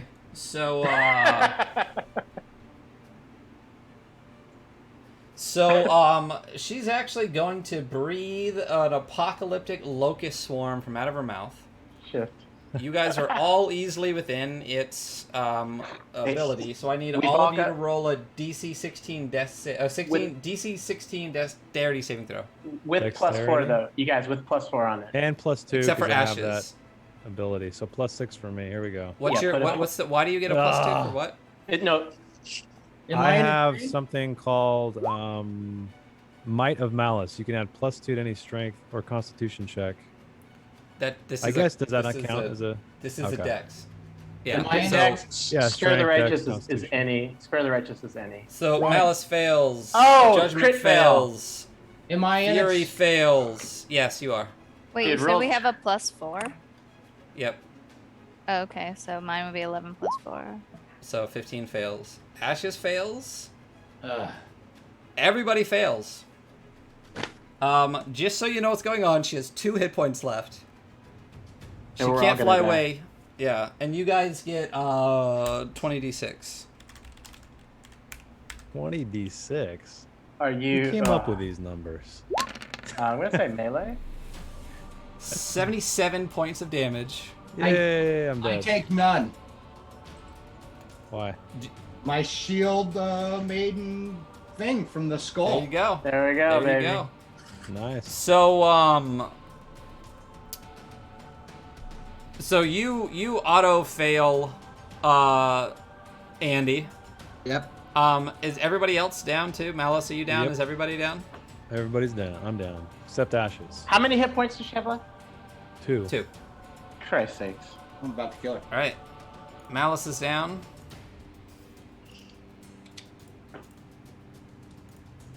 Come on, So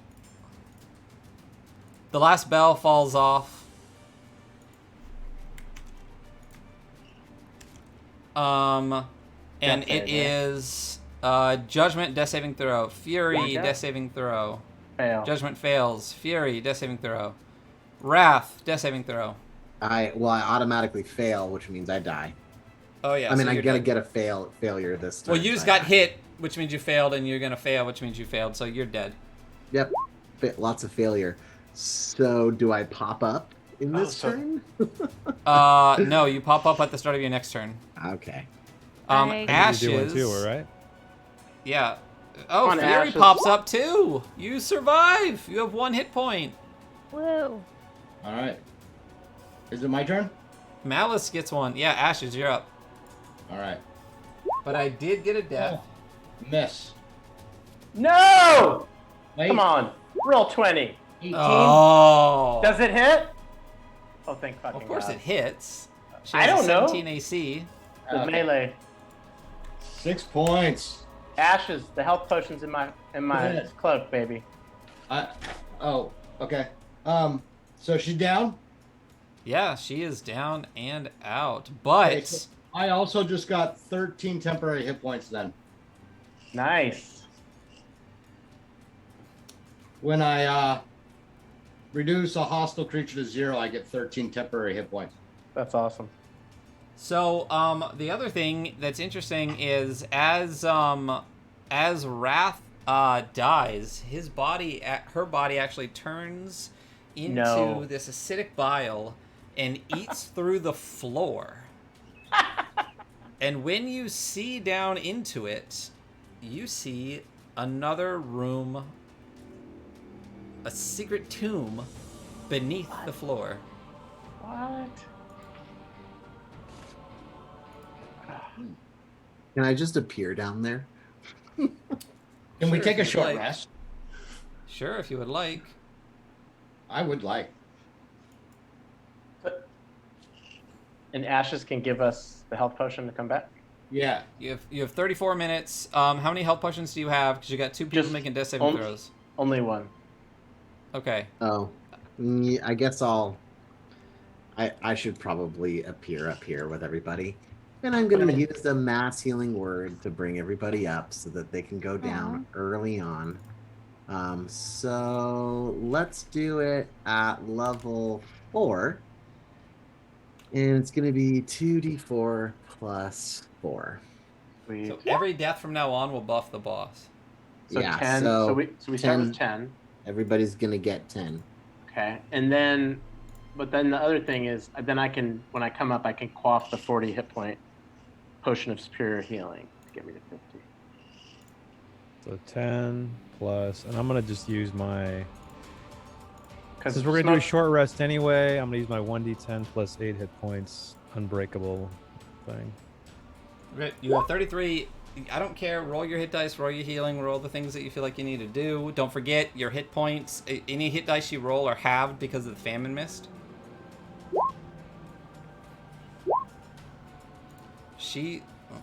She's dead. What do you guys want to do? I'm going Um, to give Fury my health potion.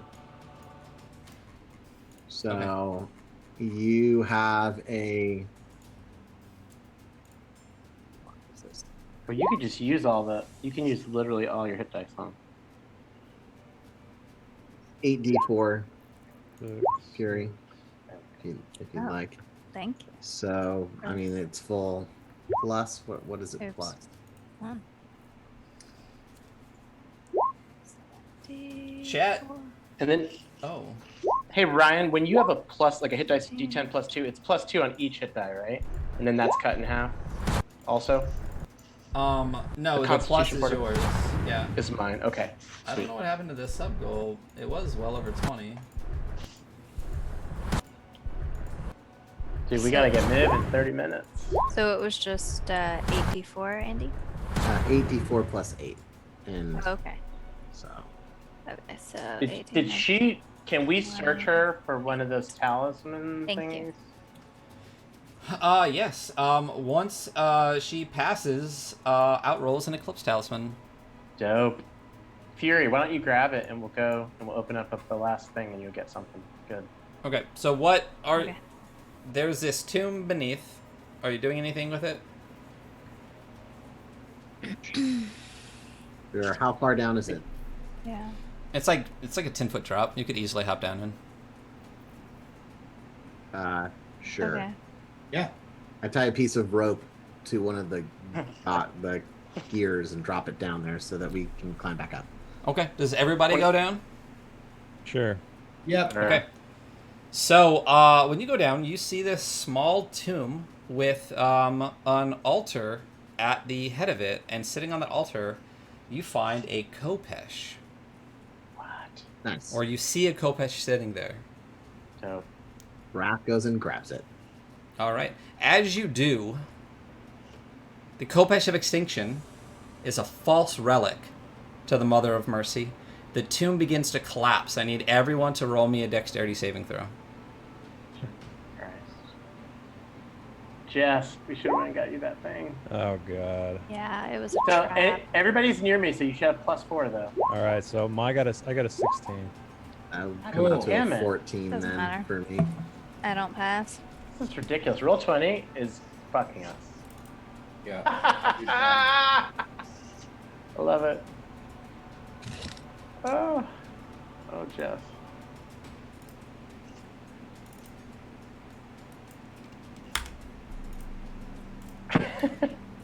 The tomb collapses, sealing you all in, crushing you, killing each one of you. Cool. All right. And now we'll turn the combat music off. Okay, so you're not going to just have us keep respawning down in there and dying again and again. No, you're back up at the top. And as you awaken, as you reincarnate, you see this devil face at the end revert back to an angelic visage, Oh, which nice. you know to be the Voice of Triumph. The Voice of Triumph is one of the prophets that, helped guide all of the souls into it when the Tomb of Mercy was first built. The Voice of Triumph beckons you to approach and asks the wisest among you to kneel and render an offering. All right, Should one character make an offering, such as a magic item, 2 hit dice, or a spell slot of 3rd level or higher, the Voice of Triumph reveals a celestial truth. The players steal a sacred augury card held by me. Yes. I also get 6 more cards.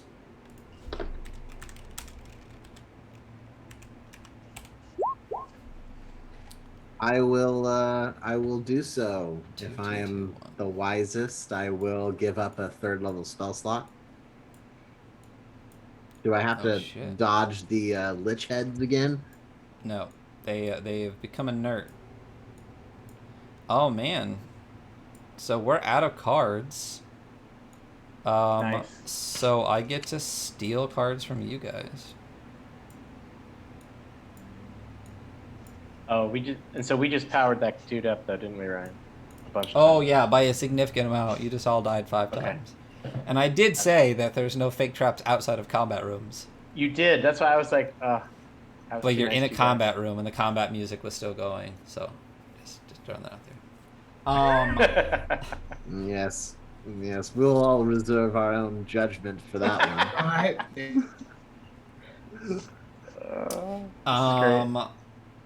So you're gonna sacrifice a 3rd level spell slot. You don't get Yes. it back. That's Um, cool. That like yeah. ever? Yeah, that's Yeah. okay. I don't need to use Revivify because there's Yeah. just stuff that makes it fall up. Hey, Um, Sursa, you might not want to give people Spare the Dying and Revivify when they actually can't use it in the game. you could revivify someone. That would take a death away. Yeah, I know. So I'm not going to take 3 of your cards because you get 3 when you put the Sacred Augury Skull back in. So, you're going to sacrifice that to the Voice of Summons. So you get to steal one. Nice. And the other thing is, if you would have knelt, if you would have prayed for light instead of warmth, you would get to pray twice to the Voice of Omens and get 2 cards. You guys. You did. You chose one. We got 27 minutes. We Yep. have Jess has the talisman. Let's get Yeah. going. So what card do you want to take from me? You can just take one. Where do I take them from? At the top, DM I cards. see it. I see it. I'm Yeah. gonna take a gate card from you, if that's Okay. okay. Boom. I'm just gonna move it over there. Okay, so you guys are heading down to the area at the bottom. Yeah, with the sarcophagi. Okay. All right. Which of the other sarcophagi do you want to take? Let's do it, Jess. Can you give us the names again? What's Yeah. You get.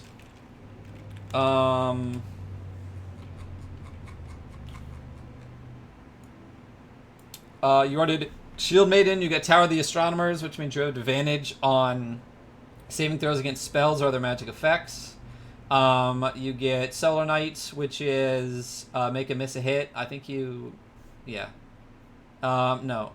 You got Blessing of the Chosen. You can add a 2d8 to any ability check, attack, roll, a saving throw. You can only use it once. And then you got Testament Bearers, which is you can cast any spell you know or have prepared without expending a spell slot. I'll make a miss a hit, I guess. Yeah. Because it'll be the final boss battle, yeah? Okay, so you get the Blessing of the Solar Think Knights. So barbarians.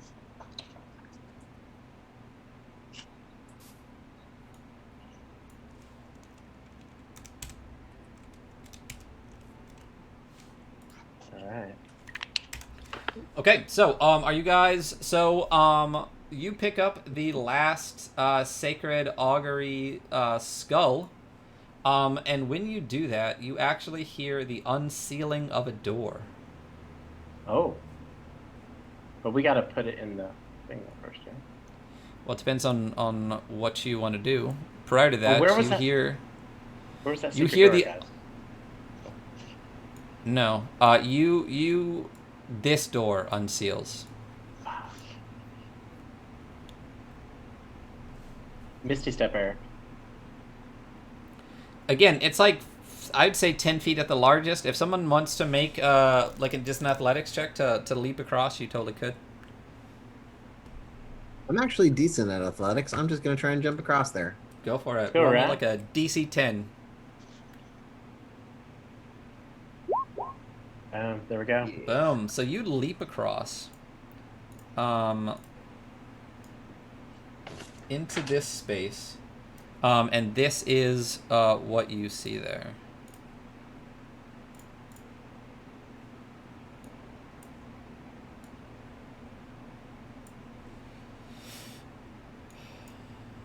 All right. When you go into this space, I love the multiple arms. That's really freaking cool. Theory. When you go into this space, there's a couple things that you notice.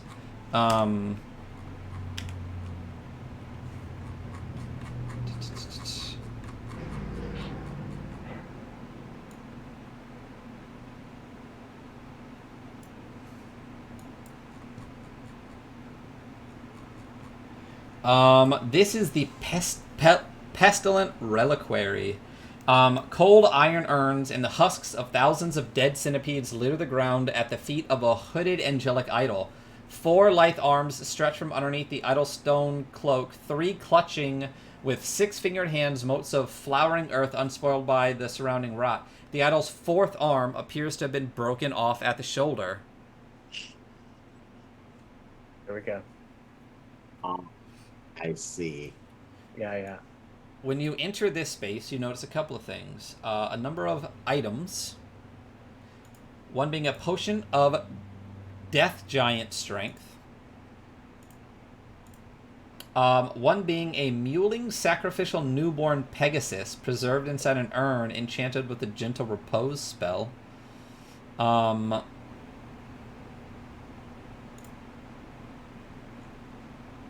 So I'll make sure you have that. Death Giant. You get the Sacrificial Newborn, Dude, that's crazy. which is this guy right there. What? Yep. You get a Prophetic Scroll. You can draw a Sacred Augury card, but there are none. Atop the four-armed angel statue is an Iron Nimbus, and I will show you guys that as well. An Iron Nimbus. When you attune yourself to this Nimbus worn by the Valkyrie, Queen of the Celestial Legion, peek at one random Sacred Augury card held by the GM. When you score a crit while wearing the Iron Nimbus, you may peek at one random Sacred Augury card held by the GM. So you can peek at one of my cards. You got 21 minutes, so just pick one real quick, and I'll just flip it over for you. Okay. How about the Warden all the way over on the top right? Okay. And we should probably write this down, guys. Maddie, gotcha. taking notes. I got you. All I right. have so many notes. All right, I'm covering it with Post-it notes. I'm flipping it. Have you read what it says? I have. And written it down. All right, I'm flipping it back. Okay, boom. Okay. Every time you crit while someone is attuned to that, you can look at another one of my cards. All right. I Okay. take it all, and I'm going to go jump back. Unless there's Okay. anything else in the It- room.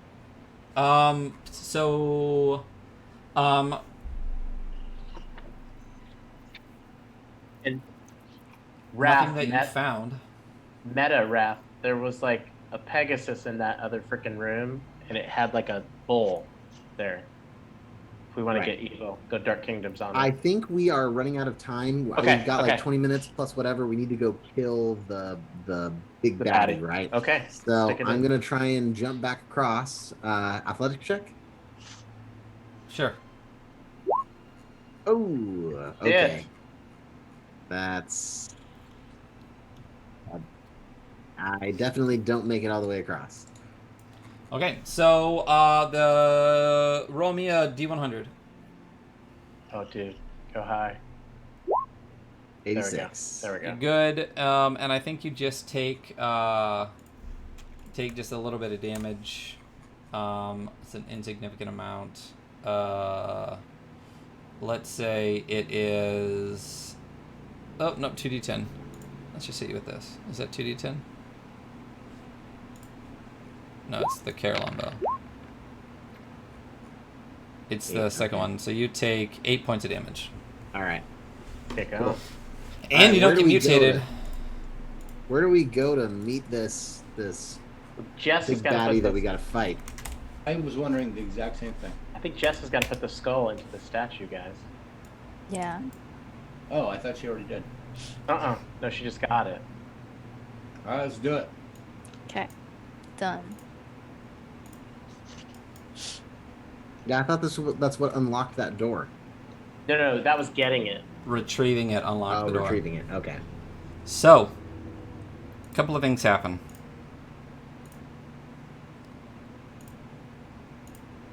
Why don't guys As you place this final augury, this final skull into the back of the Arc Colossus, tremors rack the Shattered Temple. The rumbling knocking the angelic statues that flank the chamber from their daises. The shattering of the statues' folded hands and veiled faces is drowned out by the rushing of eldritch titan bile cascading. Eldritch Titan blood cascading into the temple from fissures. The dead trees and gibbets fuse into grotesque statues of petrified wood in the likeness of a walking pilgrim. As you're standing in the room, suddenly the rocking of the ceiling gets worse and worse as the blood flows through, and then the entire roof is ripped off. And standing above you is the Eldritch Titan skeleton from Area 1, and it starts clawing down into the room. Run. 2 straining columns of locusts fill the temple. The first column rises from a pavilion. The first column rises from the pavilion, and out from the column steps a horned woman jangling with pestilent totems. Excellent.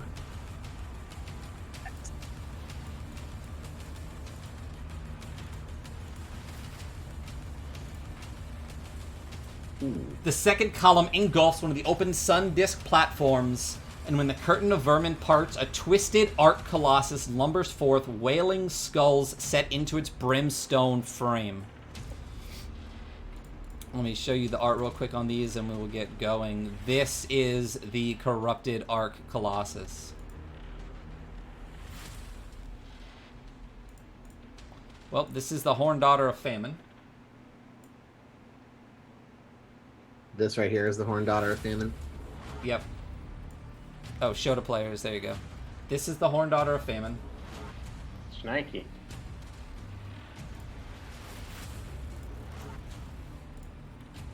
And this is the corrupted Arc Colossus.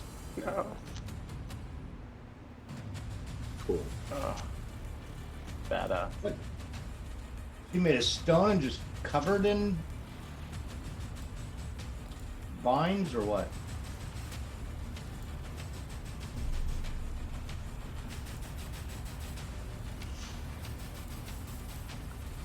Yeah, it's just a giant colossus made of vines and all sorts of things.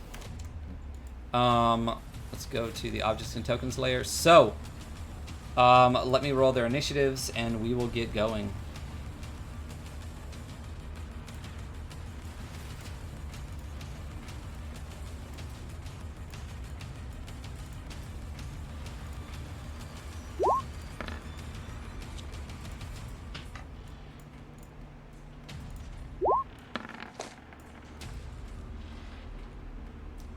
So she rolled a 14 and he rolled a 10.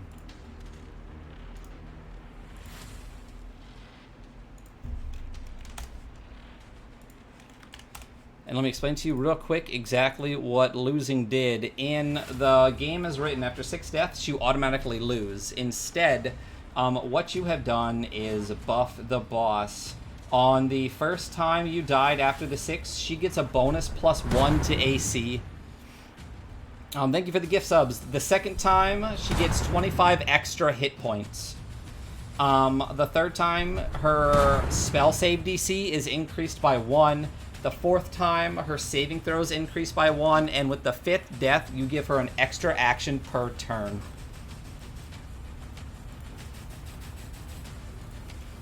Oh, yay! Ashes, you are up. All right. Damn. So I think what I'm gonna do is I'm gonna speak with the voice of the succubus, which basically is a cast hypnotic pattern. And I'm gonna do it way back on the corner to get this guy, him, this Colossus. Okay. And so he basically has to make a wisdom save. The DC 16. Okay. Wisdom save, DC 16, Corrupted Arc Colossus. He gets a 2. He fails. So he is, on a failed save, the creature becomes charmed for the duration. While charmed by the spell, the creature is incapacitated and has a speed of 0. Warlock.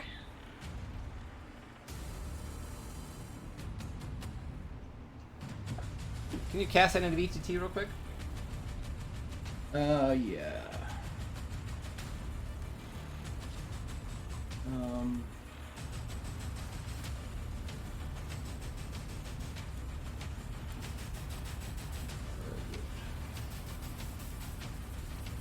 Is it concentration? Yeah. Okay. Yeah, All for right. 1 minute. So Because it's a trait. It's not really my spell. I don't know how to display it. Oh wait, maybe. There you go. you can use an action to expend a warlock spell slot to speak with the voice of the succubus. This has the same effect as casting the spell Hypnotic Pattern. You can do this once. Expended uses are regained when you complete a long rest. So Hypnotic Pattern. Okay, I'm just gonna go with it. You're good. He is. He can't do anything, right? You said he's just chilling. Yeah, incapacitated. Speed to 0. Okay. Malice, you're up. I'm gonna go attack her. Okay.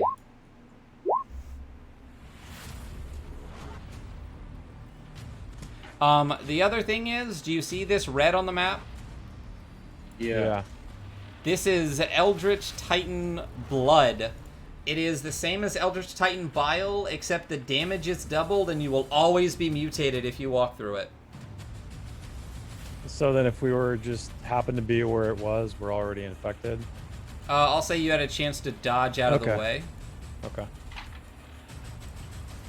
Ryan, can you move the art for the corrupted Colossus off the page so that they can see the battle? Oh, sorry. I didn't realize it was still on there. There it goes. Sorry, everybody. Oh. And also, meta guys, don't hurt the Colossus while it's incapacitated. Gotcha. Okay. All right. Do your attack. I did. I rolled an 11 and a 22. So the 22 will hit her. Okay. So then just 6 damage. 6 damage. What kind of damage is that? Slashing. Okay. So 3 damage. And that's it. Okay. Next up is her. The first thing that she is going to do is reach out with her Strangling Roots of Minaros. The Horned Daughter of Famine speaks an infernal power word, summoning a tangle of malevolent black roots. Choose a point within 30 feet. Each creature in a 10-foot radius centered on that point must make a DC 16 strength saving throw. If you fail, you take a bunch of damage unrestrained for 1 minute. Or creatures succeed, take half and are not restrained. So I'm gonna put it right here, and that should be able to get. So you need a It should strength be able to save? get you 4. And remember, Yeah. if you guys are within my green thing, get +4. Okay. So everybody but Wrath, it can get so, but Ashes isn't. So I need a Strength save. yes, I need a strength saving throw from Fury, Judgment, Wrath, and Malice. 17. 22. Fury. Okay. So Yeah.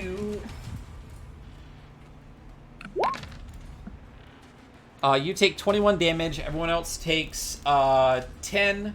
And Fury, you are restrained for 1 minute. Hey Ryan, I'm restrained too.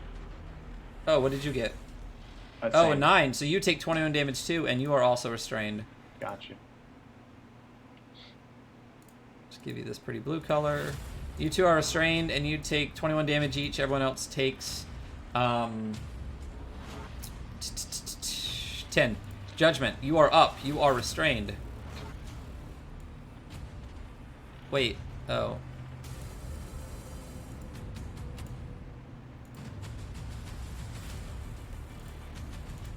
There we go. Judgment, you're up.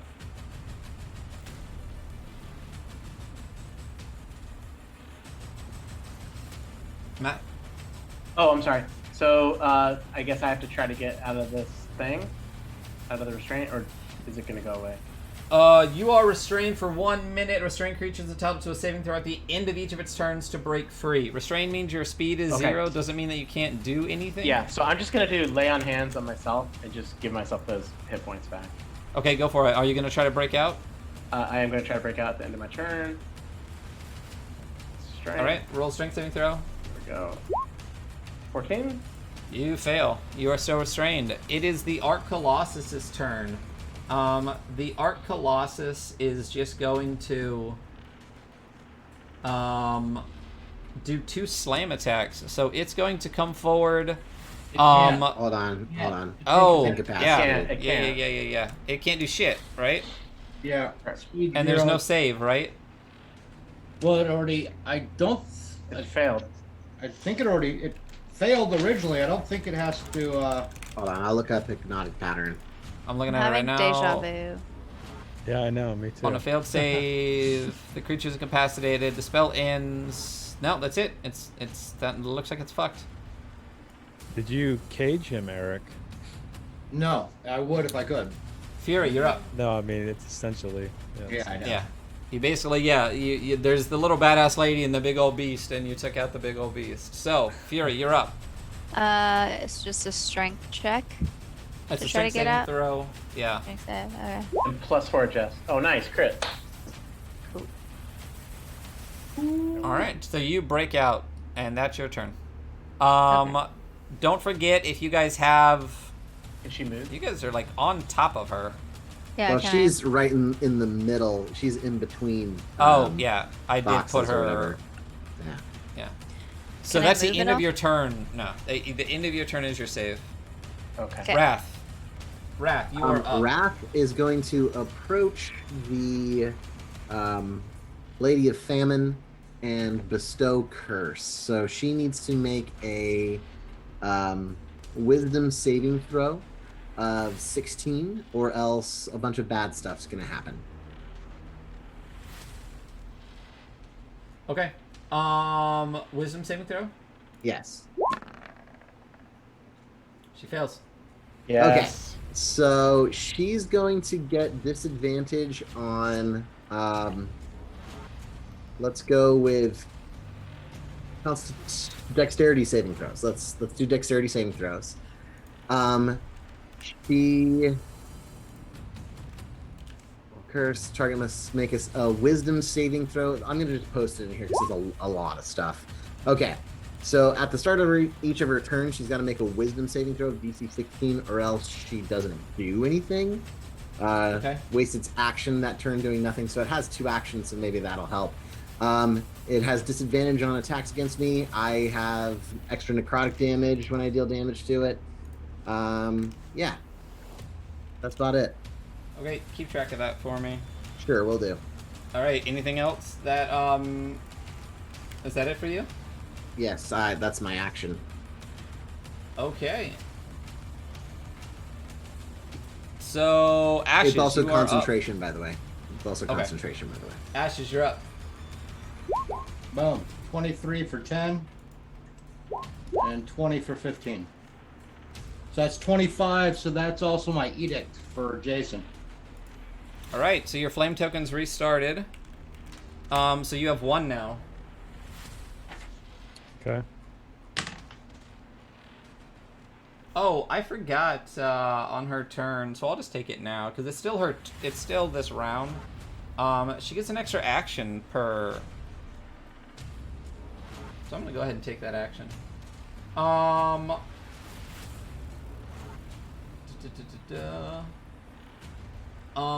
Ooh, 20. 5, 10, 15, 20. So Ashes is the only one that's not going to potentially get hit. Yeah, 4 minutes on the clock.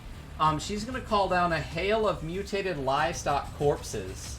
The Horn Daughter of Famine chooses a point she can see. Each character in a 20-foot radius centered on that point must succeed on a DC 16 dexterity saving throw or be pummeled by falling mutated livestock corpses. So, everyone except for Ashes. DC 16 dexterity saving throw. We can't if we're restrained, Yep. right? Oh, I think you have disadvantage on dexterity saving throws if you're restrained. Do I get a plus I don't four? even think we can. You got my 25 damage on her, right?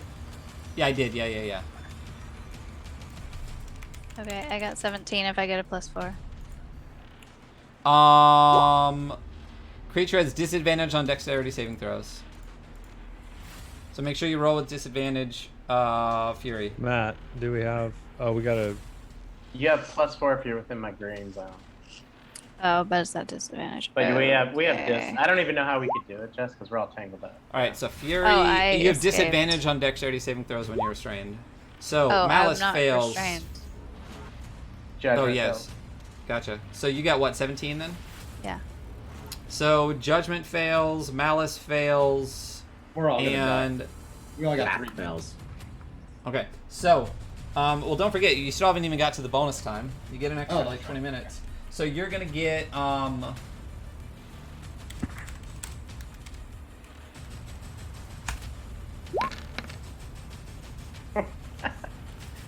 80 points of damage for everybody that failed, as a hail of mutated livestock corpses falls down from the sky, crushing all of you. Does that kill everybody except Ashes?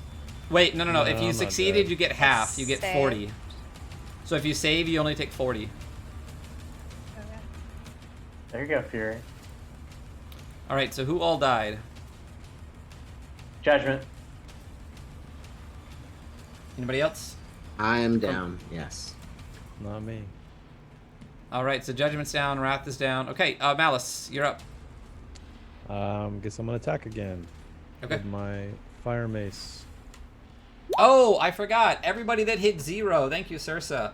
As soon as you hit 0, the Eldritch Titan from the beginning that's clawing through the ceiling picks up your body and eats you. You automatically die. Nice. That's Awesome. better. Judgment- That's better though. Judgment and Wraith, you're going to start back at Ashes, and you're dead. But we're back in though next round. Do Next either round. of those hit? The 18 will just hit her, even with her elevated AC, because she had a 17 to start. So you are going to do 9 points of. Oh, are you hitting with the fire mace? Did you trigger Yes. Yes. it? Okay. So, So she 8 plus is. Yeah. So what's the total? 17. Minus 17, and she's not resistant to fire. You're good.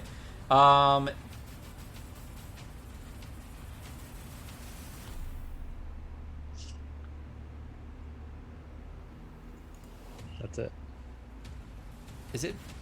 Oh, because I had two. She dropped the turns. cows. Yeah, she dropped the cows. Gotcha. So, she's gonna reach out to you with her beetle wing claws, and try to hit you twice. A 14 misses you, and a 16 also misses you. Correct. Correct. There we go. So Mal. with her second turn, Ugh. she's just gonna try to hit you twice more. Oop. 21 will hit.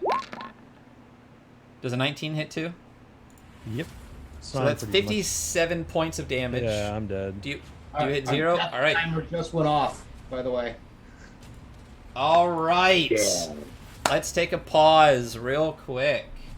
So, let me add the extra 3 deaths.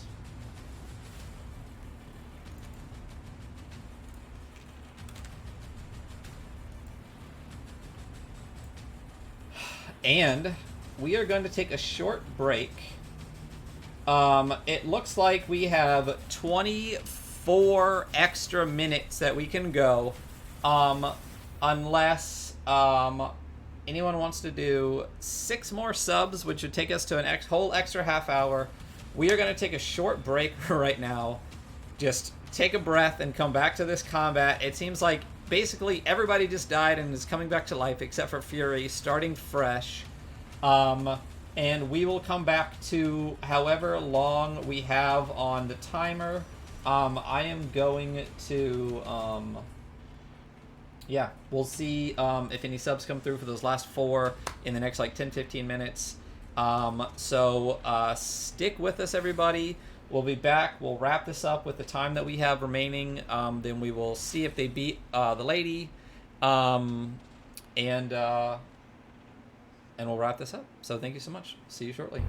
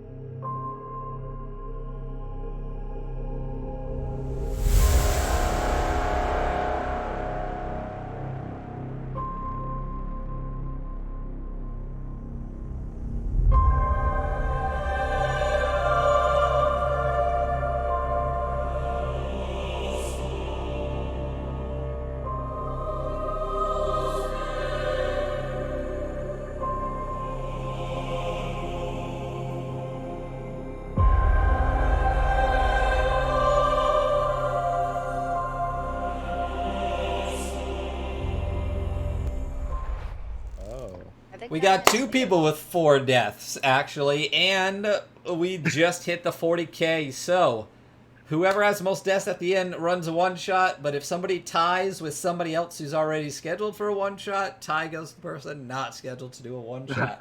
That's That the goes to the plan, winner. at least. So, I don't know why it keeps resetting. I have no idea how many subs we've actually got, because every time I come back in, it's back down to like 10. Let's just say 30 minutes. You guys have half an hour to finish this off. So let me bring up the timer. Let's turn the music back on. And you guys have 30 minutes to kill this lady. We need a little bit of music for this, Ryan. Yeah. Hell yeah. Let's do this. Stretch. All right. Limber up. Let's back up. We're going to do 30 minutes and 20 seconds. And then no question marks this time. It's just death. Get my timer. Grab this. Go to the timer. Oh, is she undead at all or no? No, technically. Okay. What I do like 30 is that we spawned on the other side of the blood. 30 minutes and 20 seconds. In 14 seconds, you guys are starting up again. And it's going to start with Judgment right now. Can I Judgment. take the thing? Okay. Go. Alright, I am undead. Take the X off. Yep. Worry about the X when it's not your turn. Go. Okay, 30 minutes. So 5, 10, 15, 20, 25, 30. Get in there. Oh, I'll give both. And I'm gonna bonus action my sacred weapon. It's gonna give me a +4 to attack. So it'll be this attack, whatever this is, +4, Ryan. Okay. That's the first one. So 16. 16 misses. Shit. Okay, here's the second one. God damn it. 12 misses. Is that it? This has been today. That will be everything. Okay, our Colossus can't do anything. Fury, you're up. Okay, guess I'm gonna rage. And then I'm gonna Okay. come up here and I'm going to, let's see. Try to Watch roll out for the sharp. blood. Watch out for the blood. Oh, sorry. Blood. There. There you go.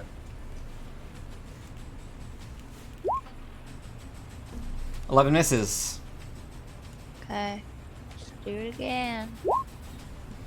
Yeah. Crit! Oh yeah, 20 points of damage. We'll go ahead and say that we'll use our crit rule. We'll use our crit rule for you if you guys use the crit rule for her. Yes or no? Yes, of course. Sure. Okay. So she only does like 30 damage at a time. So that'll be 14 plus 12. So that'll be 26 point. What kind of damage? Slashing? All right. Non-magical weapon means it is half of that. All right. Next. All right. Wrath, you're up.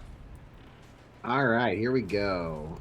5, 10, 15, 20, 25, 30, because I need to be right up there too. Then I'm going... Oh, before I step in, I'm actually going to summon Spiritual Weapon, which I will bring over... Where did it go? Did it get deleted? I'm going to need a Spiritual Weapon in here. I'll make the attack for it. Yep. 18.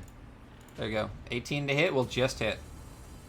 And there's the damage. Oh, sorry, it's 10. It already did that. And then I'm going to step in and actually get over here and attack her with my weapon. So let's Skull Mace. Here we go. Ooh, nat 1. So nothing. Cool. That's my turn. Okay. Hey. Okay. Ashes, you're up. Go. So, quick question. Last time when I hit her with the Eldritch Blast, did it seem to have any effect? Yes. Okay. And this section right here, that looks like it's only like 2 feet. Can I just step over that onto this platform? It's kind of a raised platform. I'll give you a dex check to get over there. Give me I need higher than a 10. All right. I'll dex check that. Just slash roll DC 10. Oh, we still have to do the giveaway at the end. Remind me. Okay. Hold it. Dex. Sorry. There. All right, you got it. Go across. Okay, and I just kind of want to get over here to get an angle on her. Okay. And I'm going to hit her with same thing.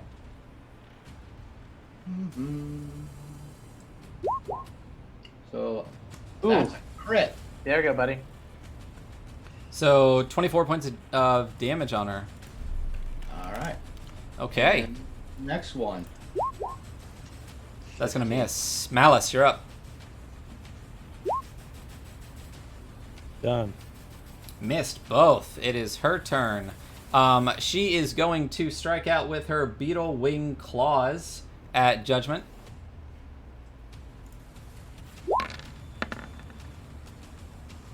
Fuck, Miss. how do you get a 9 on a +7? Alright, second attack. Hit. Oh. Hit. Oh, yeah, Yeah. it just meets it. Yep, so 28 points of damage, and not only that, you are... give me a strength saving throw. Okay.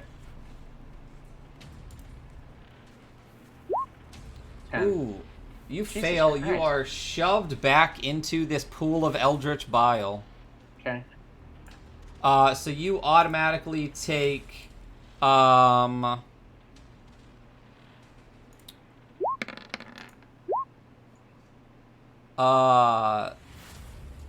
20, 30, 40, 6, 50, is it 2d10 on the eldritch bile?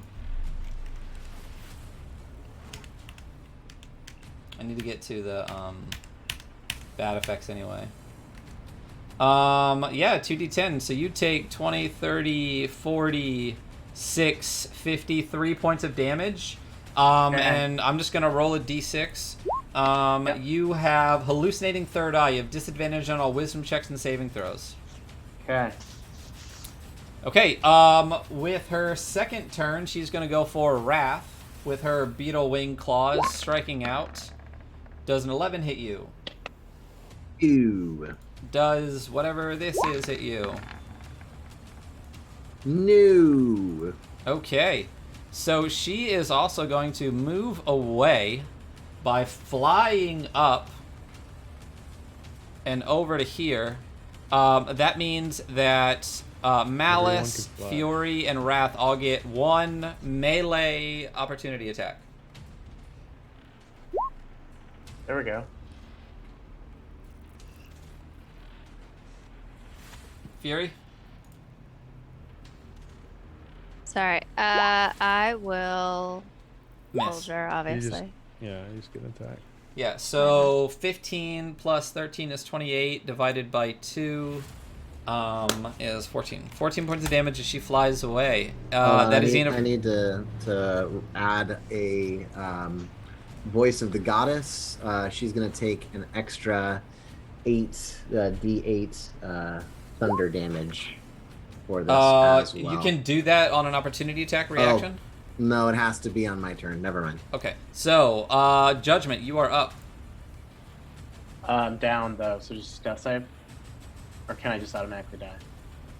You You automatically die because the Eldritch we Titan go. reaches down, picks you up, and eats you. So you are That's dead.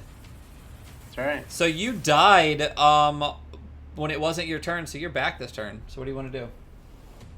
Oh, where do I? It depends on where I reappear.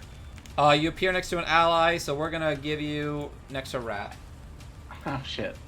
Okay. I guess I have to run over to here, and then I guess I'm gonna have to try to jump over this file and probably die again.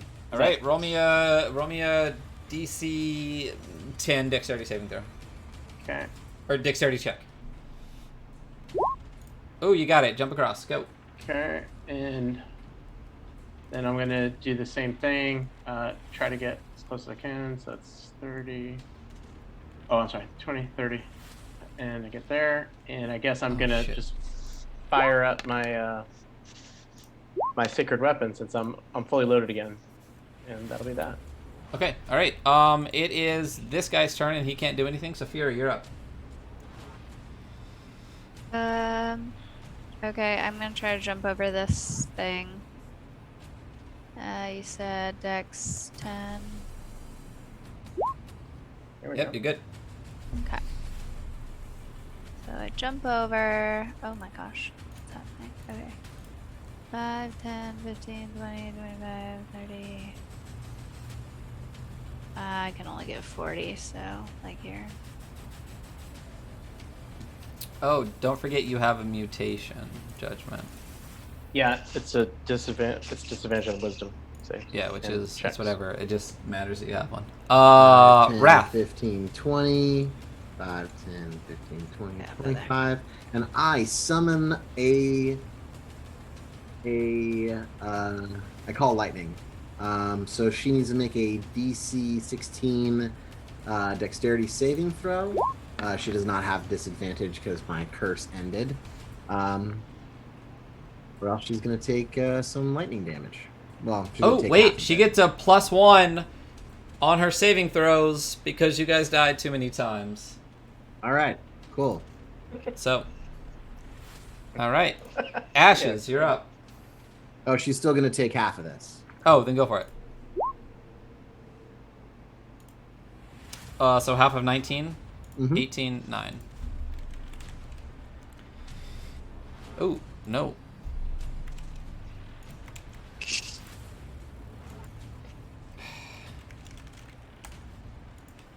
What? Sorry. Ashes, you're up. Okay, since she's far away from everybody now, fireball. Okay. It didn't pop up. What is it, a deck save? Yeah. 16. 21. Ah. So she'll take half of. Wait, that's not rolling.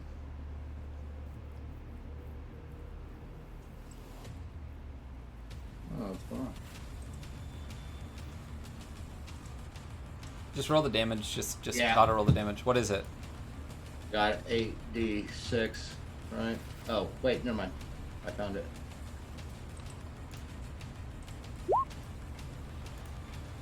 Ooh, nice. So she takes half of 26?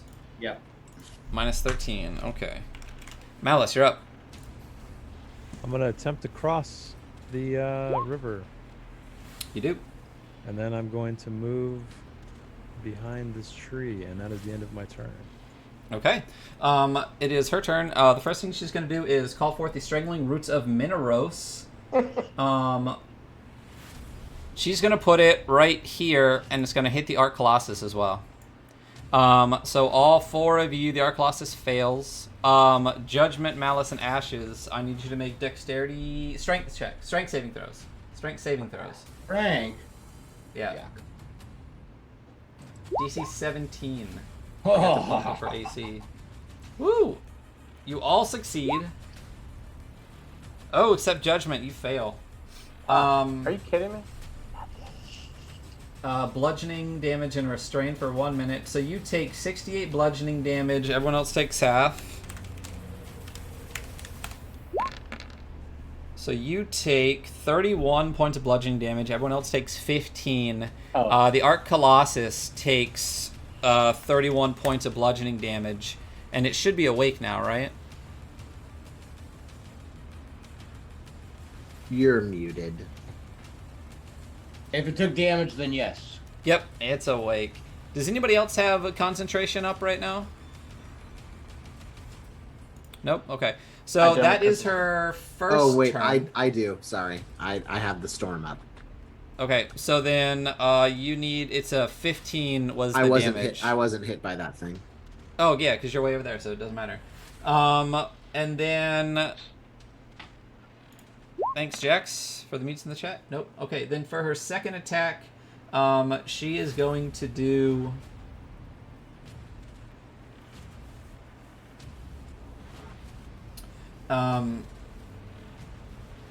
She's going to cast Glyph of Contagion. No, she's not. What is her hit points? No. Melee. She's Like just gonna 16 minutes do left. Wand of the Locust Caller at you, Raph. All right, cool. It didn't roll the 2 hit.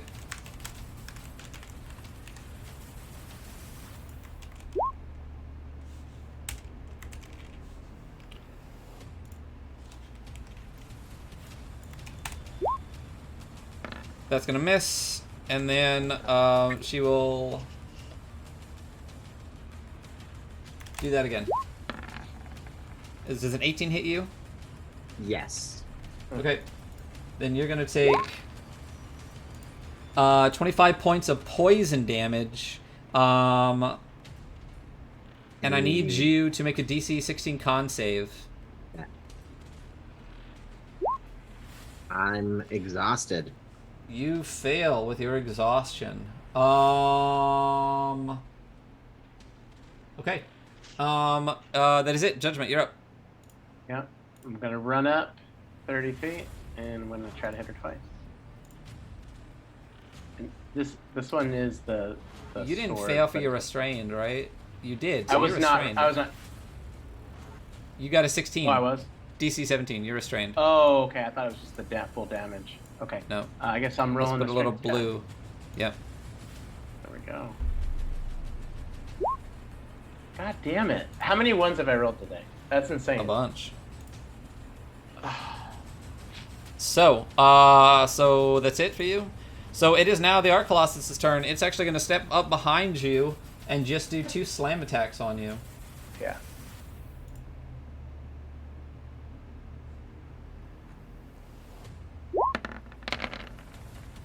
That'll be a 24 to hit for 32 damage.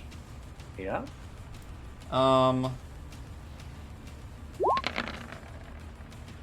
And a 13 to hit for 41 damage. I don't think that hits. Oh, you're restrained. You have, It gets you have advantage. Yeah. Yeah. So that's like 24, 13, then you roll 2 more times. Miss.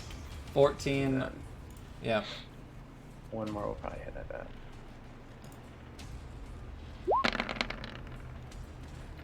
There we go. 26. 18, though. There you go. All right. So that's what you take. Fury, dead. you're up. Oh, you dead? Uh-huh. Oh, okay. Well, then that's 10 deaths. The Eldritch Titan reaches down, picks you up, and eats you. And you can start back by Wrath on your next turn. Gotcha. Okay, I'm going to come here Okay. and I'm going to do this. She is at half health right now, guys. She is bloodied. That's a miss. If you have anything big, this is the time to start dropping your big stuff. I don't. All right. Well, actually, I have the if it's. Well, don't forget reckless attack. Like you can just you advantage on like every attack on your first attack of every turn if you want. Oh, yeah. So But then just roll she again? gets advantage on me. But I have the make a miss a hit thing. Okay, so you just want to make that a hit. Yeah. Okay, so so that'll hit for 6 damage, which will reduce to 3. All right. And then I'll hit her again. Okay. 18 will hit, so that'll be another 3 points of damage. Okay. So, she just reduced herself. She just got reduced below 100 hit points. So, as the ritual chant of the Wailing Leper, she begins a ritual chant attempting to deny you your victory. You all have 1 minute to collectively sacrifice 10 levels worth of spell slots to act as a counter spell. Spell slots sacrificed by characters with level of exhaustion or mutations count for half. For each level the characters fall short, the GM steals 1 augury card. So We have you one, can all one just, minute. 1 minute to make this happen. Yeah. So just 10 levels worth of spell slots. Who's going to sacrifice them, and you don't get them back. Cool. We'll do that after 10 rounds of combat.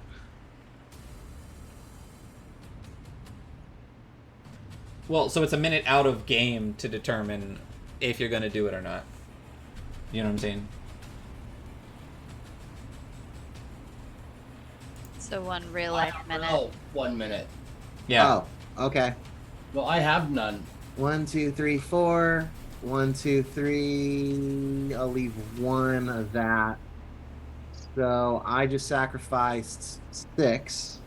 3, because you have a level of exhaustion, so it only counts for half. Okay. Yeah, and I have mutations, Andy, so I can. I'm the only one that really has spell slots, so okay. Here we go. We can't reach it. Yeah. So let's see here. 3, 7, 8, 9, 10. So I can do 5 and still be able to do something. I don't think could we can do reach it. Dude. 6. I could do 6. You don't have to have the spell, like, unspent. No, I mean just spell Just slots slots. available, period. Because mine Yeah. only cost half, I would be sacrificing 10 Yep. Right. to get to 5. So we're not going to 11 do minutes. anything. We're not going to do anything. Yeah. So Well, you have Okay. 7 cards. If I steal 5, then you have 2 cards. Yeah, as a warlock, I only got 2 slots and I've used them. yeah. It doesn't Well, matter if you've used them. It's just the ability to have them. Oh. Yeah, but if he gives them all, then he can't do anything. So Well, he's never only do Eldritch anything. Blast the whole time either way, anyway. we lose here. We basically just lose. So, cool. So Andy, if we could do is we could double my first level spell slots, and so like I can use 4 first level spell slots to do 1. So, and then No, if and 4 then first if- levels is 2. So that's 7 between you. You only need 3 slots. And then I'll use a second level one, which is 1 more. Right. I'm So 2 at slots. 2 slot levels is all you need. Oh, 2 slot levels? Okay. Hold on. So 1, 2, 3. That's That gets us 2, to 7. 4, 5. Hey, why don't you guys take some back? I'll give up one of mine, which is counted automatically as a 4th level. Yeah, 4th level right there. You have it. Even with just what Matt did, and you can keep all your slots. Wrath, you're good. Yeah. Okay, cool. All right. So, Matt, you lost all your All ones my and a 2. first and Yeah. a 2. Yep. Ashes, you lost your 4. Wrath, you're good. Wrath, you're up. Okay. So, gonna move 20, make an attack with that bad boy. Here we go. All right, 12 force damage, and I'm Okay. gonna recast summoning the lightning storm again, and it will strike so that it's within 5 feet of the bad lady, the but save? it does Yeah, does yeah. not 16 for half. For Dex, Yeah. she did a 20, so roll the half damage. Ashes, you're up. 6. I'm gonna go there and Okay. shoot her. She's at 80 HP. You have 8 minutes. 10 HP Yeah. per minute. That's gonna miss. 19. That's gonna hit. Yep. And 13. I'm She's a Jump 67. up on here and move over to here. Okay, Ashes, Malice, you're up. Moving here and attacking. Okay. Yeah, that'll hit. 19, that's 8. No. Yeah. It's her turn next. She is going to strike out at you guys with her beetle wing claws. That's a miss. That's a hit for 30 on Malice. And then she's gonna do 2 for. Does a 14 hit you, Fury? Yeah. All right, 23 on you. Okay, I'm dead. Okay. Can you half it? Oh, I am The raging. second- What kind of The damage? second one. The second one will hit too. So you're Okay, good. back. Okay, whatever. I'm You're dead. If it back. helps, I can use my reaction to give her disadvantage on one attack on you. Okay. Fury. If she wants If to, that yeah. even helps. I can take disadvantage on this one. I only have 15 hit points left, so I don't know how much. There we go. Oh yeah, the It second one It gets doesn't it down hit. at 12. It gets it down The to second one 12. doesn't hit, 11. so you're good. She's gonna fly away though again too, so both of you guys get melee attacks. Please hit her. 58 hit points. There we go. There we go. So yeah, 12 and 9. That is okay. Judgment, you are up. Okay, so I guess I got to do the standing long jump again. 5, 10, then strength check. 47 hit points left. 6 minutes. 11 gets me over. Yeah, that'll. Sure. Gets me to here. Yep. Okay, and then I think I finish right there, 30 feet. Cool. Do you have no range? There's no range for this build, Okay. but I do have my sacred weapon up. Okay, so this guy's gonna come forward and try to slay me twice. Yep. 13's gonna miss. Thank goodness. 26 will hit for 36 points of damage. Got it. All right. Fury, you're up. Let's see. I'm going to. You can get right to her 30 points. Yep, you can. Yeah, I'll go here. All right. Roll. 5 minutes. She's got 47 hit points left. Okay. Miss. Oh, I forgot about her. Oh. Hit. All right. So I hit her for 5. So like what? 3, 2. 7 will be 3. Yep. 44 hit points. Wrath, you're up. All right, I cast Ice Storm, but I'm making sure that it lands in a profile so that it just gets them, but doesn't create too much. DC 16 saving throws for both of them. What Are they kind? going to take half of this? Huh? What kind? Dexterity. All right, that's the horned. This is her. She crit fail. No, 19, 20. They both succeed. Mize is not posting damage. Post the damage. Okay. Hold on. All right. 2d8s. So half of that, and then 4d6. Why half of that? Is this ice or something? Yeah, so this is hail. That's Oh, for falling the on saved. them. Okay, yeah. Okay. And then they take half of that as well for the frost damage. So Okay. Yeah, got it. Okay. 5, Ashes, 15. you're up. Yep. All right. So 13 and a Crit. crit. There we go. Shit. And how much damage is that? Oh shit. So on her, that's minus 11. And 14 plus your max is 24.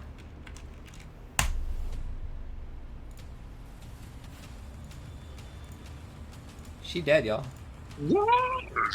Yeah. That gives I me, 13 temporary hit points.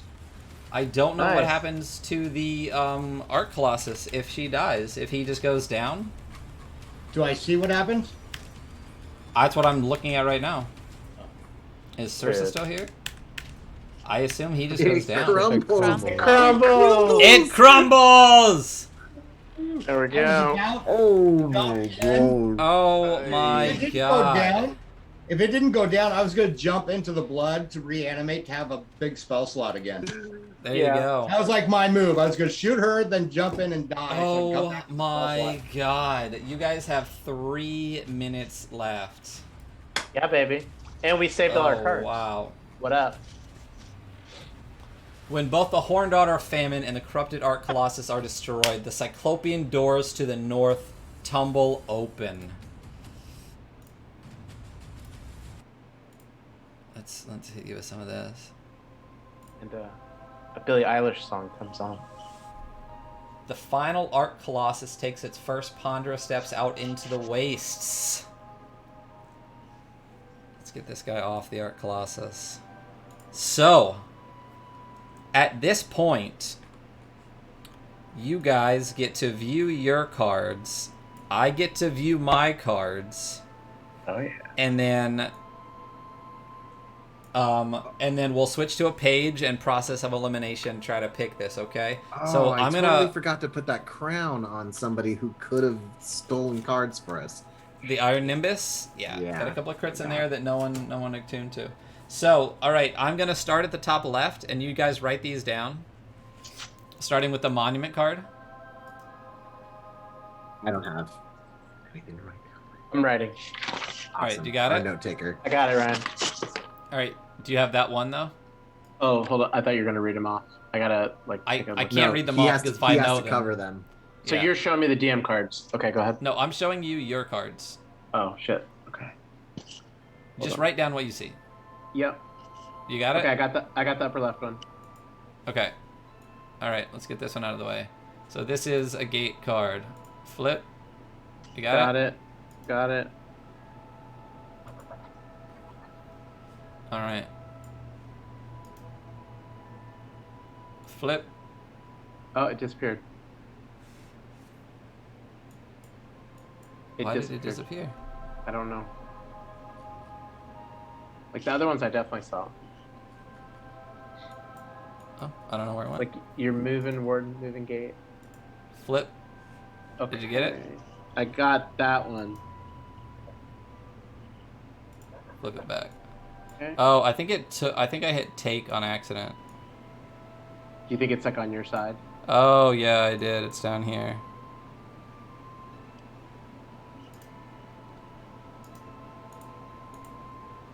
Do I need to slide over a little bit or something? Okay, Do I you saw see it. that? Just popped up. It popped up above you. Yeah. Yeah. Do you got it? I didn't see you flip it because there's only half of it showing. Okay, how about now? I can't read it. I can only read I can only see the bottom half, but the name of it's on the. Oh, okay. Yeah, let Is me your move this map- down. Yeah, there you go. All right. Flip card.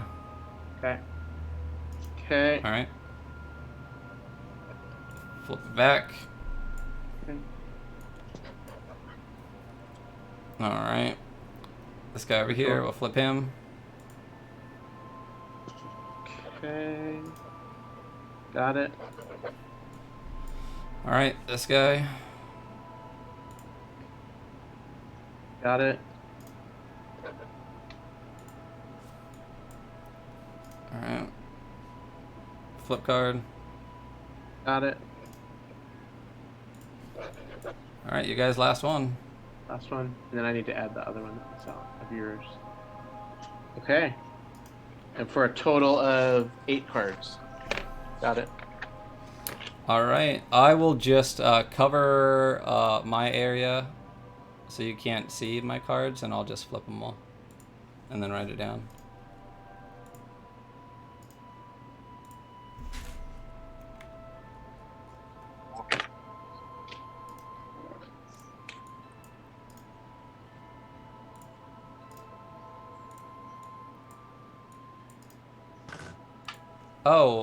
Oh man, I totally forgot. You guys died like 5 times there. I should have taken 5 of your cards anyway. You want me to Alright. just ignore 5 of them? No, it's fine. Okay.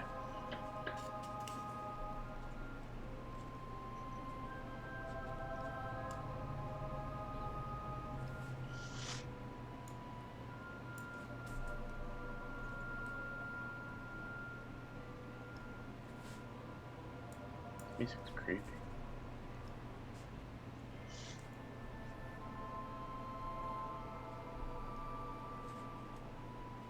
Okay, I have all of my cards. You have all of your cards. So let's move on to this page right here.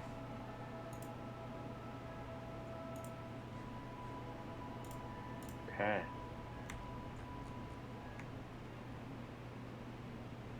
Oh, Jesus. I just got kicked out.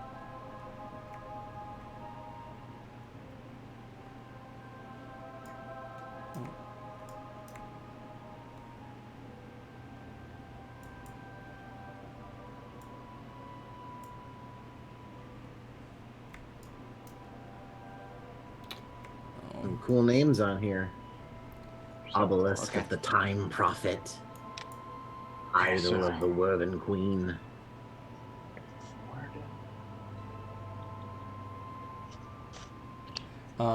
Let me just, I'm gonna have to move the actual map. I didn't give myself enough room on the edges over here.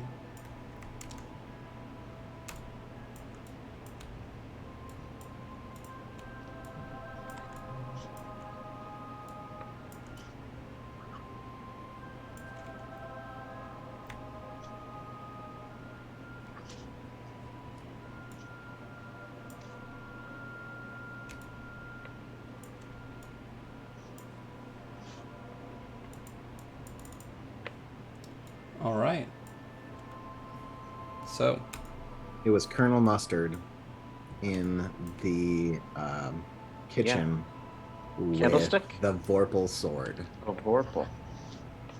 or the Vorpal sun sword. all right. So, by process of elimination, you guys try to guess, and then we'll flip back and flip over the cards, and we'll see who's got the most wins. Yeah. Let me. Can we just make one pick? Yeah, you just get one of each: one gate, one monument, one warden. Oh, okay, Guys, I've almost got it down to like what we should choose from. Right. Well, pretty easy in the sense that you got to pick one we don't have. So gates. Dude, but don't tell him though. I'm not gonna tell him.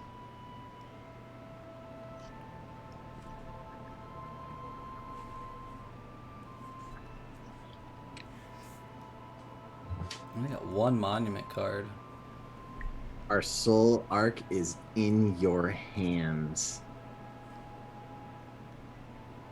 Matt. We had a lot of monuments, huh? Yeah. Yeah, I should have had actually 9 cards. Basically, if I had taken a card every time you guys died, you wouldn't have any cards.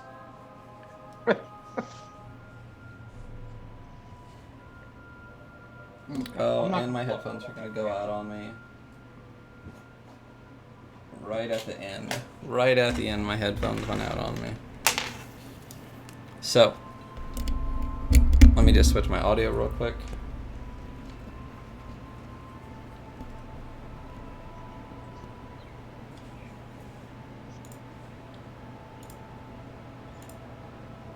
Alright. Let me just write down my warden. I got a bunch of those. So the good news for us is that for monuments we have like a coin toss.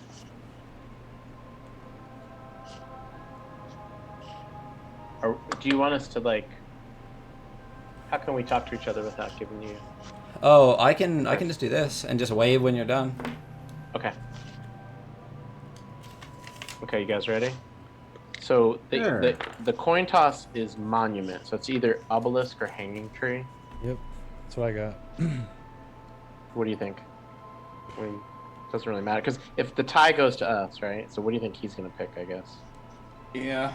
I don't know. I'm also trying to think, like, I don't know if it matters, but what the game was like. Well, so I don't think it matters because they just picked him randomly in the beginning. Yeah. Okay. So like it's not. There's no clues in the game. It's just like 2 random cards. It's good. So he's either got obelisk or hanging tree in the envelope. So what do we feel lucky about?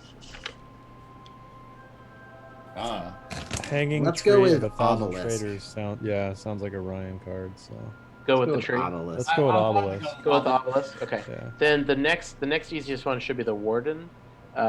It's either Casil, Mir, or Irin. Aaron. One's a shield, one's a sword, one's mercy. I Do you would wanna- say Aaron, but Yeah. whatever. I feel like going with the top one of everyone because you know how these shuffles go sometimes in these like electronic things. Maybe it's not shuffling. So go with Casil the shield. Was shield what you used, Jason? Was that your thing? That was my thing. No, that was Think- yeah. Okay, let's go with shield just for good luck. Because didn't Eric that saved your ass once, didn't it? Yep. Okay, and then for the gate is our worst Yeah, it's chance. Tor, Ma, Uh-huh. Seal, and Archway. Archway, yep. Tormont, Archway Seal. I like Maw. But Yeah, that's yeah. just- again, it's just a Fiona? guess. Obviously. How about Yeah, I mean about- they're all guesses. hey Jess? You got any ideas?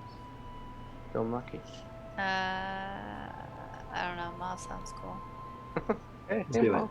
Let's do I love you, Mom. Mom. Pa. Okay, so we're gonna go Ma, Obelisk, Cassie. You guys Yep. go ahead and wave it, Cassie. Ryan. All right.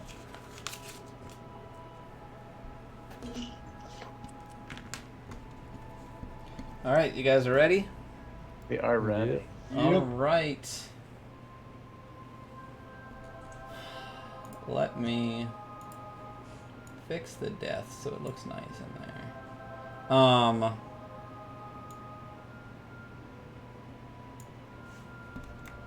Oh, that's what it was. All right.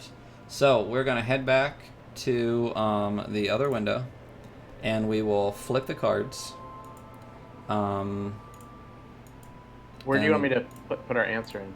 So we'll say it to each other first, and then Okay, we'll then- flip and the then- cards. So I'll let you guys. Let's go back to here. I'm going to.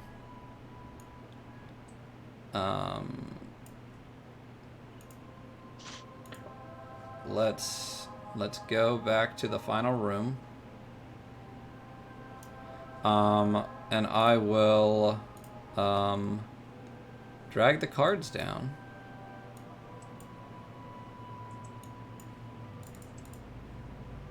Yeah, let's do them one at a time, starting with gate.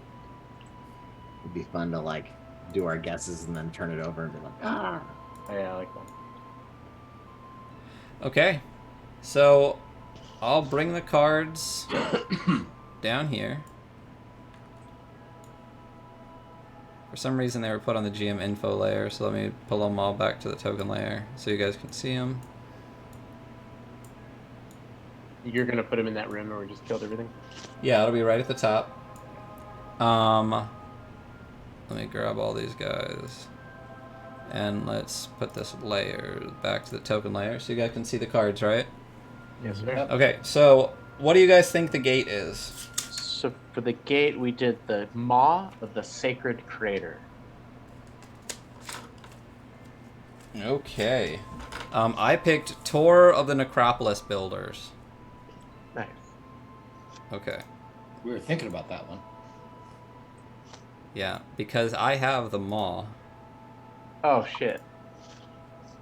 Tour of the Necropolis Ah. Builders! Damn, Son son. of a- You know what's funny is the first thing I picked was the Iron Gate, but then I was like, nah, I don't know why Tor is speaking to me. That's one for me. That's awesome.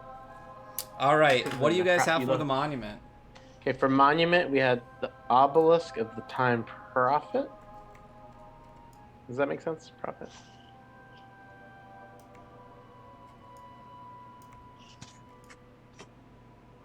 Yes, I also had the Obelisk of the Time Prophet. Oh, so it goes to us if we lose. No. I'm saying, like, I You guessed physically it. had that card, Oh shit. if I remember correctly. wrong. So let's flip this card. I picked the Hanging Tree of 1,000 Corpses. Oh, we have that. We have that one. So we get Fuck. this. All right. Yeah, we have that one. What? No. No, we don't. What? Oh shit! No, we didn't. Ah, fuck. I had Hanging that Tree of written up. 1,000 Corpses, baby! Damn, Ryan. You're You know what I smart. did is I literally just picked the coolest, Fire. darkest ones in Necropolis Builders and Hanging Corpses. What's funny? All 'Cause right. Jason, didn't you say Obelisk sounded like Ryan? No, I said he's totally gonna pick Hanging Tree of 1,000 Pillars. Yeah, I totally said totally that. did. And then, so We I can't won win. already. Yeah, you won. But Yeah. what did you pick for the Warden? Casil the Shield of Dawn, which clearly is wrong. I did not have the Shield of Dawn. I picked a Shield of Torchbearer. Okay. No, we Let's have that go one. 3 for 3, baby. No, we have that one. Yeah, Mir. Oh, Mir was my second choice. Fuck. Yeah, we had Mirror. Yeah. One of the options. No, you didn't. Oh, as No, one of we the Those have are the options. options. that Yeah. shield.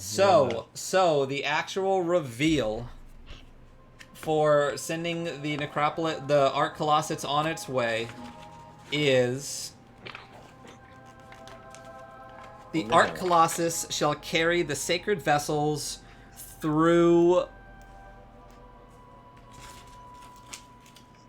the tour of the Necropolis Builders, seeking to forge civilizations anew in the shadow of the Hanging Tree of 1,000 Corpses. Ashiel the Torchbearer shall ward the Arch Colossus as it carries out its blessed pilgrimage. And after all that, the 17 total deaths, and you guys keeping 5 extra cards at the end that I could have taken. Yeah. 2 for 3 from the DM. Should have wrote this better. Saving that. I'm going to stick it right in the front of the book. That's nice. All right. What did you guys think of that? That was awesome. That was pretty fun. Yeah. Typical to a Cirsa adventure. There's just like so many things that are hinted at that we could go do that, you know, we're not like, Oh, yeah. there's little things that we missed for sure. Do you want to hear the stuff you missed real quick? No, I don't, because I want it to be a surprise when I go and run this game for other things, or maybe even play in this game again. and maybe the people in the chat want to play it too. Gotcha. I will say, you didn't find a single hidden thing. The Well, we were Pegasus kind had of to be being, something. ushered along quickly, so. Well, good thing since you finished with 3 minutes left. Yeah. So there really wasn't time to do that. Yeah, stuff. there's not a. And you know what's crazy is the book says 3 hours, and you guys No had way. like 4.5. So I'd like all to right. see someone play this in 3 hours. Oh yeah. So we're gonna do the Sursa Victory giveaway. You're gonna get the T-shirt, and then Sursa will contact you to give you the gift certificate. If anyone wants to enter the giveaway quick, go ahead and do that. You got about 3 seconds before I end this. We are closing entries right now, and then we are going to pick a winner. Grandius, now the Sculpting Chin, wins the Sursa Victory shirt. And oh, I didn't realize it came up on the chat. That's fantastic.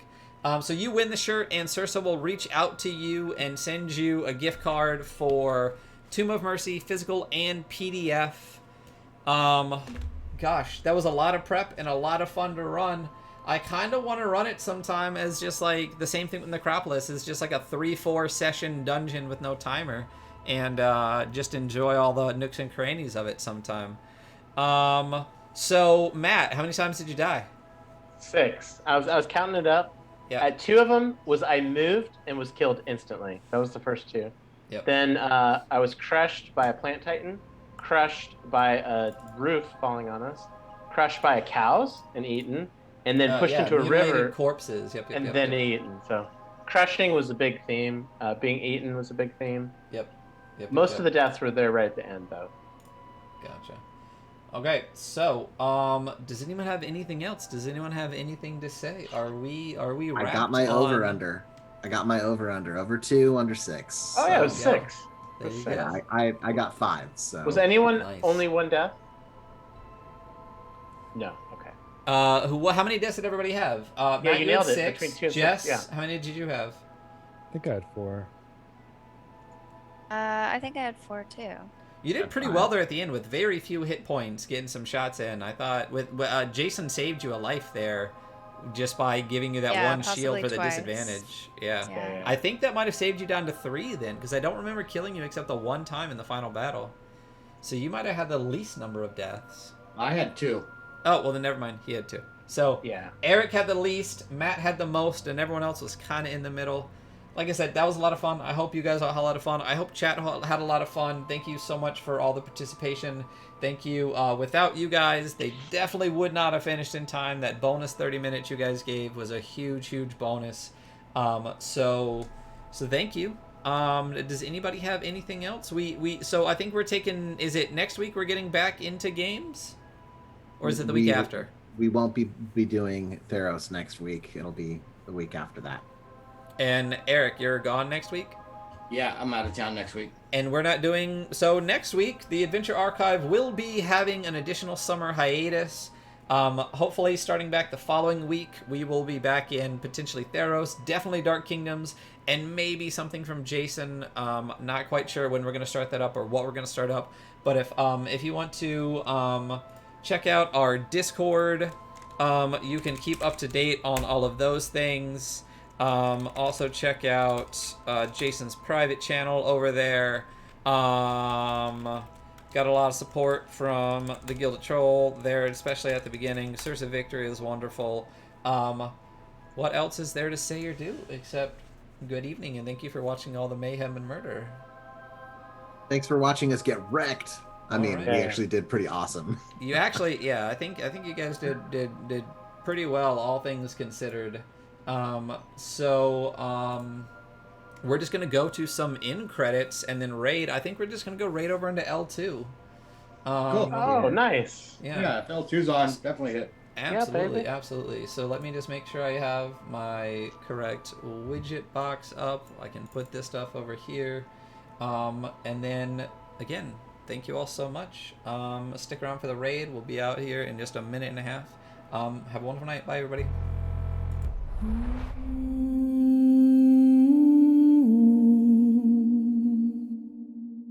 Mm-hmm.